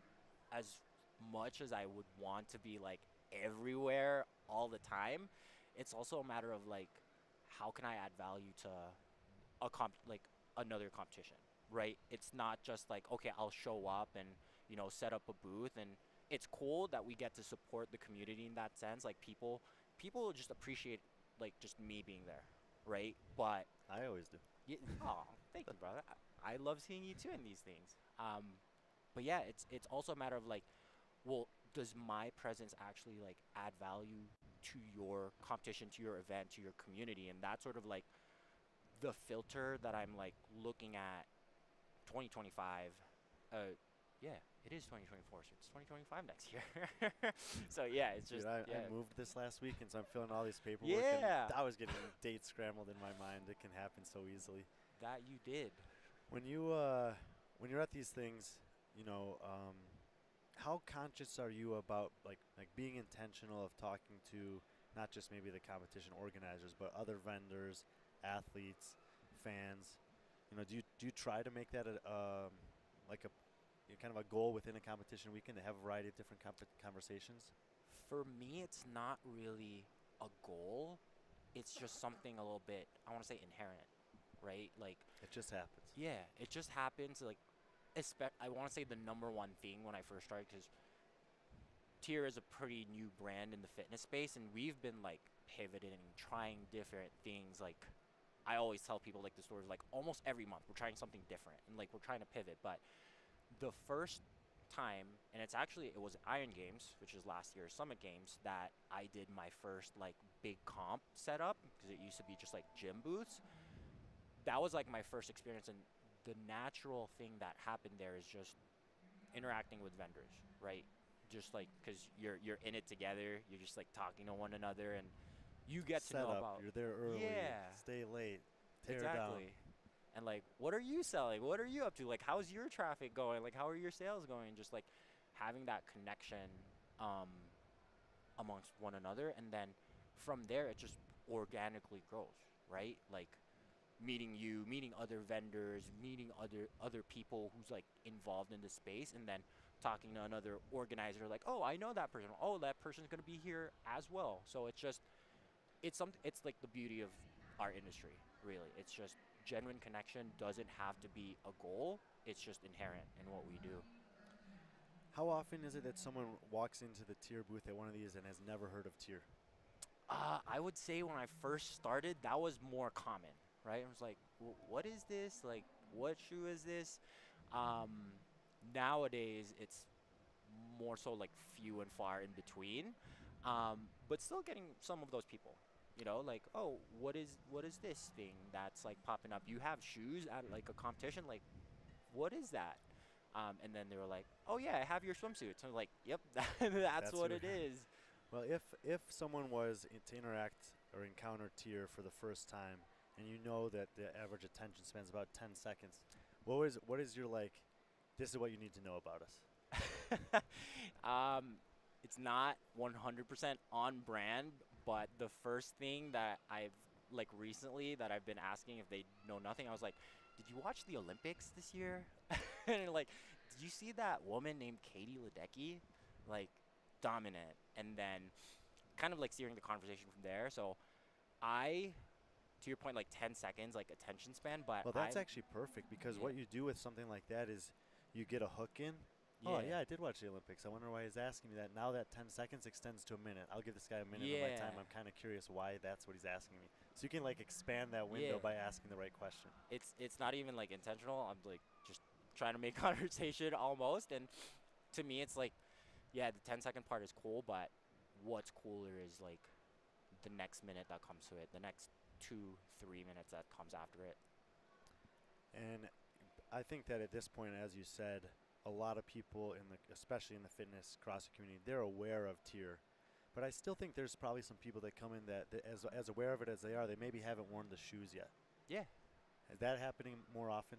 Yeah, I mean, listen, the reality of the world right now is we're a very e-commerce driven just world, right? Everything's like online shopping, direct to consumer, and what's great about being able to be on the ground and being on site is people will come in and like, oh my God, you're here. I've always wanted to try it, or I've always wanted to buy it, but I've just never tried it before.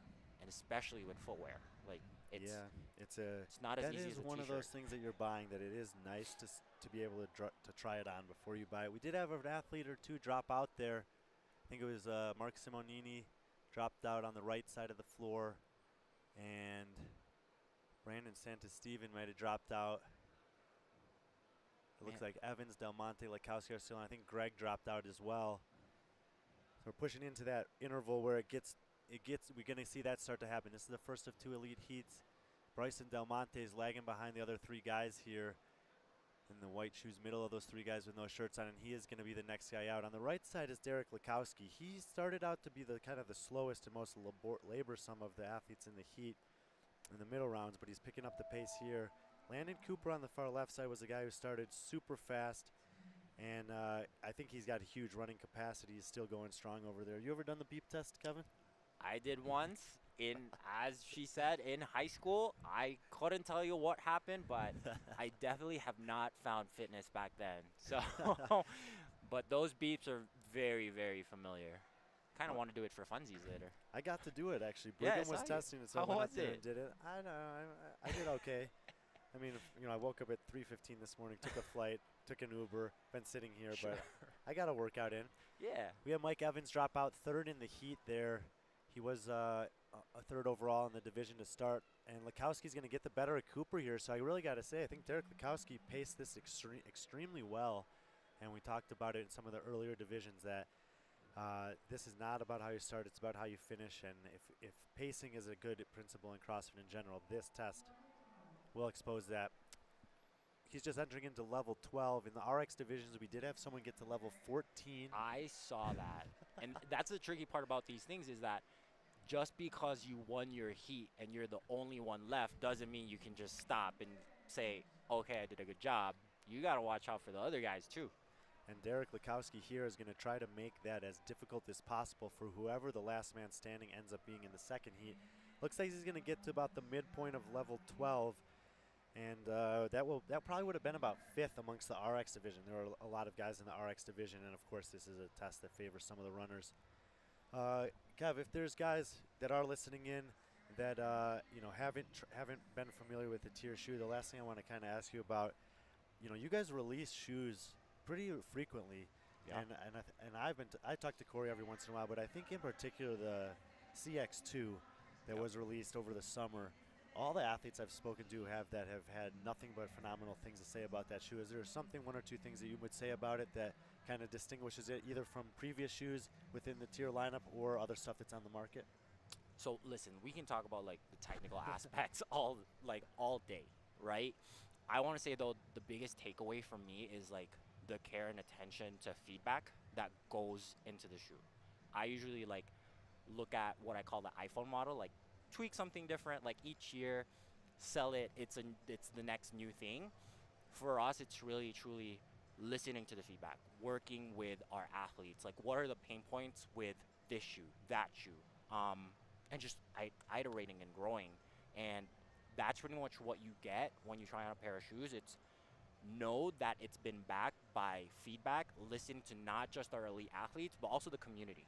Like I've gotten like feedback from people from trying on the CXC1 that goes up the ladder, and it's, to me, it's like rare that it gets like listened to and heard from a design perspective. And I think that's a super cool thing to be able to offer to the community. It's built by the community in a sense, really.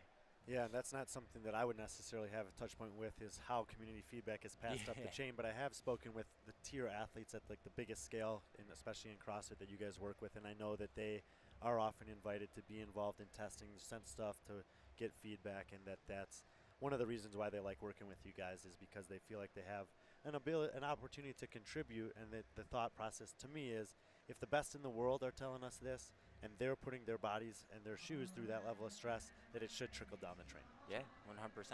That's pretty much what you're getting. All right, Kevin Lanus, community specialist with Tier Sport. Thanks for taking the time to stop by, share some of the insights and experience from the road. We'll let you get back to the booth, but appreciate you stopping by, brother. Appreciate you, brother. Yep. Talk to you later. Heat 2 for the men's RX or elite division, is out on the floor. Let me reset the scoreboard for you guys there. Derek Lukowski in Heat 1, setting the score to beat kind of in the middle of round number 12.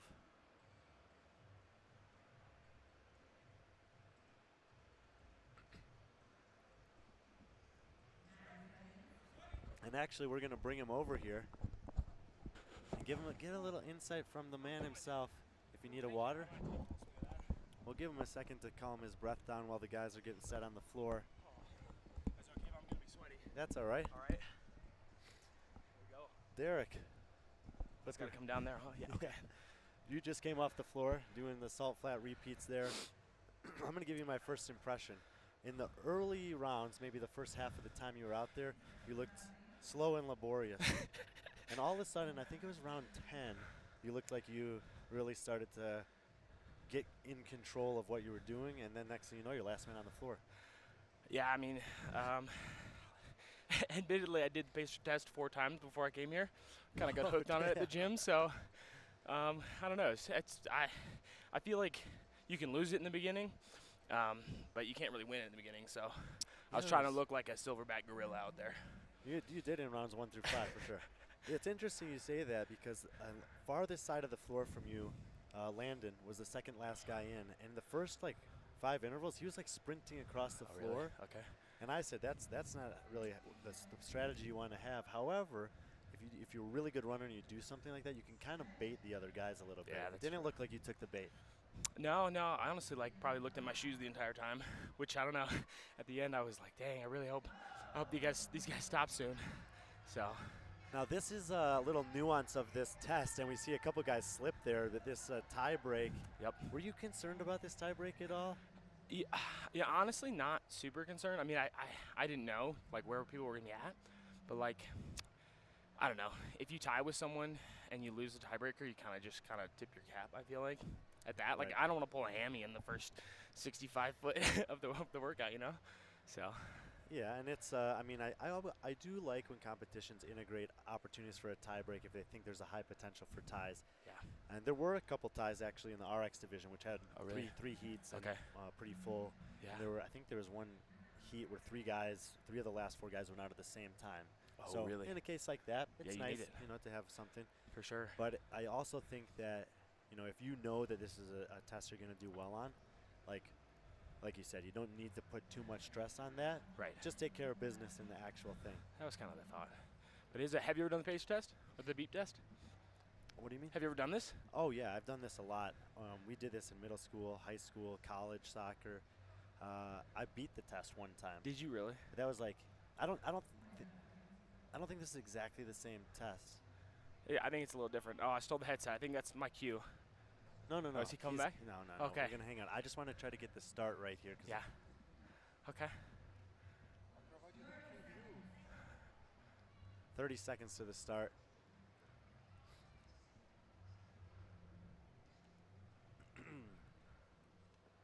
Athletes on the floor are visible on the top left part of your screen. JT Mann will be in 1. That's on the right side of the floor, and Carter Peterson will be in 12 on the far left side.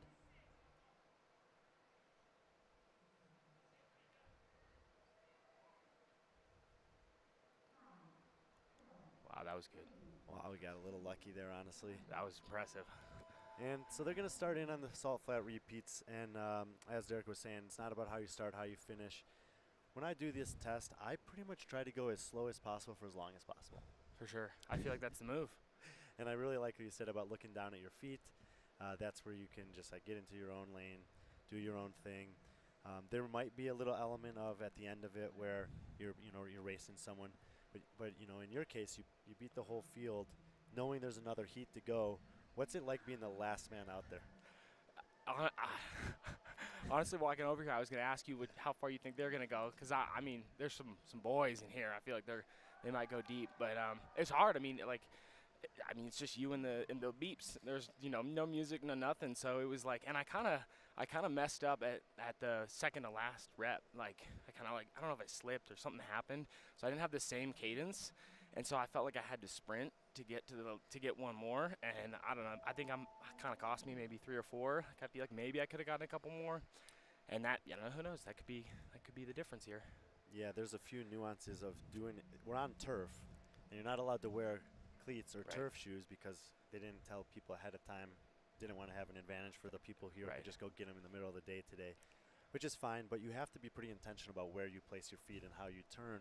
And when you've done 80, 90, 100 of these loops, if you do just miss a step, it can throw everything off. Totally, and so I actually noticed about, I want to say like level 9 or something, I started making a little circle with my foot where the turf was like collecting, and I hit that like a big pile of stacked up turf and slipped on one of them. And so then I started like moving down the lane a little to try to get out of the way of that buildup. But totally, I mean, it's slippery. Now, this isn't the first event of the day. You guys lifted heavy this morning. You had a sprint sandbag sled thing in the middle of the day, handstand walking. Did you feel like the stuff that was done earlier today had an impact on this, or were you pretty well recovered for it? I felt pretty good, I'd say. I mean, I definitely think that sled workout put a little bit of tax on the legs that had we not done that, maybe we'd be going a little further. But I mean, the lift, everyone was doing like 1, maybe 2 attempts, so you're getting like 18 reps on the barbell, and that's it's not terrible. So yeah, I mean, walking in there, I definitely was like, ooh, my legs are a little tired. So, but then you kind of just get out there and start moving. Do you know a lot of the guys in this field pretty well? Like, do you have a sense of where you stack up, or are you kind of like not sure? There's some new names out there. I honestly, I know Hunter. I met Hunter at a couple local comps, and then I just talked to the guys next to me, and so other than that, that's about all I know. I know there's two. I mean, I saw Summit posting about Drake and Mike. I think both semis athletes. Yep. I mean, they're killing it. So it's fun. I mean, it's cool to see some good competition for sure. Do you have aspirations for yourself in terms of continuing that kind of sport, or are you like okay doing these local comps? I mean, I always want to do better. I think I want to take everything with a grain of salt. Like, it's fun. I want to have fun. But I mean, I like to win. So I definitely like to see where it goes. Keep going. Keep trying. Well, you're off to a pretty good start today, I would think. We'll see how it goes. Yeah, I mean, it'll be interesting to see how far these guys get. How far do you think they're going to get? Well, in the RX division, there was a guy who got into round 14. That was impressive. I think one or two guys got into 13. I think he would have been 4th or 5th amongst the RX division. But this is one of those events where you never know where the winner's going to come from, because the guy who went 14 rounds, he only lifted like 200 pounds on the complex or something. Sure. So over the course of a weekend, that stuff will balance itself out, and obviously you want to be the guy who's good at all of it. Right. That's the beauty of CrossFit, right? I wouldn't be surprised if there's 2 guys in this heat that beat you. Yeah. But I still think 3rd or 4th is a pretty good bet. I'll take that. That's better than a couple this morning. So. Yeah. All right. Well, I'm gonna let you go watch Cool. and cool down and whatever. You've had a big day. You got 2 more days of competition, but appreciate the insights. Yeah. Thanks for stopping by. Yeah, of course. Always good to see you. You too, Derek.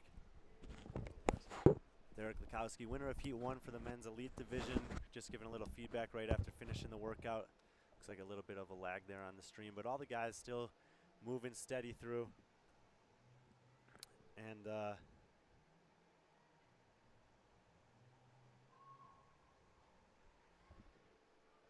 we're going to have another vendor come in the booth here and get a chance to talk to us as they're getting through this early part of this workout. But yeah, JT Mahan on the right, Bo Jensen. Lane 3 is empty. Drake Lewis, last year's champion here. Jamison Jones, Matt Wilson, Brandon Diddle, Gage Capel, Hunter LaRue, Nico Flores, and Carl Patterson. That's right to left on your screen.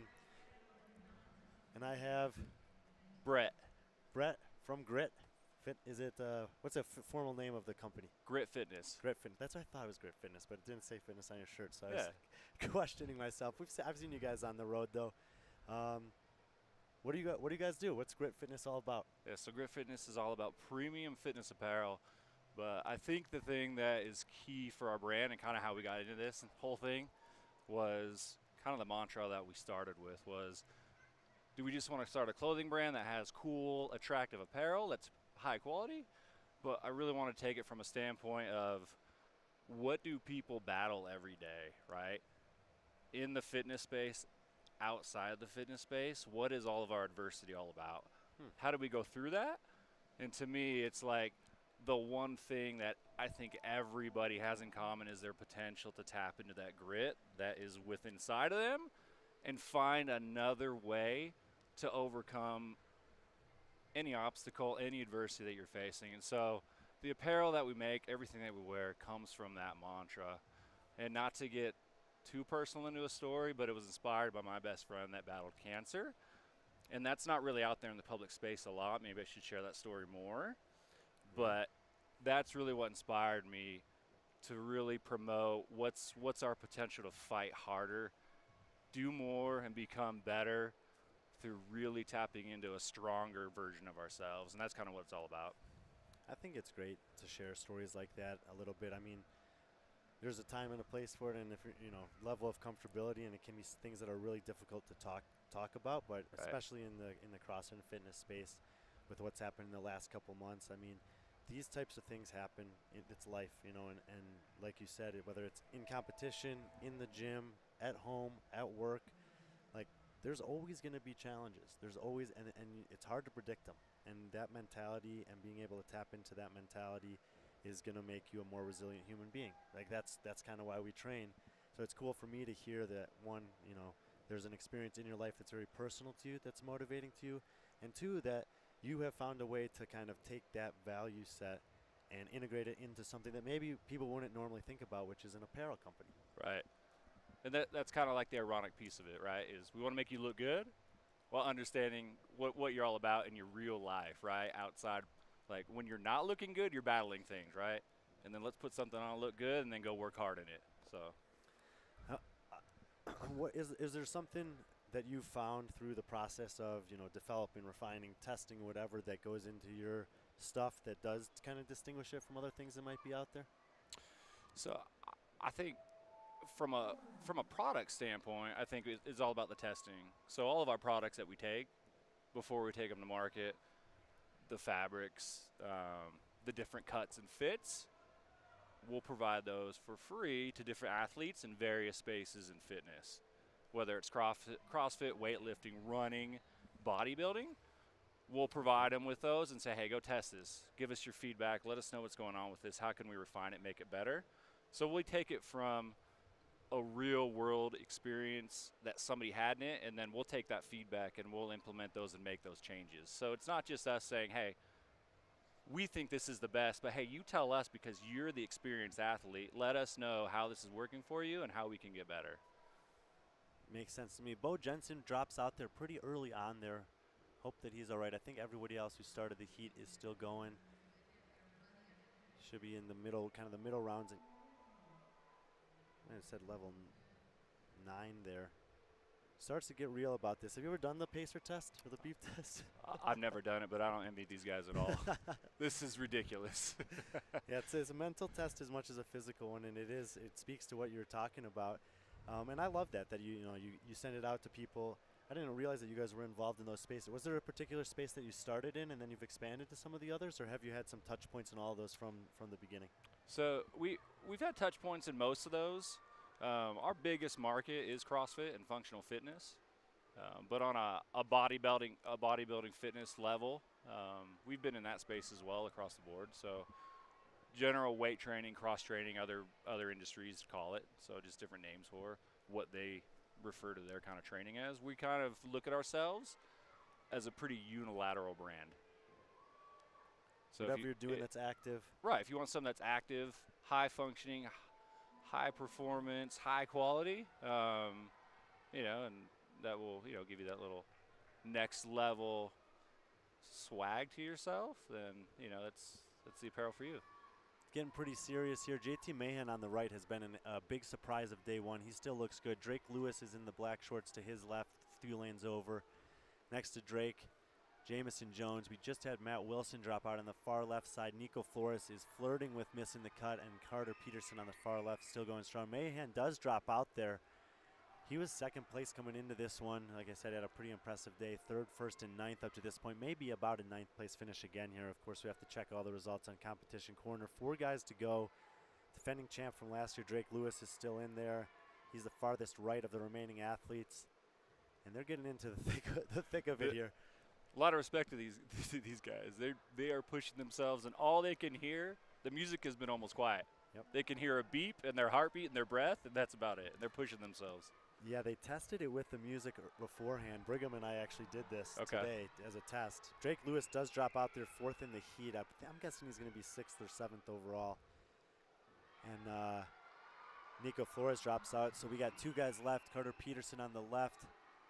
And I think Jamison Jones on the right in the blue. Jamison Jones looking really good. Peterson's probably getting close to the limit here. I think they're pushing into round 11 now. There was a guy in the RX that made it into round 14. My goodness. My goodness. The crowd's getting into it. A big crowd there in front of Jamison Jones. Jamison's been kind of middle of the pack on all of the events. So he's going to drop out here, so Peterson's going to hang in. Let's see if he... And he's just going to call it 1 rep more than the next guy in his heat. I think that might mean that Derek Lukowski from Heat 1 took it. We'll have to check. But Peterson takes the heat, and that'll do it for the men in the elite division. Brett, if there was something you wanted to leave people who never heard of Grit before with, what would the message be?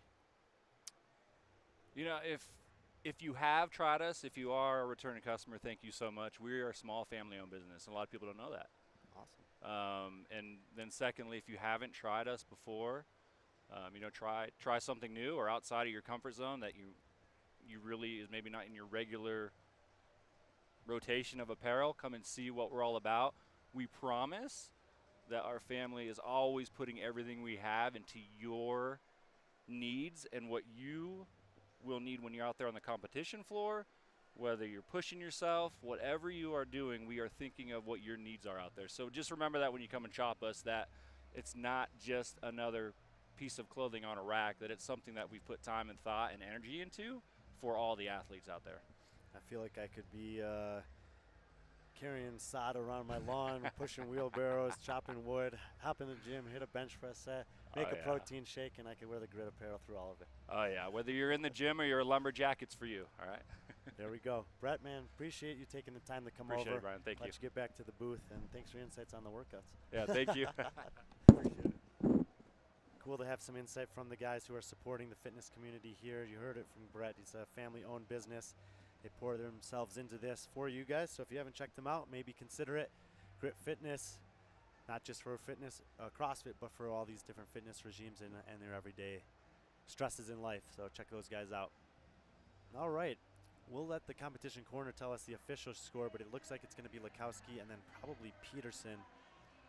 Jamison Jones likely having the best finish of the weekend there. And Drake Lewis hanging tough, beating the guys he needed to beat. Doesn't need to win everything in order to win the competition, so he likely will be the leader going into tomorrow.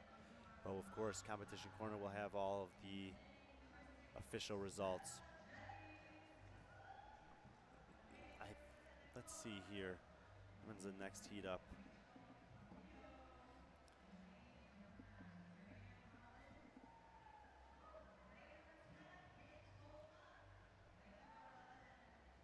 Are they out there?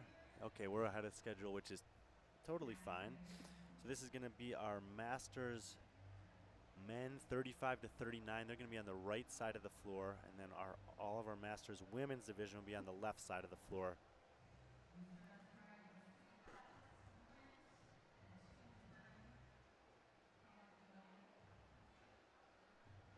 They're going to be taking on the salt flat repeats, also known as the beeper test. 1 minute to the start.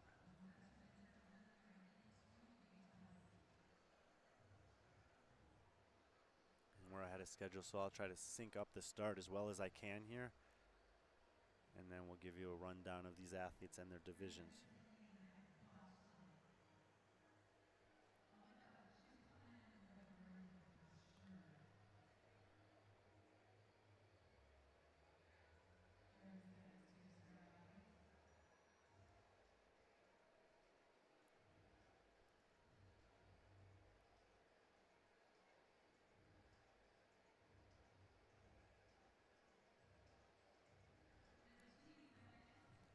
Seconds to the start.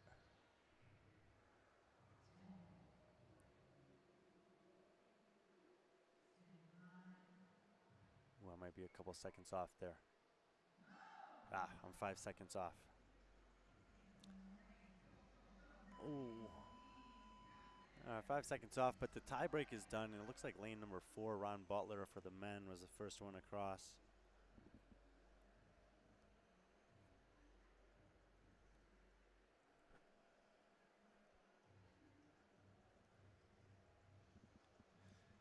So that's the tiebreak should they need it. And then we will, at the 2 minute mark, or 15 minutes on your screen, plus or minus 5 seconds, we will transition into the main part of this event, which is going to be the pacer, the beep tests, or salt flats repeats as it's called here at Summit Games 2024. You start on one side of the floor. When you hear the sound, you run to the other side. If you beat the beep, you run back, and you keep doing that until you can't, or you refuse. All you got to do is get your foot to the line. 14 rounds and change from one of the male athletes in the RX division. As Gavin Patterson is the best score we've seen so far. Top guys in the elite division made it into the round of 12.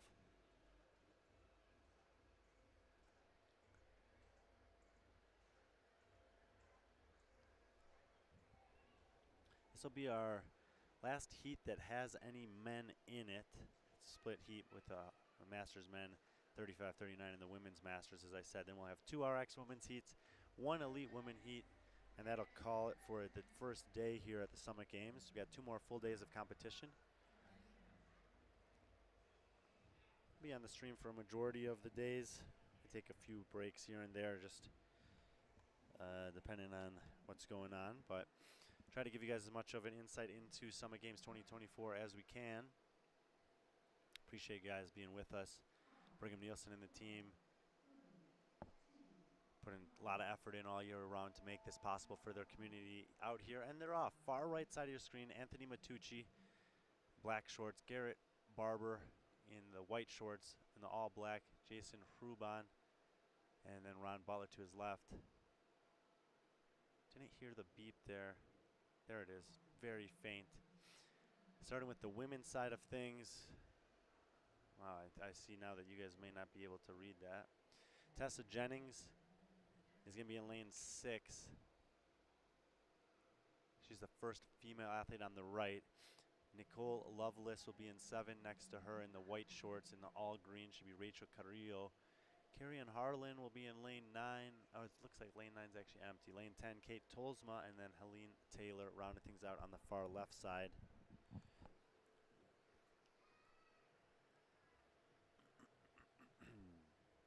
Nice to have a few of our partners stop by. Another one of the partners on site is Kelsey's Kitchen. Kelsey Peterson, mom of 3, raw food chef, award-winning CrossFit athlete, competed this year at the West Coast Classic. She founded Kelsey's Kitchen because she saw firsthand how traditional snacks loaded with sugar, preservatives, and junk were sabotaging people's health and happiness. After a decade of teaching raw food classes and sharing her homemade treats with family, friends, and students, she knew that people needed better snacking options. 5 years and over 1,000 stores later, Kelsey's Kitchen truffle treats offer rich, decadent chocolate flavor using just 5 core nutrient-dense whole foods. No gluten, no dairy, no refined sugar, no soy. Sweetened with honey and sold in the fridge at Sprouts nationwide and the Rocky Mountain and Southern California regions of Whole Foods. Flavors include salted peanut caramel, raspberry, double chocolate, and mint. In honor of Kelsey's mom, who first adopted a raw food diet after a health crisis, Kelsey's Kitchen donates 5% of profits to ALS research and support. Learn more at Kelsey Kitchen Snacks or kelseykitchen.com. Thank you, Kelsey, for your hard work.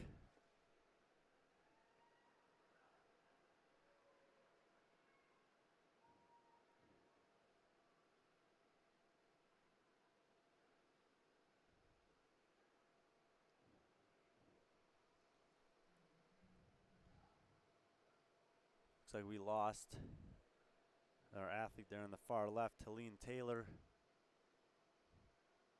Rest of the athletes still going strong here through the first intervals.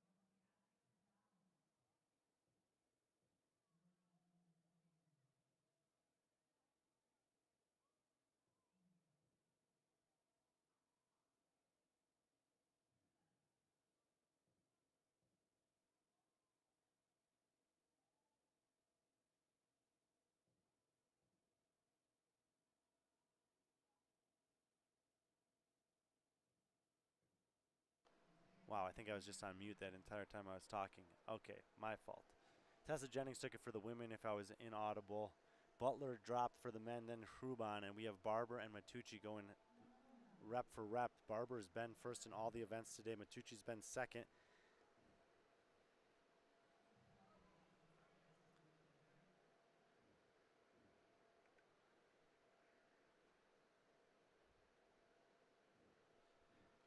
And it looks like it's going to be that way again. Matucci's going to call it. Barber will do one more for good measure. And he should, if he runs back to the rig here, I mean, that's more than enough to take the win. Oh, he wants to keep going. So not necessary here. Garrett Barber is going to take the clean sweep on day number 1. He wanted to get the crowd into it a little bit.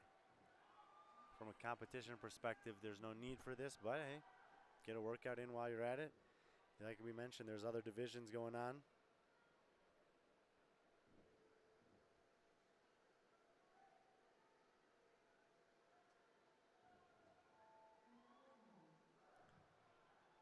Maybe he wants to test himself against some of those guys. Maybe he knows that I did this earlier today and he wants to beat my score. Technically would be in their division. Either way, Garrett Barber takes the win, takes the event, sweeps the day, and that'll do it for all our men's divisions here on day 1 of the Summit Games. Women RX will be coming up next. They've been pushing up the timeline a little bit, which is totally fine by me. So when the women take the floor, we will be back. All that time you spent screwing up, it probably takes equal amount of time to get it right.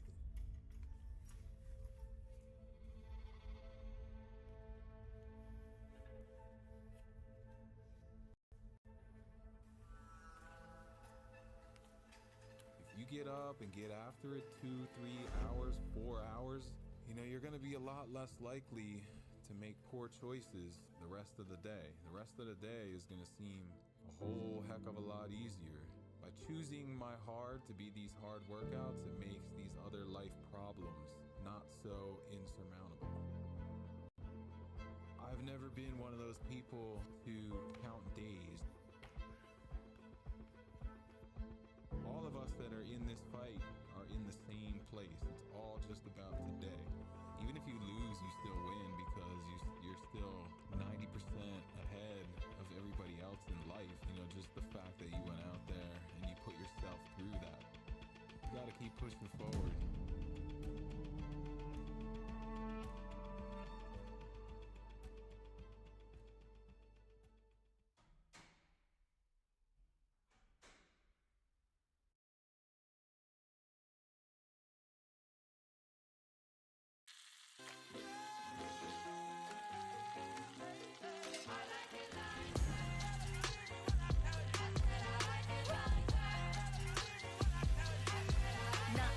Chicken. I like rice. I like juice.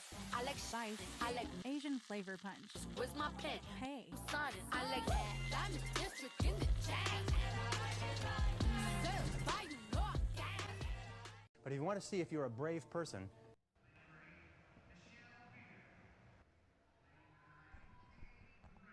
Women RX Heat 1 are on the floor, getting set to take on their version of the Salt Flat Repeats.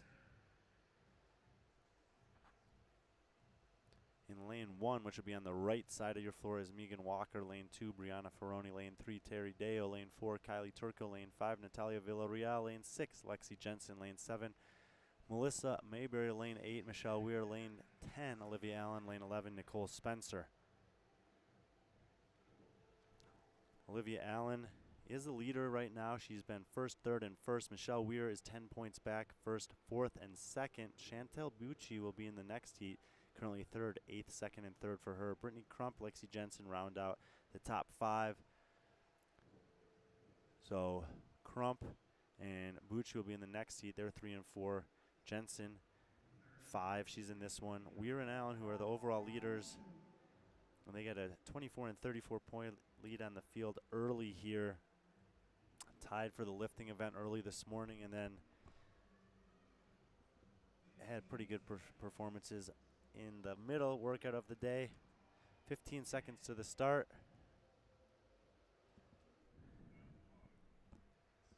They're going to do a shuttle sprint, 1 down and back, which will serve as a tie break.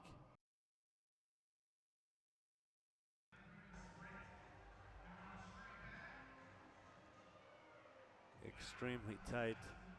Should we need it, we'll check the stopwatches from the judges for that one. They'll rest until the 2-minute mark. It'll show 15 seconds on your clock, on your screen, 15 minutes, excuse me, and then we'll start with round number 1.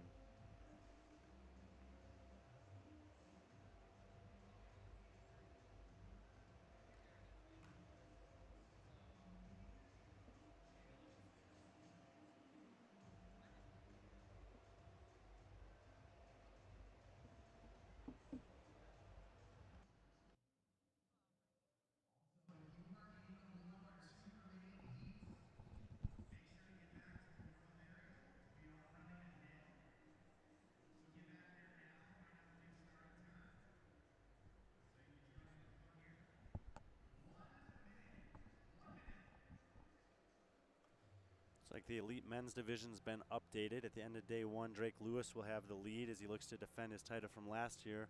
First, 6th, 2nd, and 5th, 350 points. JT Mahan, the surprise of the day, 332 points, has a 2-point lead over Hunter LaRue, who's got 5 points on Mike Evans. Derek Lukowski, who ended up 2nd in the Salt Flat repeats, got 106 reps. He's in on 312 points. Carter Peterson ended up taking the win on that one, 111 reps. And he's got 309. Nico Flores, 304. That'll be the top 7 guys, only guys with over 300 points on day 1.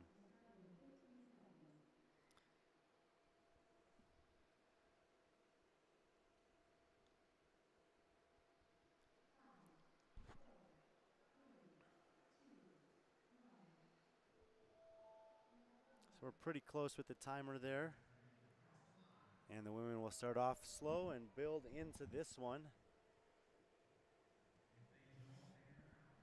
FICA Infusion and Wellness on site here, supporting Summit Games 2024. IV vitamin therapy and vitamin shots. Visit FICAinfusion.com to check out what they're all about. If you're on site, stop by and say hi to them, ask some questions.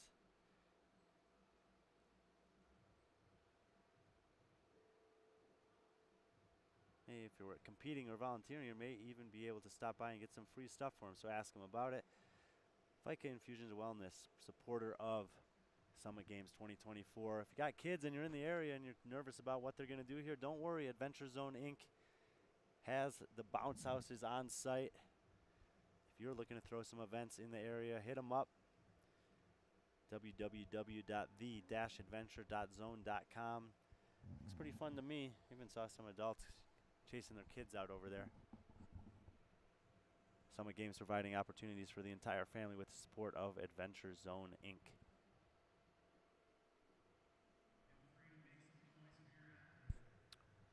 RX Women in Heat 1 continuing to work their way through the early stages of the Salt Flat repeats. We do have our 2 overall leaders in this heat. They're on the far left side of the floor, and it's been a battle all day long between Olivia Allen and Michelle Weir. Allen does have that 10-point lead right now, but on a test like this one where there are the capacity for specialists to sneak in, anything could happen. And Michelle Weir, I spoke to her earlier today. She's got a collegiate soccer experience in her background. She's done the pacer or beep test many times in her past and understands what it takes to excel at this. So we'll see if that background ends up paying off for her and she's able to eat into that lead that Allen's built through the first 2 tests.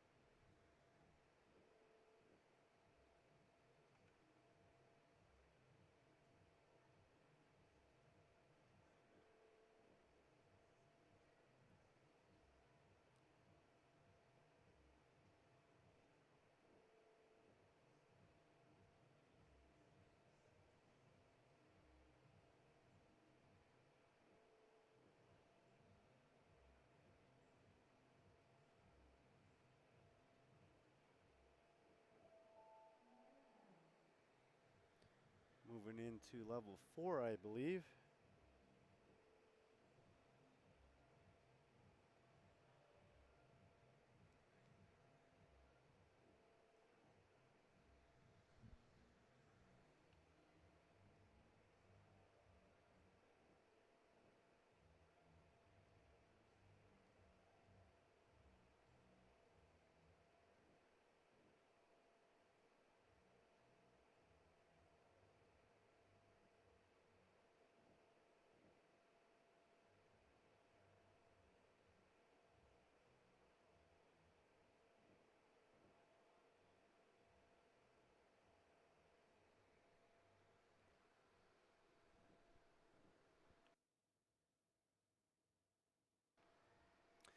No real signs of struggle yet for the women in Heat 1. They're moving to level 5. These early rounds can be a little deceiving. The athletes that are going slowest may actually just have the best strategy here and understand the test a little better. And the better athletes can also try to pull the field along a little bit and force them to go faster than they need to early on if they think they'll have the advantage late. This is Heat 1 of 2.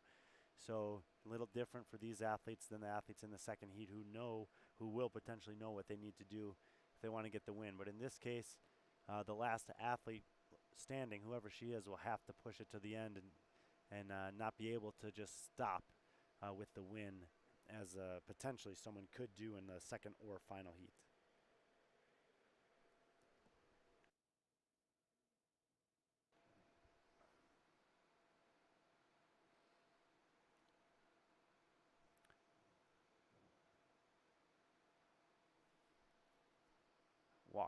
Megan Walker on the far right, empty and 2. Or she might have dropped out. Did Brianna Ferroni drop out? She might have. Yeah, look, guys. Tari Deo in the yellow shorts there. Next to her, Kylie Turco in the all black. Empty lane. Lexi Jensen. Melissa Mayberry in the red shorts. Michelle Weir, black shorts. And Olivia Allen, far left. Athletes on the floor.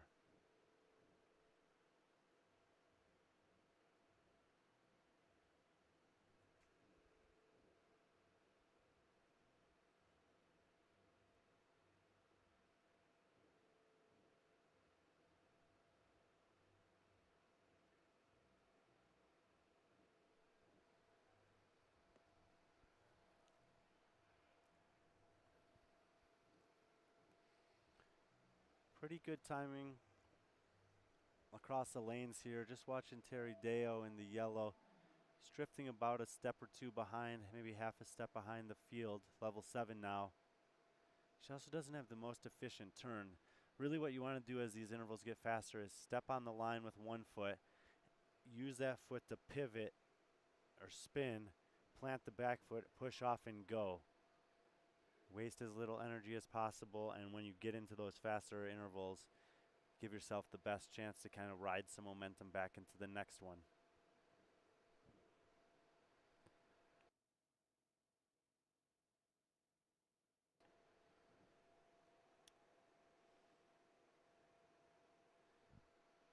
HGR CBD, big partner here with the Summit Games this year. 100% natural products made with organic ingredients, based out of Las Vegas. Visit HGR CBD. Check out the products they have there. Train hard, recover better with homegrown relief. Lane number 1, Megan Walker bows out. And I think that in lane 3, Deo is going to be close here. Let's see. Mayberry looking good in the red shorts. She's kind of leading the way. Is she being too aggressive? We're going to find that out eventually. Apologize for if there's any lag on your end there.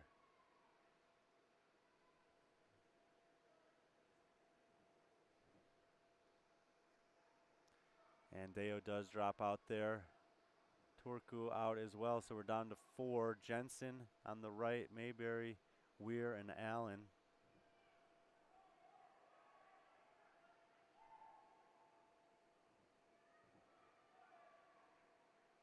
Mayberry is currently sitting 9th in the division.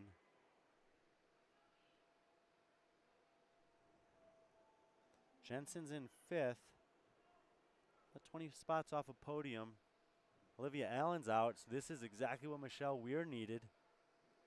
Entering level 9, I believe, and Jensen will take her place on the sidelines as well. We're down to Mayberry and Weir. Expected Weir to last a while based on her background in college soccer. Looks like they both missed at the same time, so the tiebreaker will come into play. We didn't have a perfect angle of it, but I do think Weir had the tiebreak there. Unofficial, of course. Competition corner will have all the results. That down and back sprint is like 7 or 8 seconds, and you know, tenths and hundreds of seconds can matter, so don't want to say for sure, but it looks like Weir at least got a little bit of a buffer there, whether it was 1 or 2 people between her and Allen, to narrow that gap into tomorrow. We do have one more heat of the RX women coming up, and we'll be back for that in a minute. All that time you spent screwing up, it probably takes equal amount of time to get it right.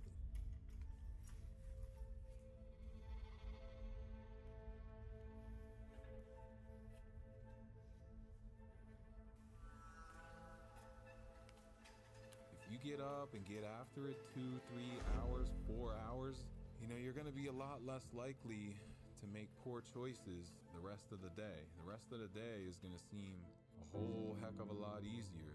By choosing my hard to be these hard workouts, it makes these other life problems not so insurmountable.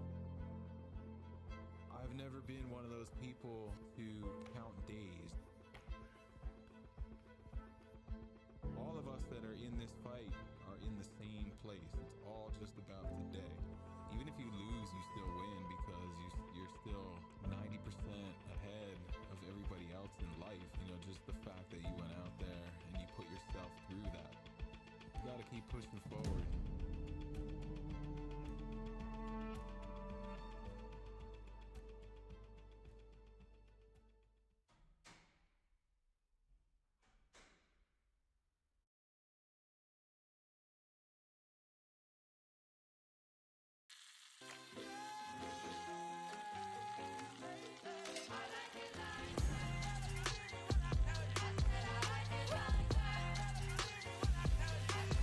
Now I like chicken. I like rice. I like juice. I like spicy. I like Asian flavor punch.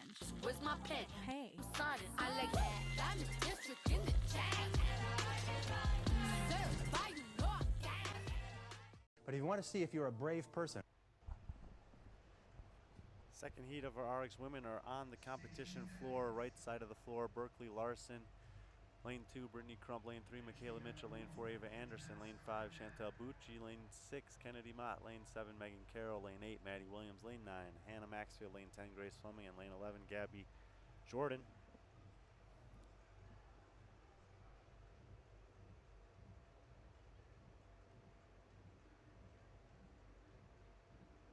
Should be within a minute of the start time here.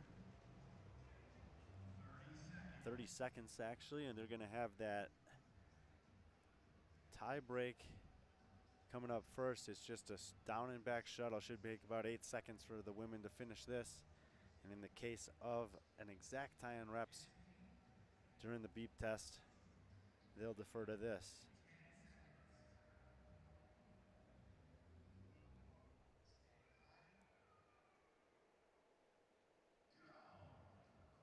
Oh, we're within about a second on our clock there on the screen, but the women are off and all over the place here. What? Wow. Looks like lane number 11 might have taken it, but maybe a delayed start for a couple. Not sure. Either way, that's the tiebreaker. And they'll rest.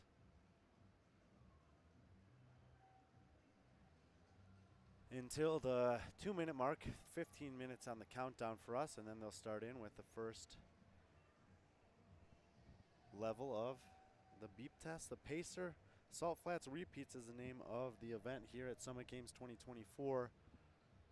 This is the second to last heat of the day. The Elite Women will be our finale. We had one group of RX women already take this on. Let's see how fast the scoring team is.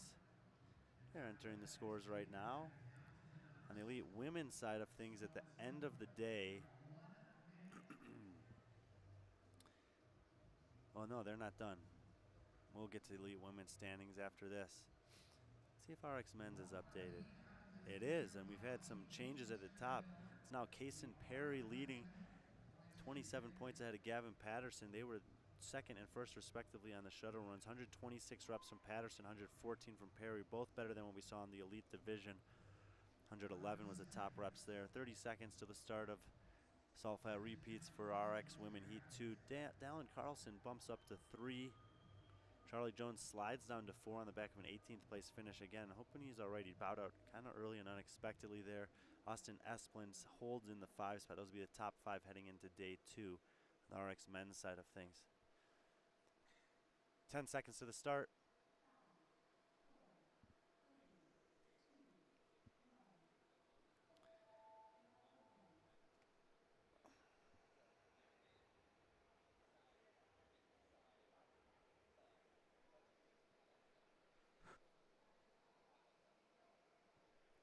And the women are underway. Slow and steady will do it here. We have some empty lanes. So lane 1 on the right side.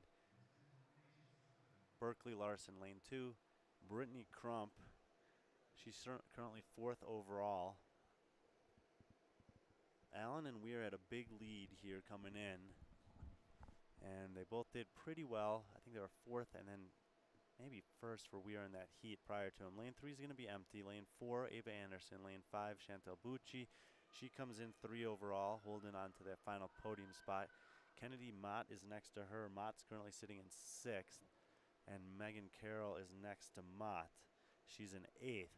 I'm trying to tell if we have an empty lane after that. I think we do have an empty lane after that. Maxfield is in the red shorts.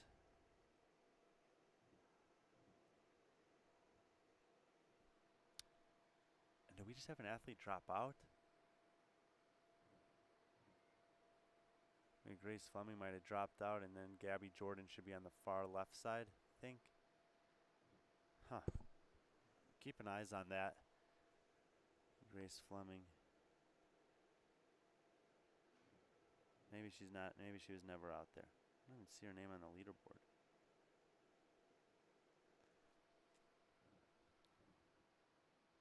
I cannot hear the beep currently. The women clearly can, though. They're continuing to work through the early rounds here. Should be in level 2, maybe getting close to level 3.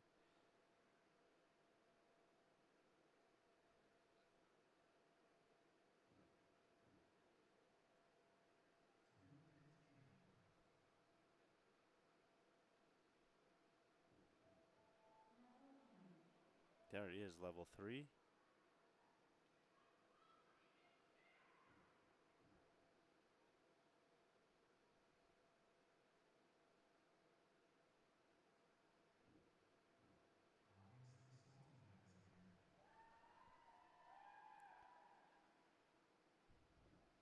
Just joining us, the name of the game here is to go as slow as possible for as long as possible.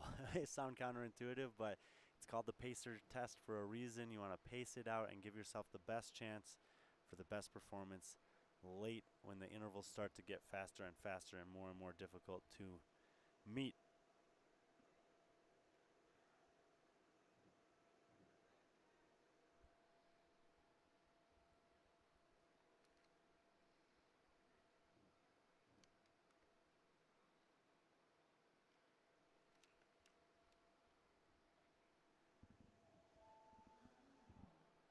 Starting level 4 for the women here. On the women's side of things, I would say most likely can make it into round 7, 8. If you make it into round 10, that's going to be an excellent score. I think that now, I think it was round 9 where we had the women bow out in the first heat. Let's see if they put any of those scores in yet. Just starting to.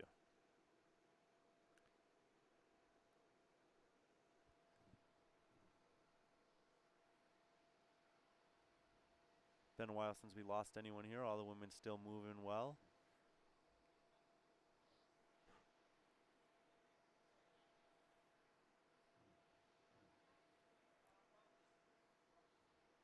Eight women here continuing to work through. We'll start in level 5.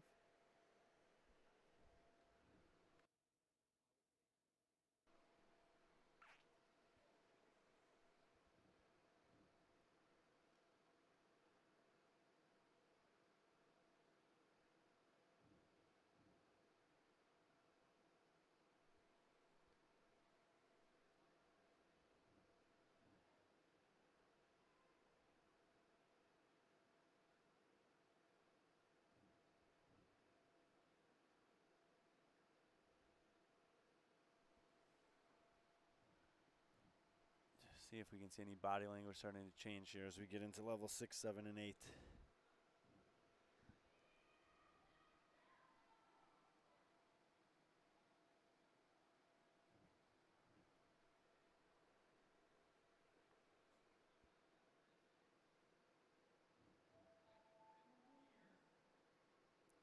Level 6.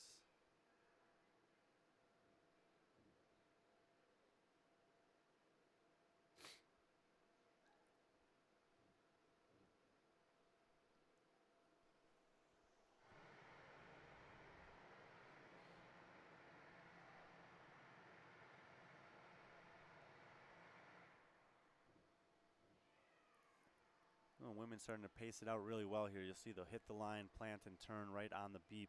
Can't hear the beep on our end, but they can hear it out there.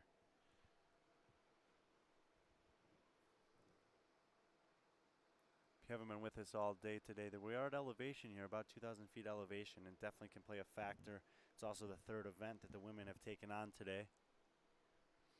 So lots of little subtleties and nuances to consider.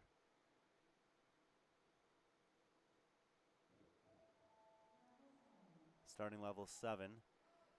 And I would not be surprised if we start to see a little difficulty here within the next minute or two. And that happens quick. We'll go from having all the women in to none of them in within a couple of minutes here. Maybe one or two will surprise and last a long time. If there's 2 women that are pushing each other hard, that's kind of the best case scenario. They should have a good idea of what Weir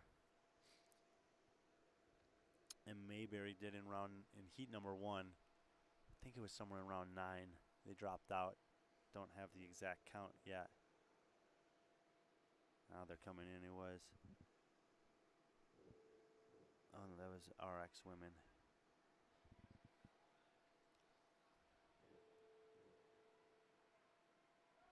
Ooh, did we just lose someone? Fleming or Jordan. Gabby Jordan might have just dropped out. And some are getting close. We did lose another in the middle of the floor there. Might have been Mott who dropped out.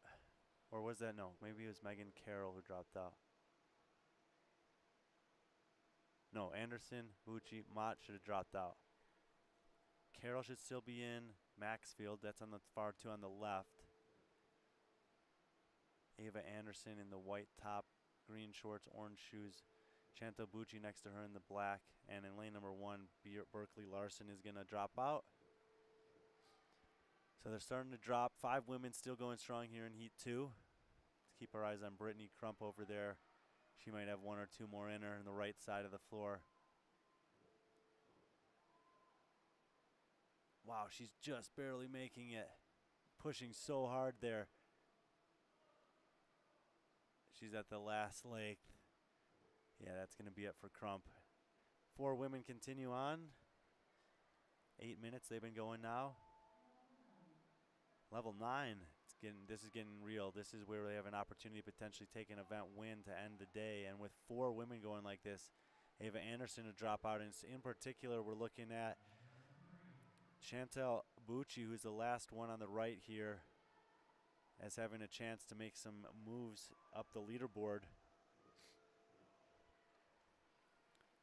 Maxfield on the left, just barely hanging on. Bucci on the right, and Megan Carroll in the middle. These girls are all pushing each other. This is awesome. This is what you want to see. They're all just hitting that line at the same time. And that's going to do it for Megan Carroll. She's still running, but she's not going to make this interval, so she'll be out. 3rd in her heat. Should be a top 5 finish. Maxfield and Bucci will push each other here. This is what we wanted. Have they done enough to get past? Now they're in 9, excuse me, Weir and Mayberry. So I think it was in this level somewhere where those 2 dropped out.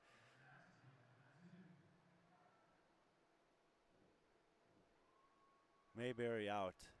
Bucci's now racing Ghosts. Is she going to stop or is she going to keep going? Does she know where she's at relative to the women in the previous heat? I'm not entirely sure. She's definitely close. If she gets to level 10, she'll definitely walk away with an event win here.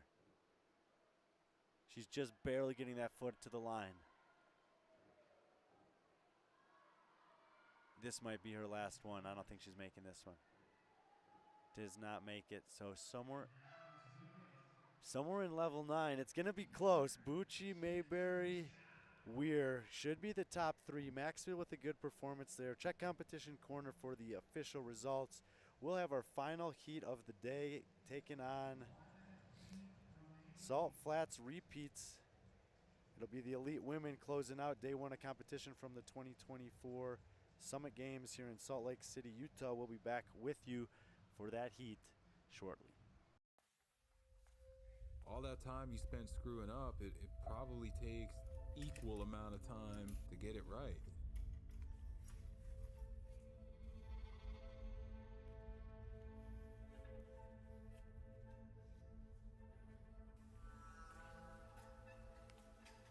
If you get up and get after it 2, 3 hours, 4 hours, you know, you're gonna be a lot less likely to make poor choices the rest of the day. The rest of the day is gonna seem a whole heck of a lot easier.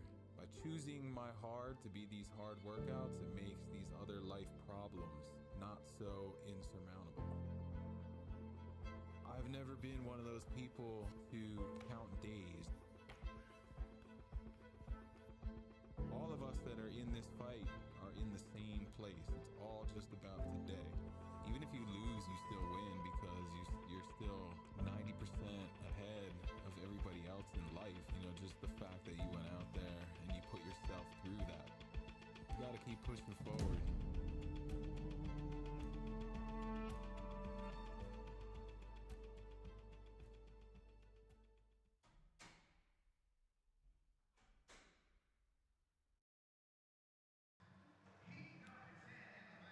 Final heat of the day is on the competition floor. It is our elite women taking on Salt Flat repeats. See the lineup of athletes on the top left part of your screen. Lane 1 is on the right. Lane 12 is on the left. We have a mostly full heat here. Maddie Fouts will be in lane 1. Victoria Robertson in 2, Jackie Soto in 3, Rachel Noel is leading currently in 4, Rochelle Hudson 5, Stephanie Brennison 6, Cassie Christensen 7, Brooke Austin in 8, Natalia Flores in 9,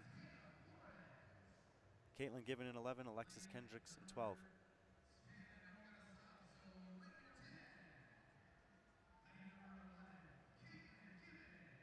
May be an athlete in lane 10. It's not Chloe Wilson. She was unable to make it this weekend. She won here last year. 90 seconds to the start.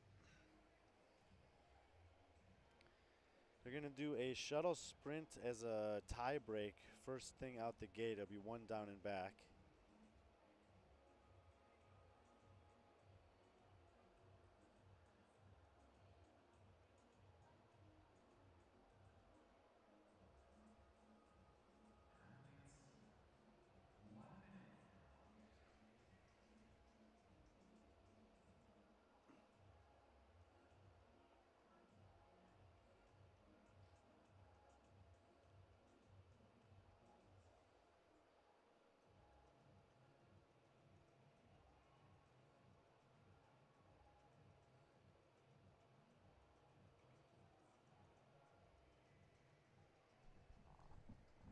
After the tiebreak, they'll rest to the 2-minute mark, and then they'll start in on Salt Flat repeats with the last time we see it today. Less than 30 seconds.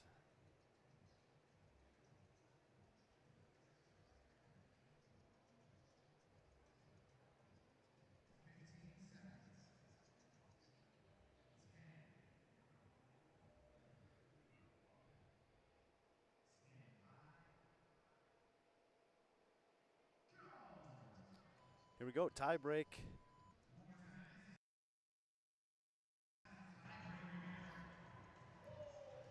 As expected, too close to call. Interesting strategy for Maddie Fouts on the right. She's not interested in the tie break. We talked with Derek Lukowski after Heat 1 of the men's elite division earlier today, and I asked him how much stock he puts in that tie break, and he said, well, no need to hurt yourself doing it. And if you're really good at this and think you can have a top finish anyway, then absolutely don't need to do it. But we did have a situation in the men's RX division where 3 men in the same heat bowed out on the same beep, and in that case, the shuttle runs can matter a lot. We know in these competitions that a couple points here and there over the course of the weekend can drastically impact things at the top of the leaderboard, those podium positions, top 10s, whatever it is that you're competing for.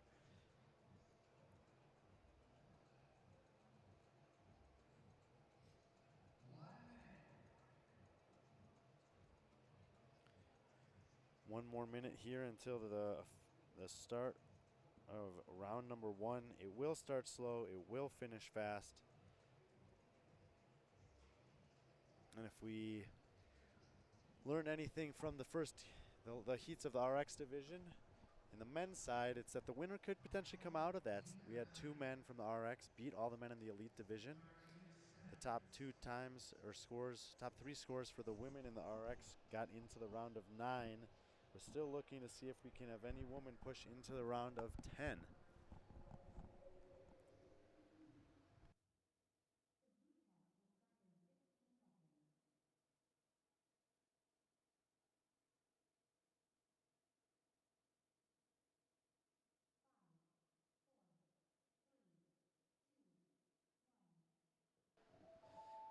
And here we go. And there is an athlete in lane number 10, so it's not Chloe Wilson. I don't know.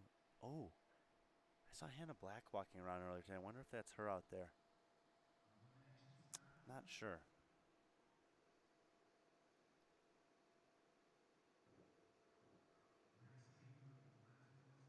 Coming into this one, Rachel Noel has 290 out of 300 possible points. First, and third on the handstand walk. Took her 1 minute to do the handstand walk. Winning time was 56 seconds. Jackie Soto, 57, Natalia Flores. So that was pretty tight there amongst the leaders. There's a 20-second drop-off to the next athlete on the handstand walk. She won the lifting event with 195 pounds for the complex, and she had a 6-second win in the sprint over Alexa Kendricks. Alexa Kendricks sits third overall, representing standard strength according to Competition Corner. Third and second before 8th on the handstand walk. Certainly be keeping an eye on her here. She's an up-and-coming name that I was tipped off could potentially have a good weekend. Maddie Fouts is in 4th. She's in the far right lane. She chose to take that tie break off, so we'll see if she maybe knows that this is a good test or maybe not for her. And Natalia Flores is in 2nd. I think I skipped over her a little bit there. She's had 4th, and 2nd. Very consistent performances so far. Caitlin Givens in 5th. Also consistent, 4th, 5th, 4th. Jackie Soto on the back of that win jumped up to 6th. Rochelle Hudgens 7th. Stephanie Brennison 8th. Victoria Robertson and Cassie Christensen round out the top 10. 6 points separating 3rd through 5th. So pretty tight up there as they're lurking around the podium. Rachel Noel has been the standout through 2 events, but we're still in the infancy of the competition. It's day 1 of 3 days here, Salt Lake City. New venue, Zions Bank Training Center, indoor facility, Zion Bank Stadium outdoors here. It's a beautiful facility here in Salt Lake City. Of course, the views in Salt Lake City are all beautiful everywhere around you look. These facilities have a ton of capacity and potential, and we could not be here doing this without some support from sponsors. Been giving shout outs to them throughout the coverage today. I'm going to do one last time here while the women are cruising through these rounds. We got GZT's apparel. If you're on site, come and get a custom shirt. Otherwise, visit gzts.com. Mindless Labs, also on site here, exists to help people become and stay mentally healthy. Mindless.org, at Mindless Labs on Instagram. Check them out if that's something that could be interesting to you or maybe someone you know. Homegrown Relief, 100% natural products made with organic ingredients. Tier, we had Kevin Lannis join us on the broadcast earlier, give us some insight into their community strategy and how they develop some of their products. Kelsey's Kitchen, providing healthy chocolate snacks to the community and also donating to the ALS research and support. FICA Infusion and Wellness is on site here. IV vitamin shots and vitamin therapy, and the Adventure Zone, providing pretty fun activities for the kids here. Come and bring your kids by on the weekend if you want to. Otherwise, maybe check them out and see if they could work with whatever events you're doing in your own local communities.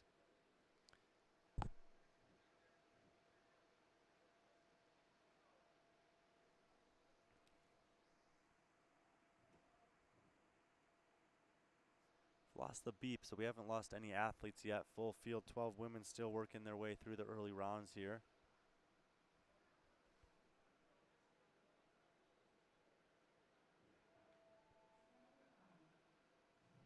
Entering level 5.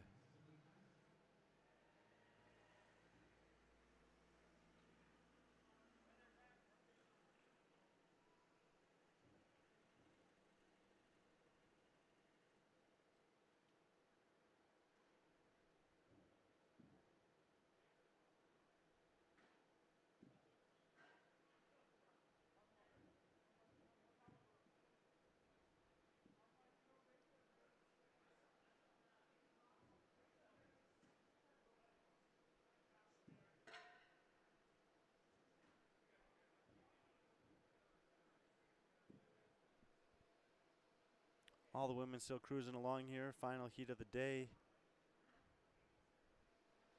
Elite women, only heat of elite women, taking on Salt Flat repeats. If you haven't been with us for most of the coverage, you know, just reading the body language early, starting level 6 here, can be a little misleading. You don't need to run any faster than the beep dictates. Going slow as possible, as long as possible, is a recipe for success in this test. It's a familiar test in some middle schools, high schools, colleges, sports around the country. Who knows, maybe the world. Cool to see stuff like this in competition that you can potentially relate to from your childhood or a sporting career. Certainly something that I did a bunch growing up in gym classes and with some soccer teams that I played on. We did this in college soccer even.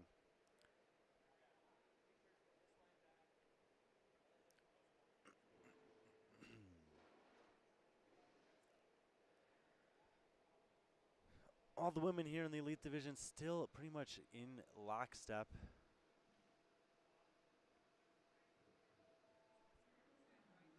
Should be starting level 7 there.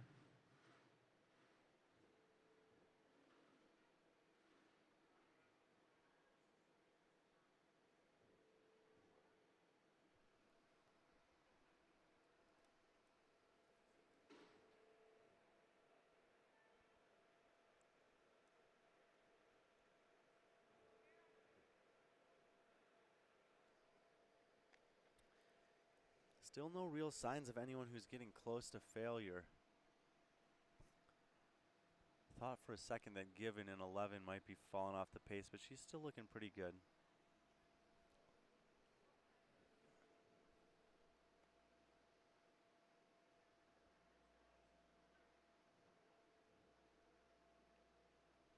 Apologies if there's a little bit of a lag there. I'm seeing one on our end. Hopefully you guys aren't on your end. But difficult to call the live action with the current speed of things. Should be entering level 8. I just heard from the floor. I can't really see it on the stream right now. Hoping he gets back up to speed here. This is where things should start to get interesting.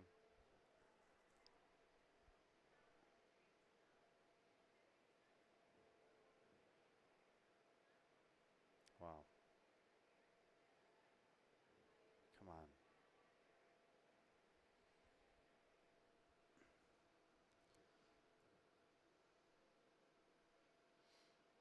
Cassie Christensen looks like she's falling off the pace. I might be way behind you guys. It's like very, very laggy. What I'm looking at, the women are running in slow motion, and I'm not sure what to do about it. So hopefully it's crisper for you guys than it is for me.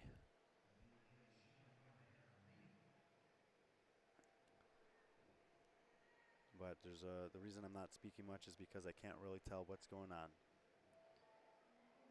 Ooh, and just sped up and got back into picture, and it does look like we lost Cassie Christensen. Thought that was the case from the slow-mos I was seeing, so she's out in the middle of the floor. 11 women continuing on. I think they just entered level 9.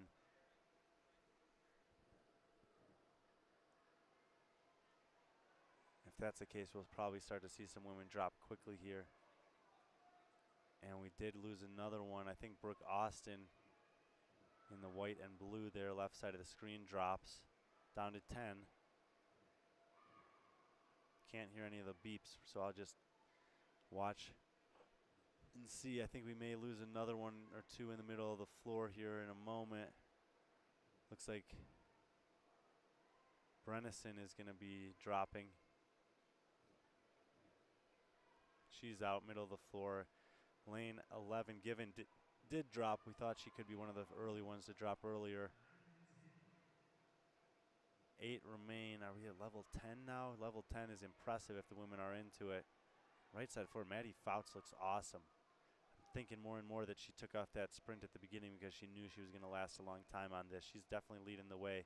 Lane 3, Jackie Soto, one of our podium contenders coming in. She's out. Big opportunity here for a couple others to maybe make a move. Alexis Kendrick, she was also in that podium hunt. She bows out left side of the floor, down to 6. Women are running hard now. Lost another one. It looks like Natalia Flores is out. The substitute in lane 10 is out. Not sure who that is. We'll try to find out who that was. 4 women to go, all on the right side of your screen. Fouts and Robertson far right. Noel and Hudson. Say level 11. This is really impressive now from these women. Rachel Noel in the blue. She's going to drop next. Yep, and she was the overall leader, but a 4th place finish will keep her in that overall lead. And this could be great news for Maddie Fouts. We just lost Hudson as well. Rochelle Hudson 3rd.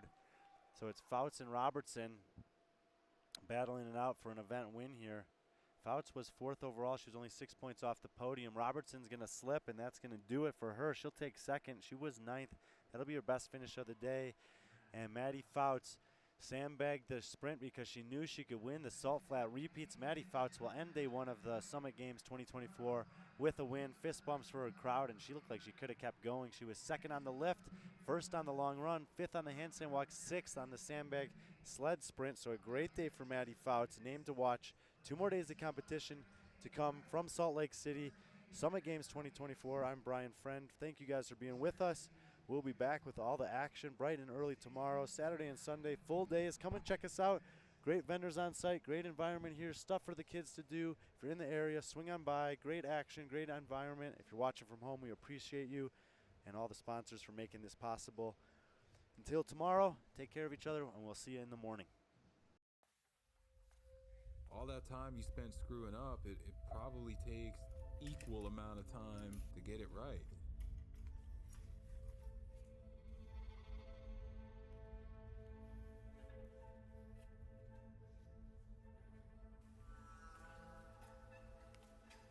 If you get up and get after it 2, 3 hours, 4 hours, you know, you're going to be a lot less likely to make poor choices the rest of the day. The rest of the day is going to seem a whole heck of a lot easier.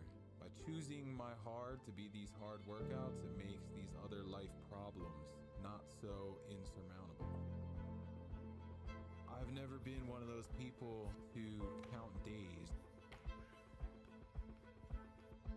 All of us that are in this fight are in the same place. It's all just about today. Even if you lose, you still win because you're still 90% ahead of everybody else in life. You know, just the fact that you went out there and you put yourself through that. You gotta keep pushing forward.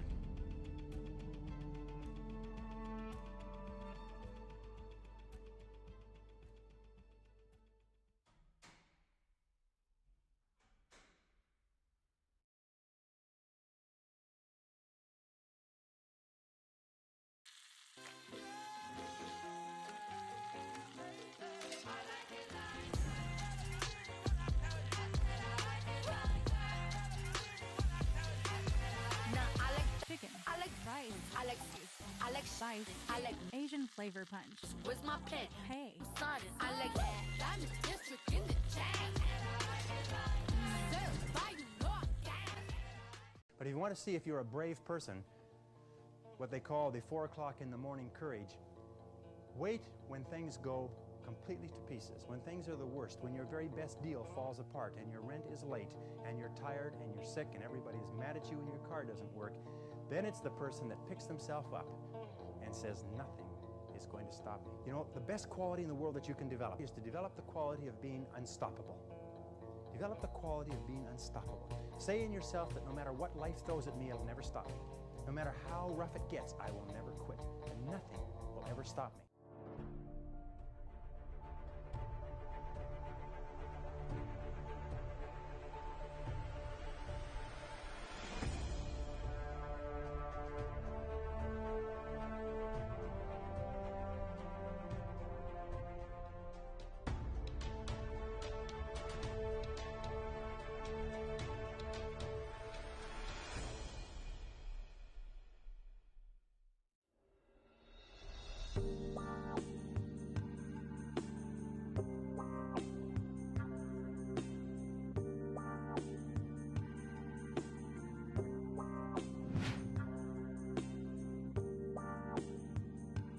Expecting that when I open it up right now.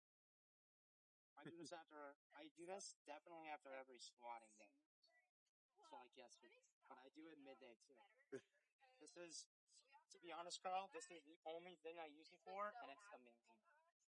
I do this so much. You're gonna need that on the knee going on forward, Well, you're supposed to, every PT I've been to is like, you need to like constantly massage it to keep the scar tissue mobile.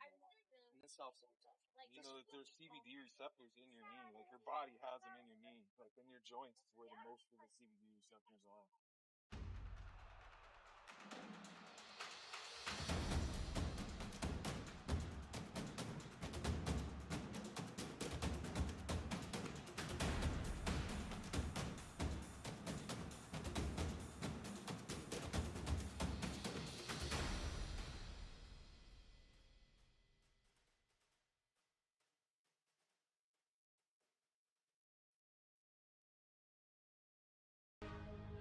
I get it. I get it. I get it. I get it. I get it. I get it. I get it.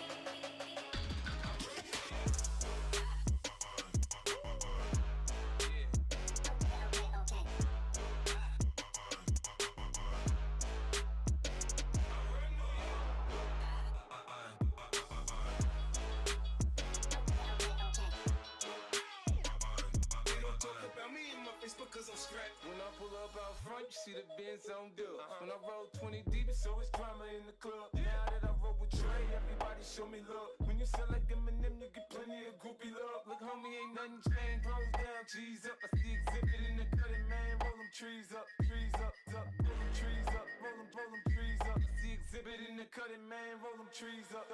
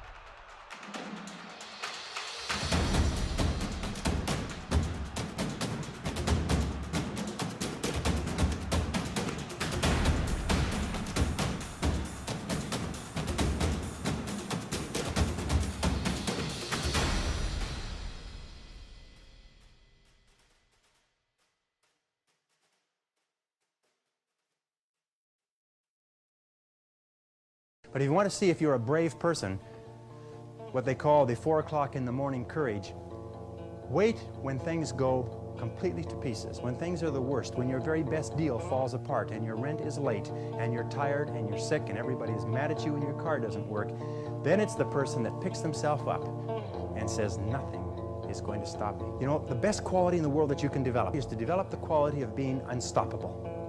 Develop the quality of being unstoppable. Say in yourself that no matter what life throws at me, it'll never stop me. No matter how rough it gets, I will never quit. And nothing will ever stop me. I get it. I get it. I get it. I get it. I get it. I get it. I get it.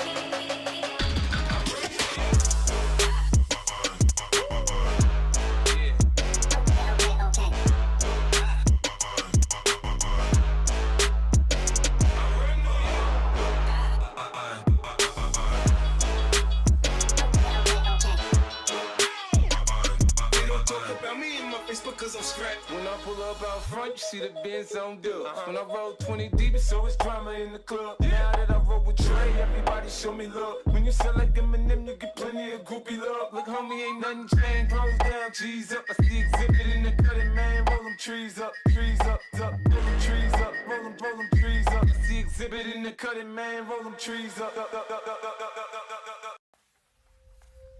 All that time you spent screwing up, it probably takes equal amount of time to get it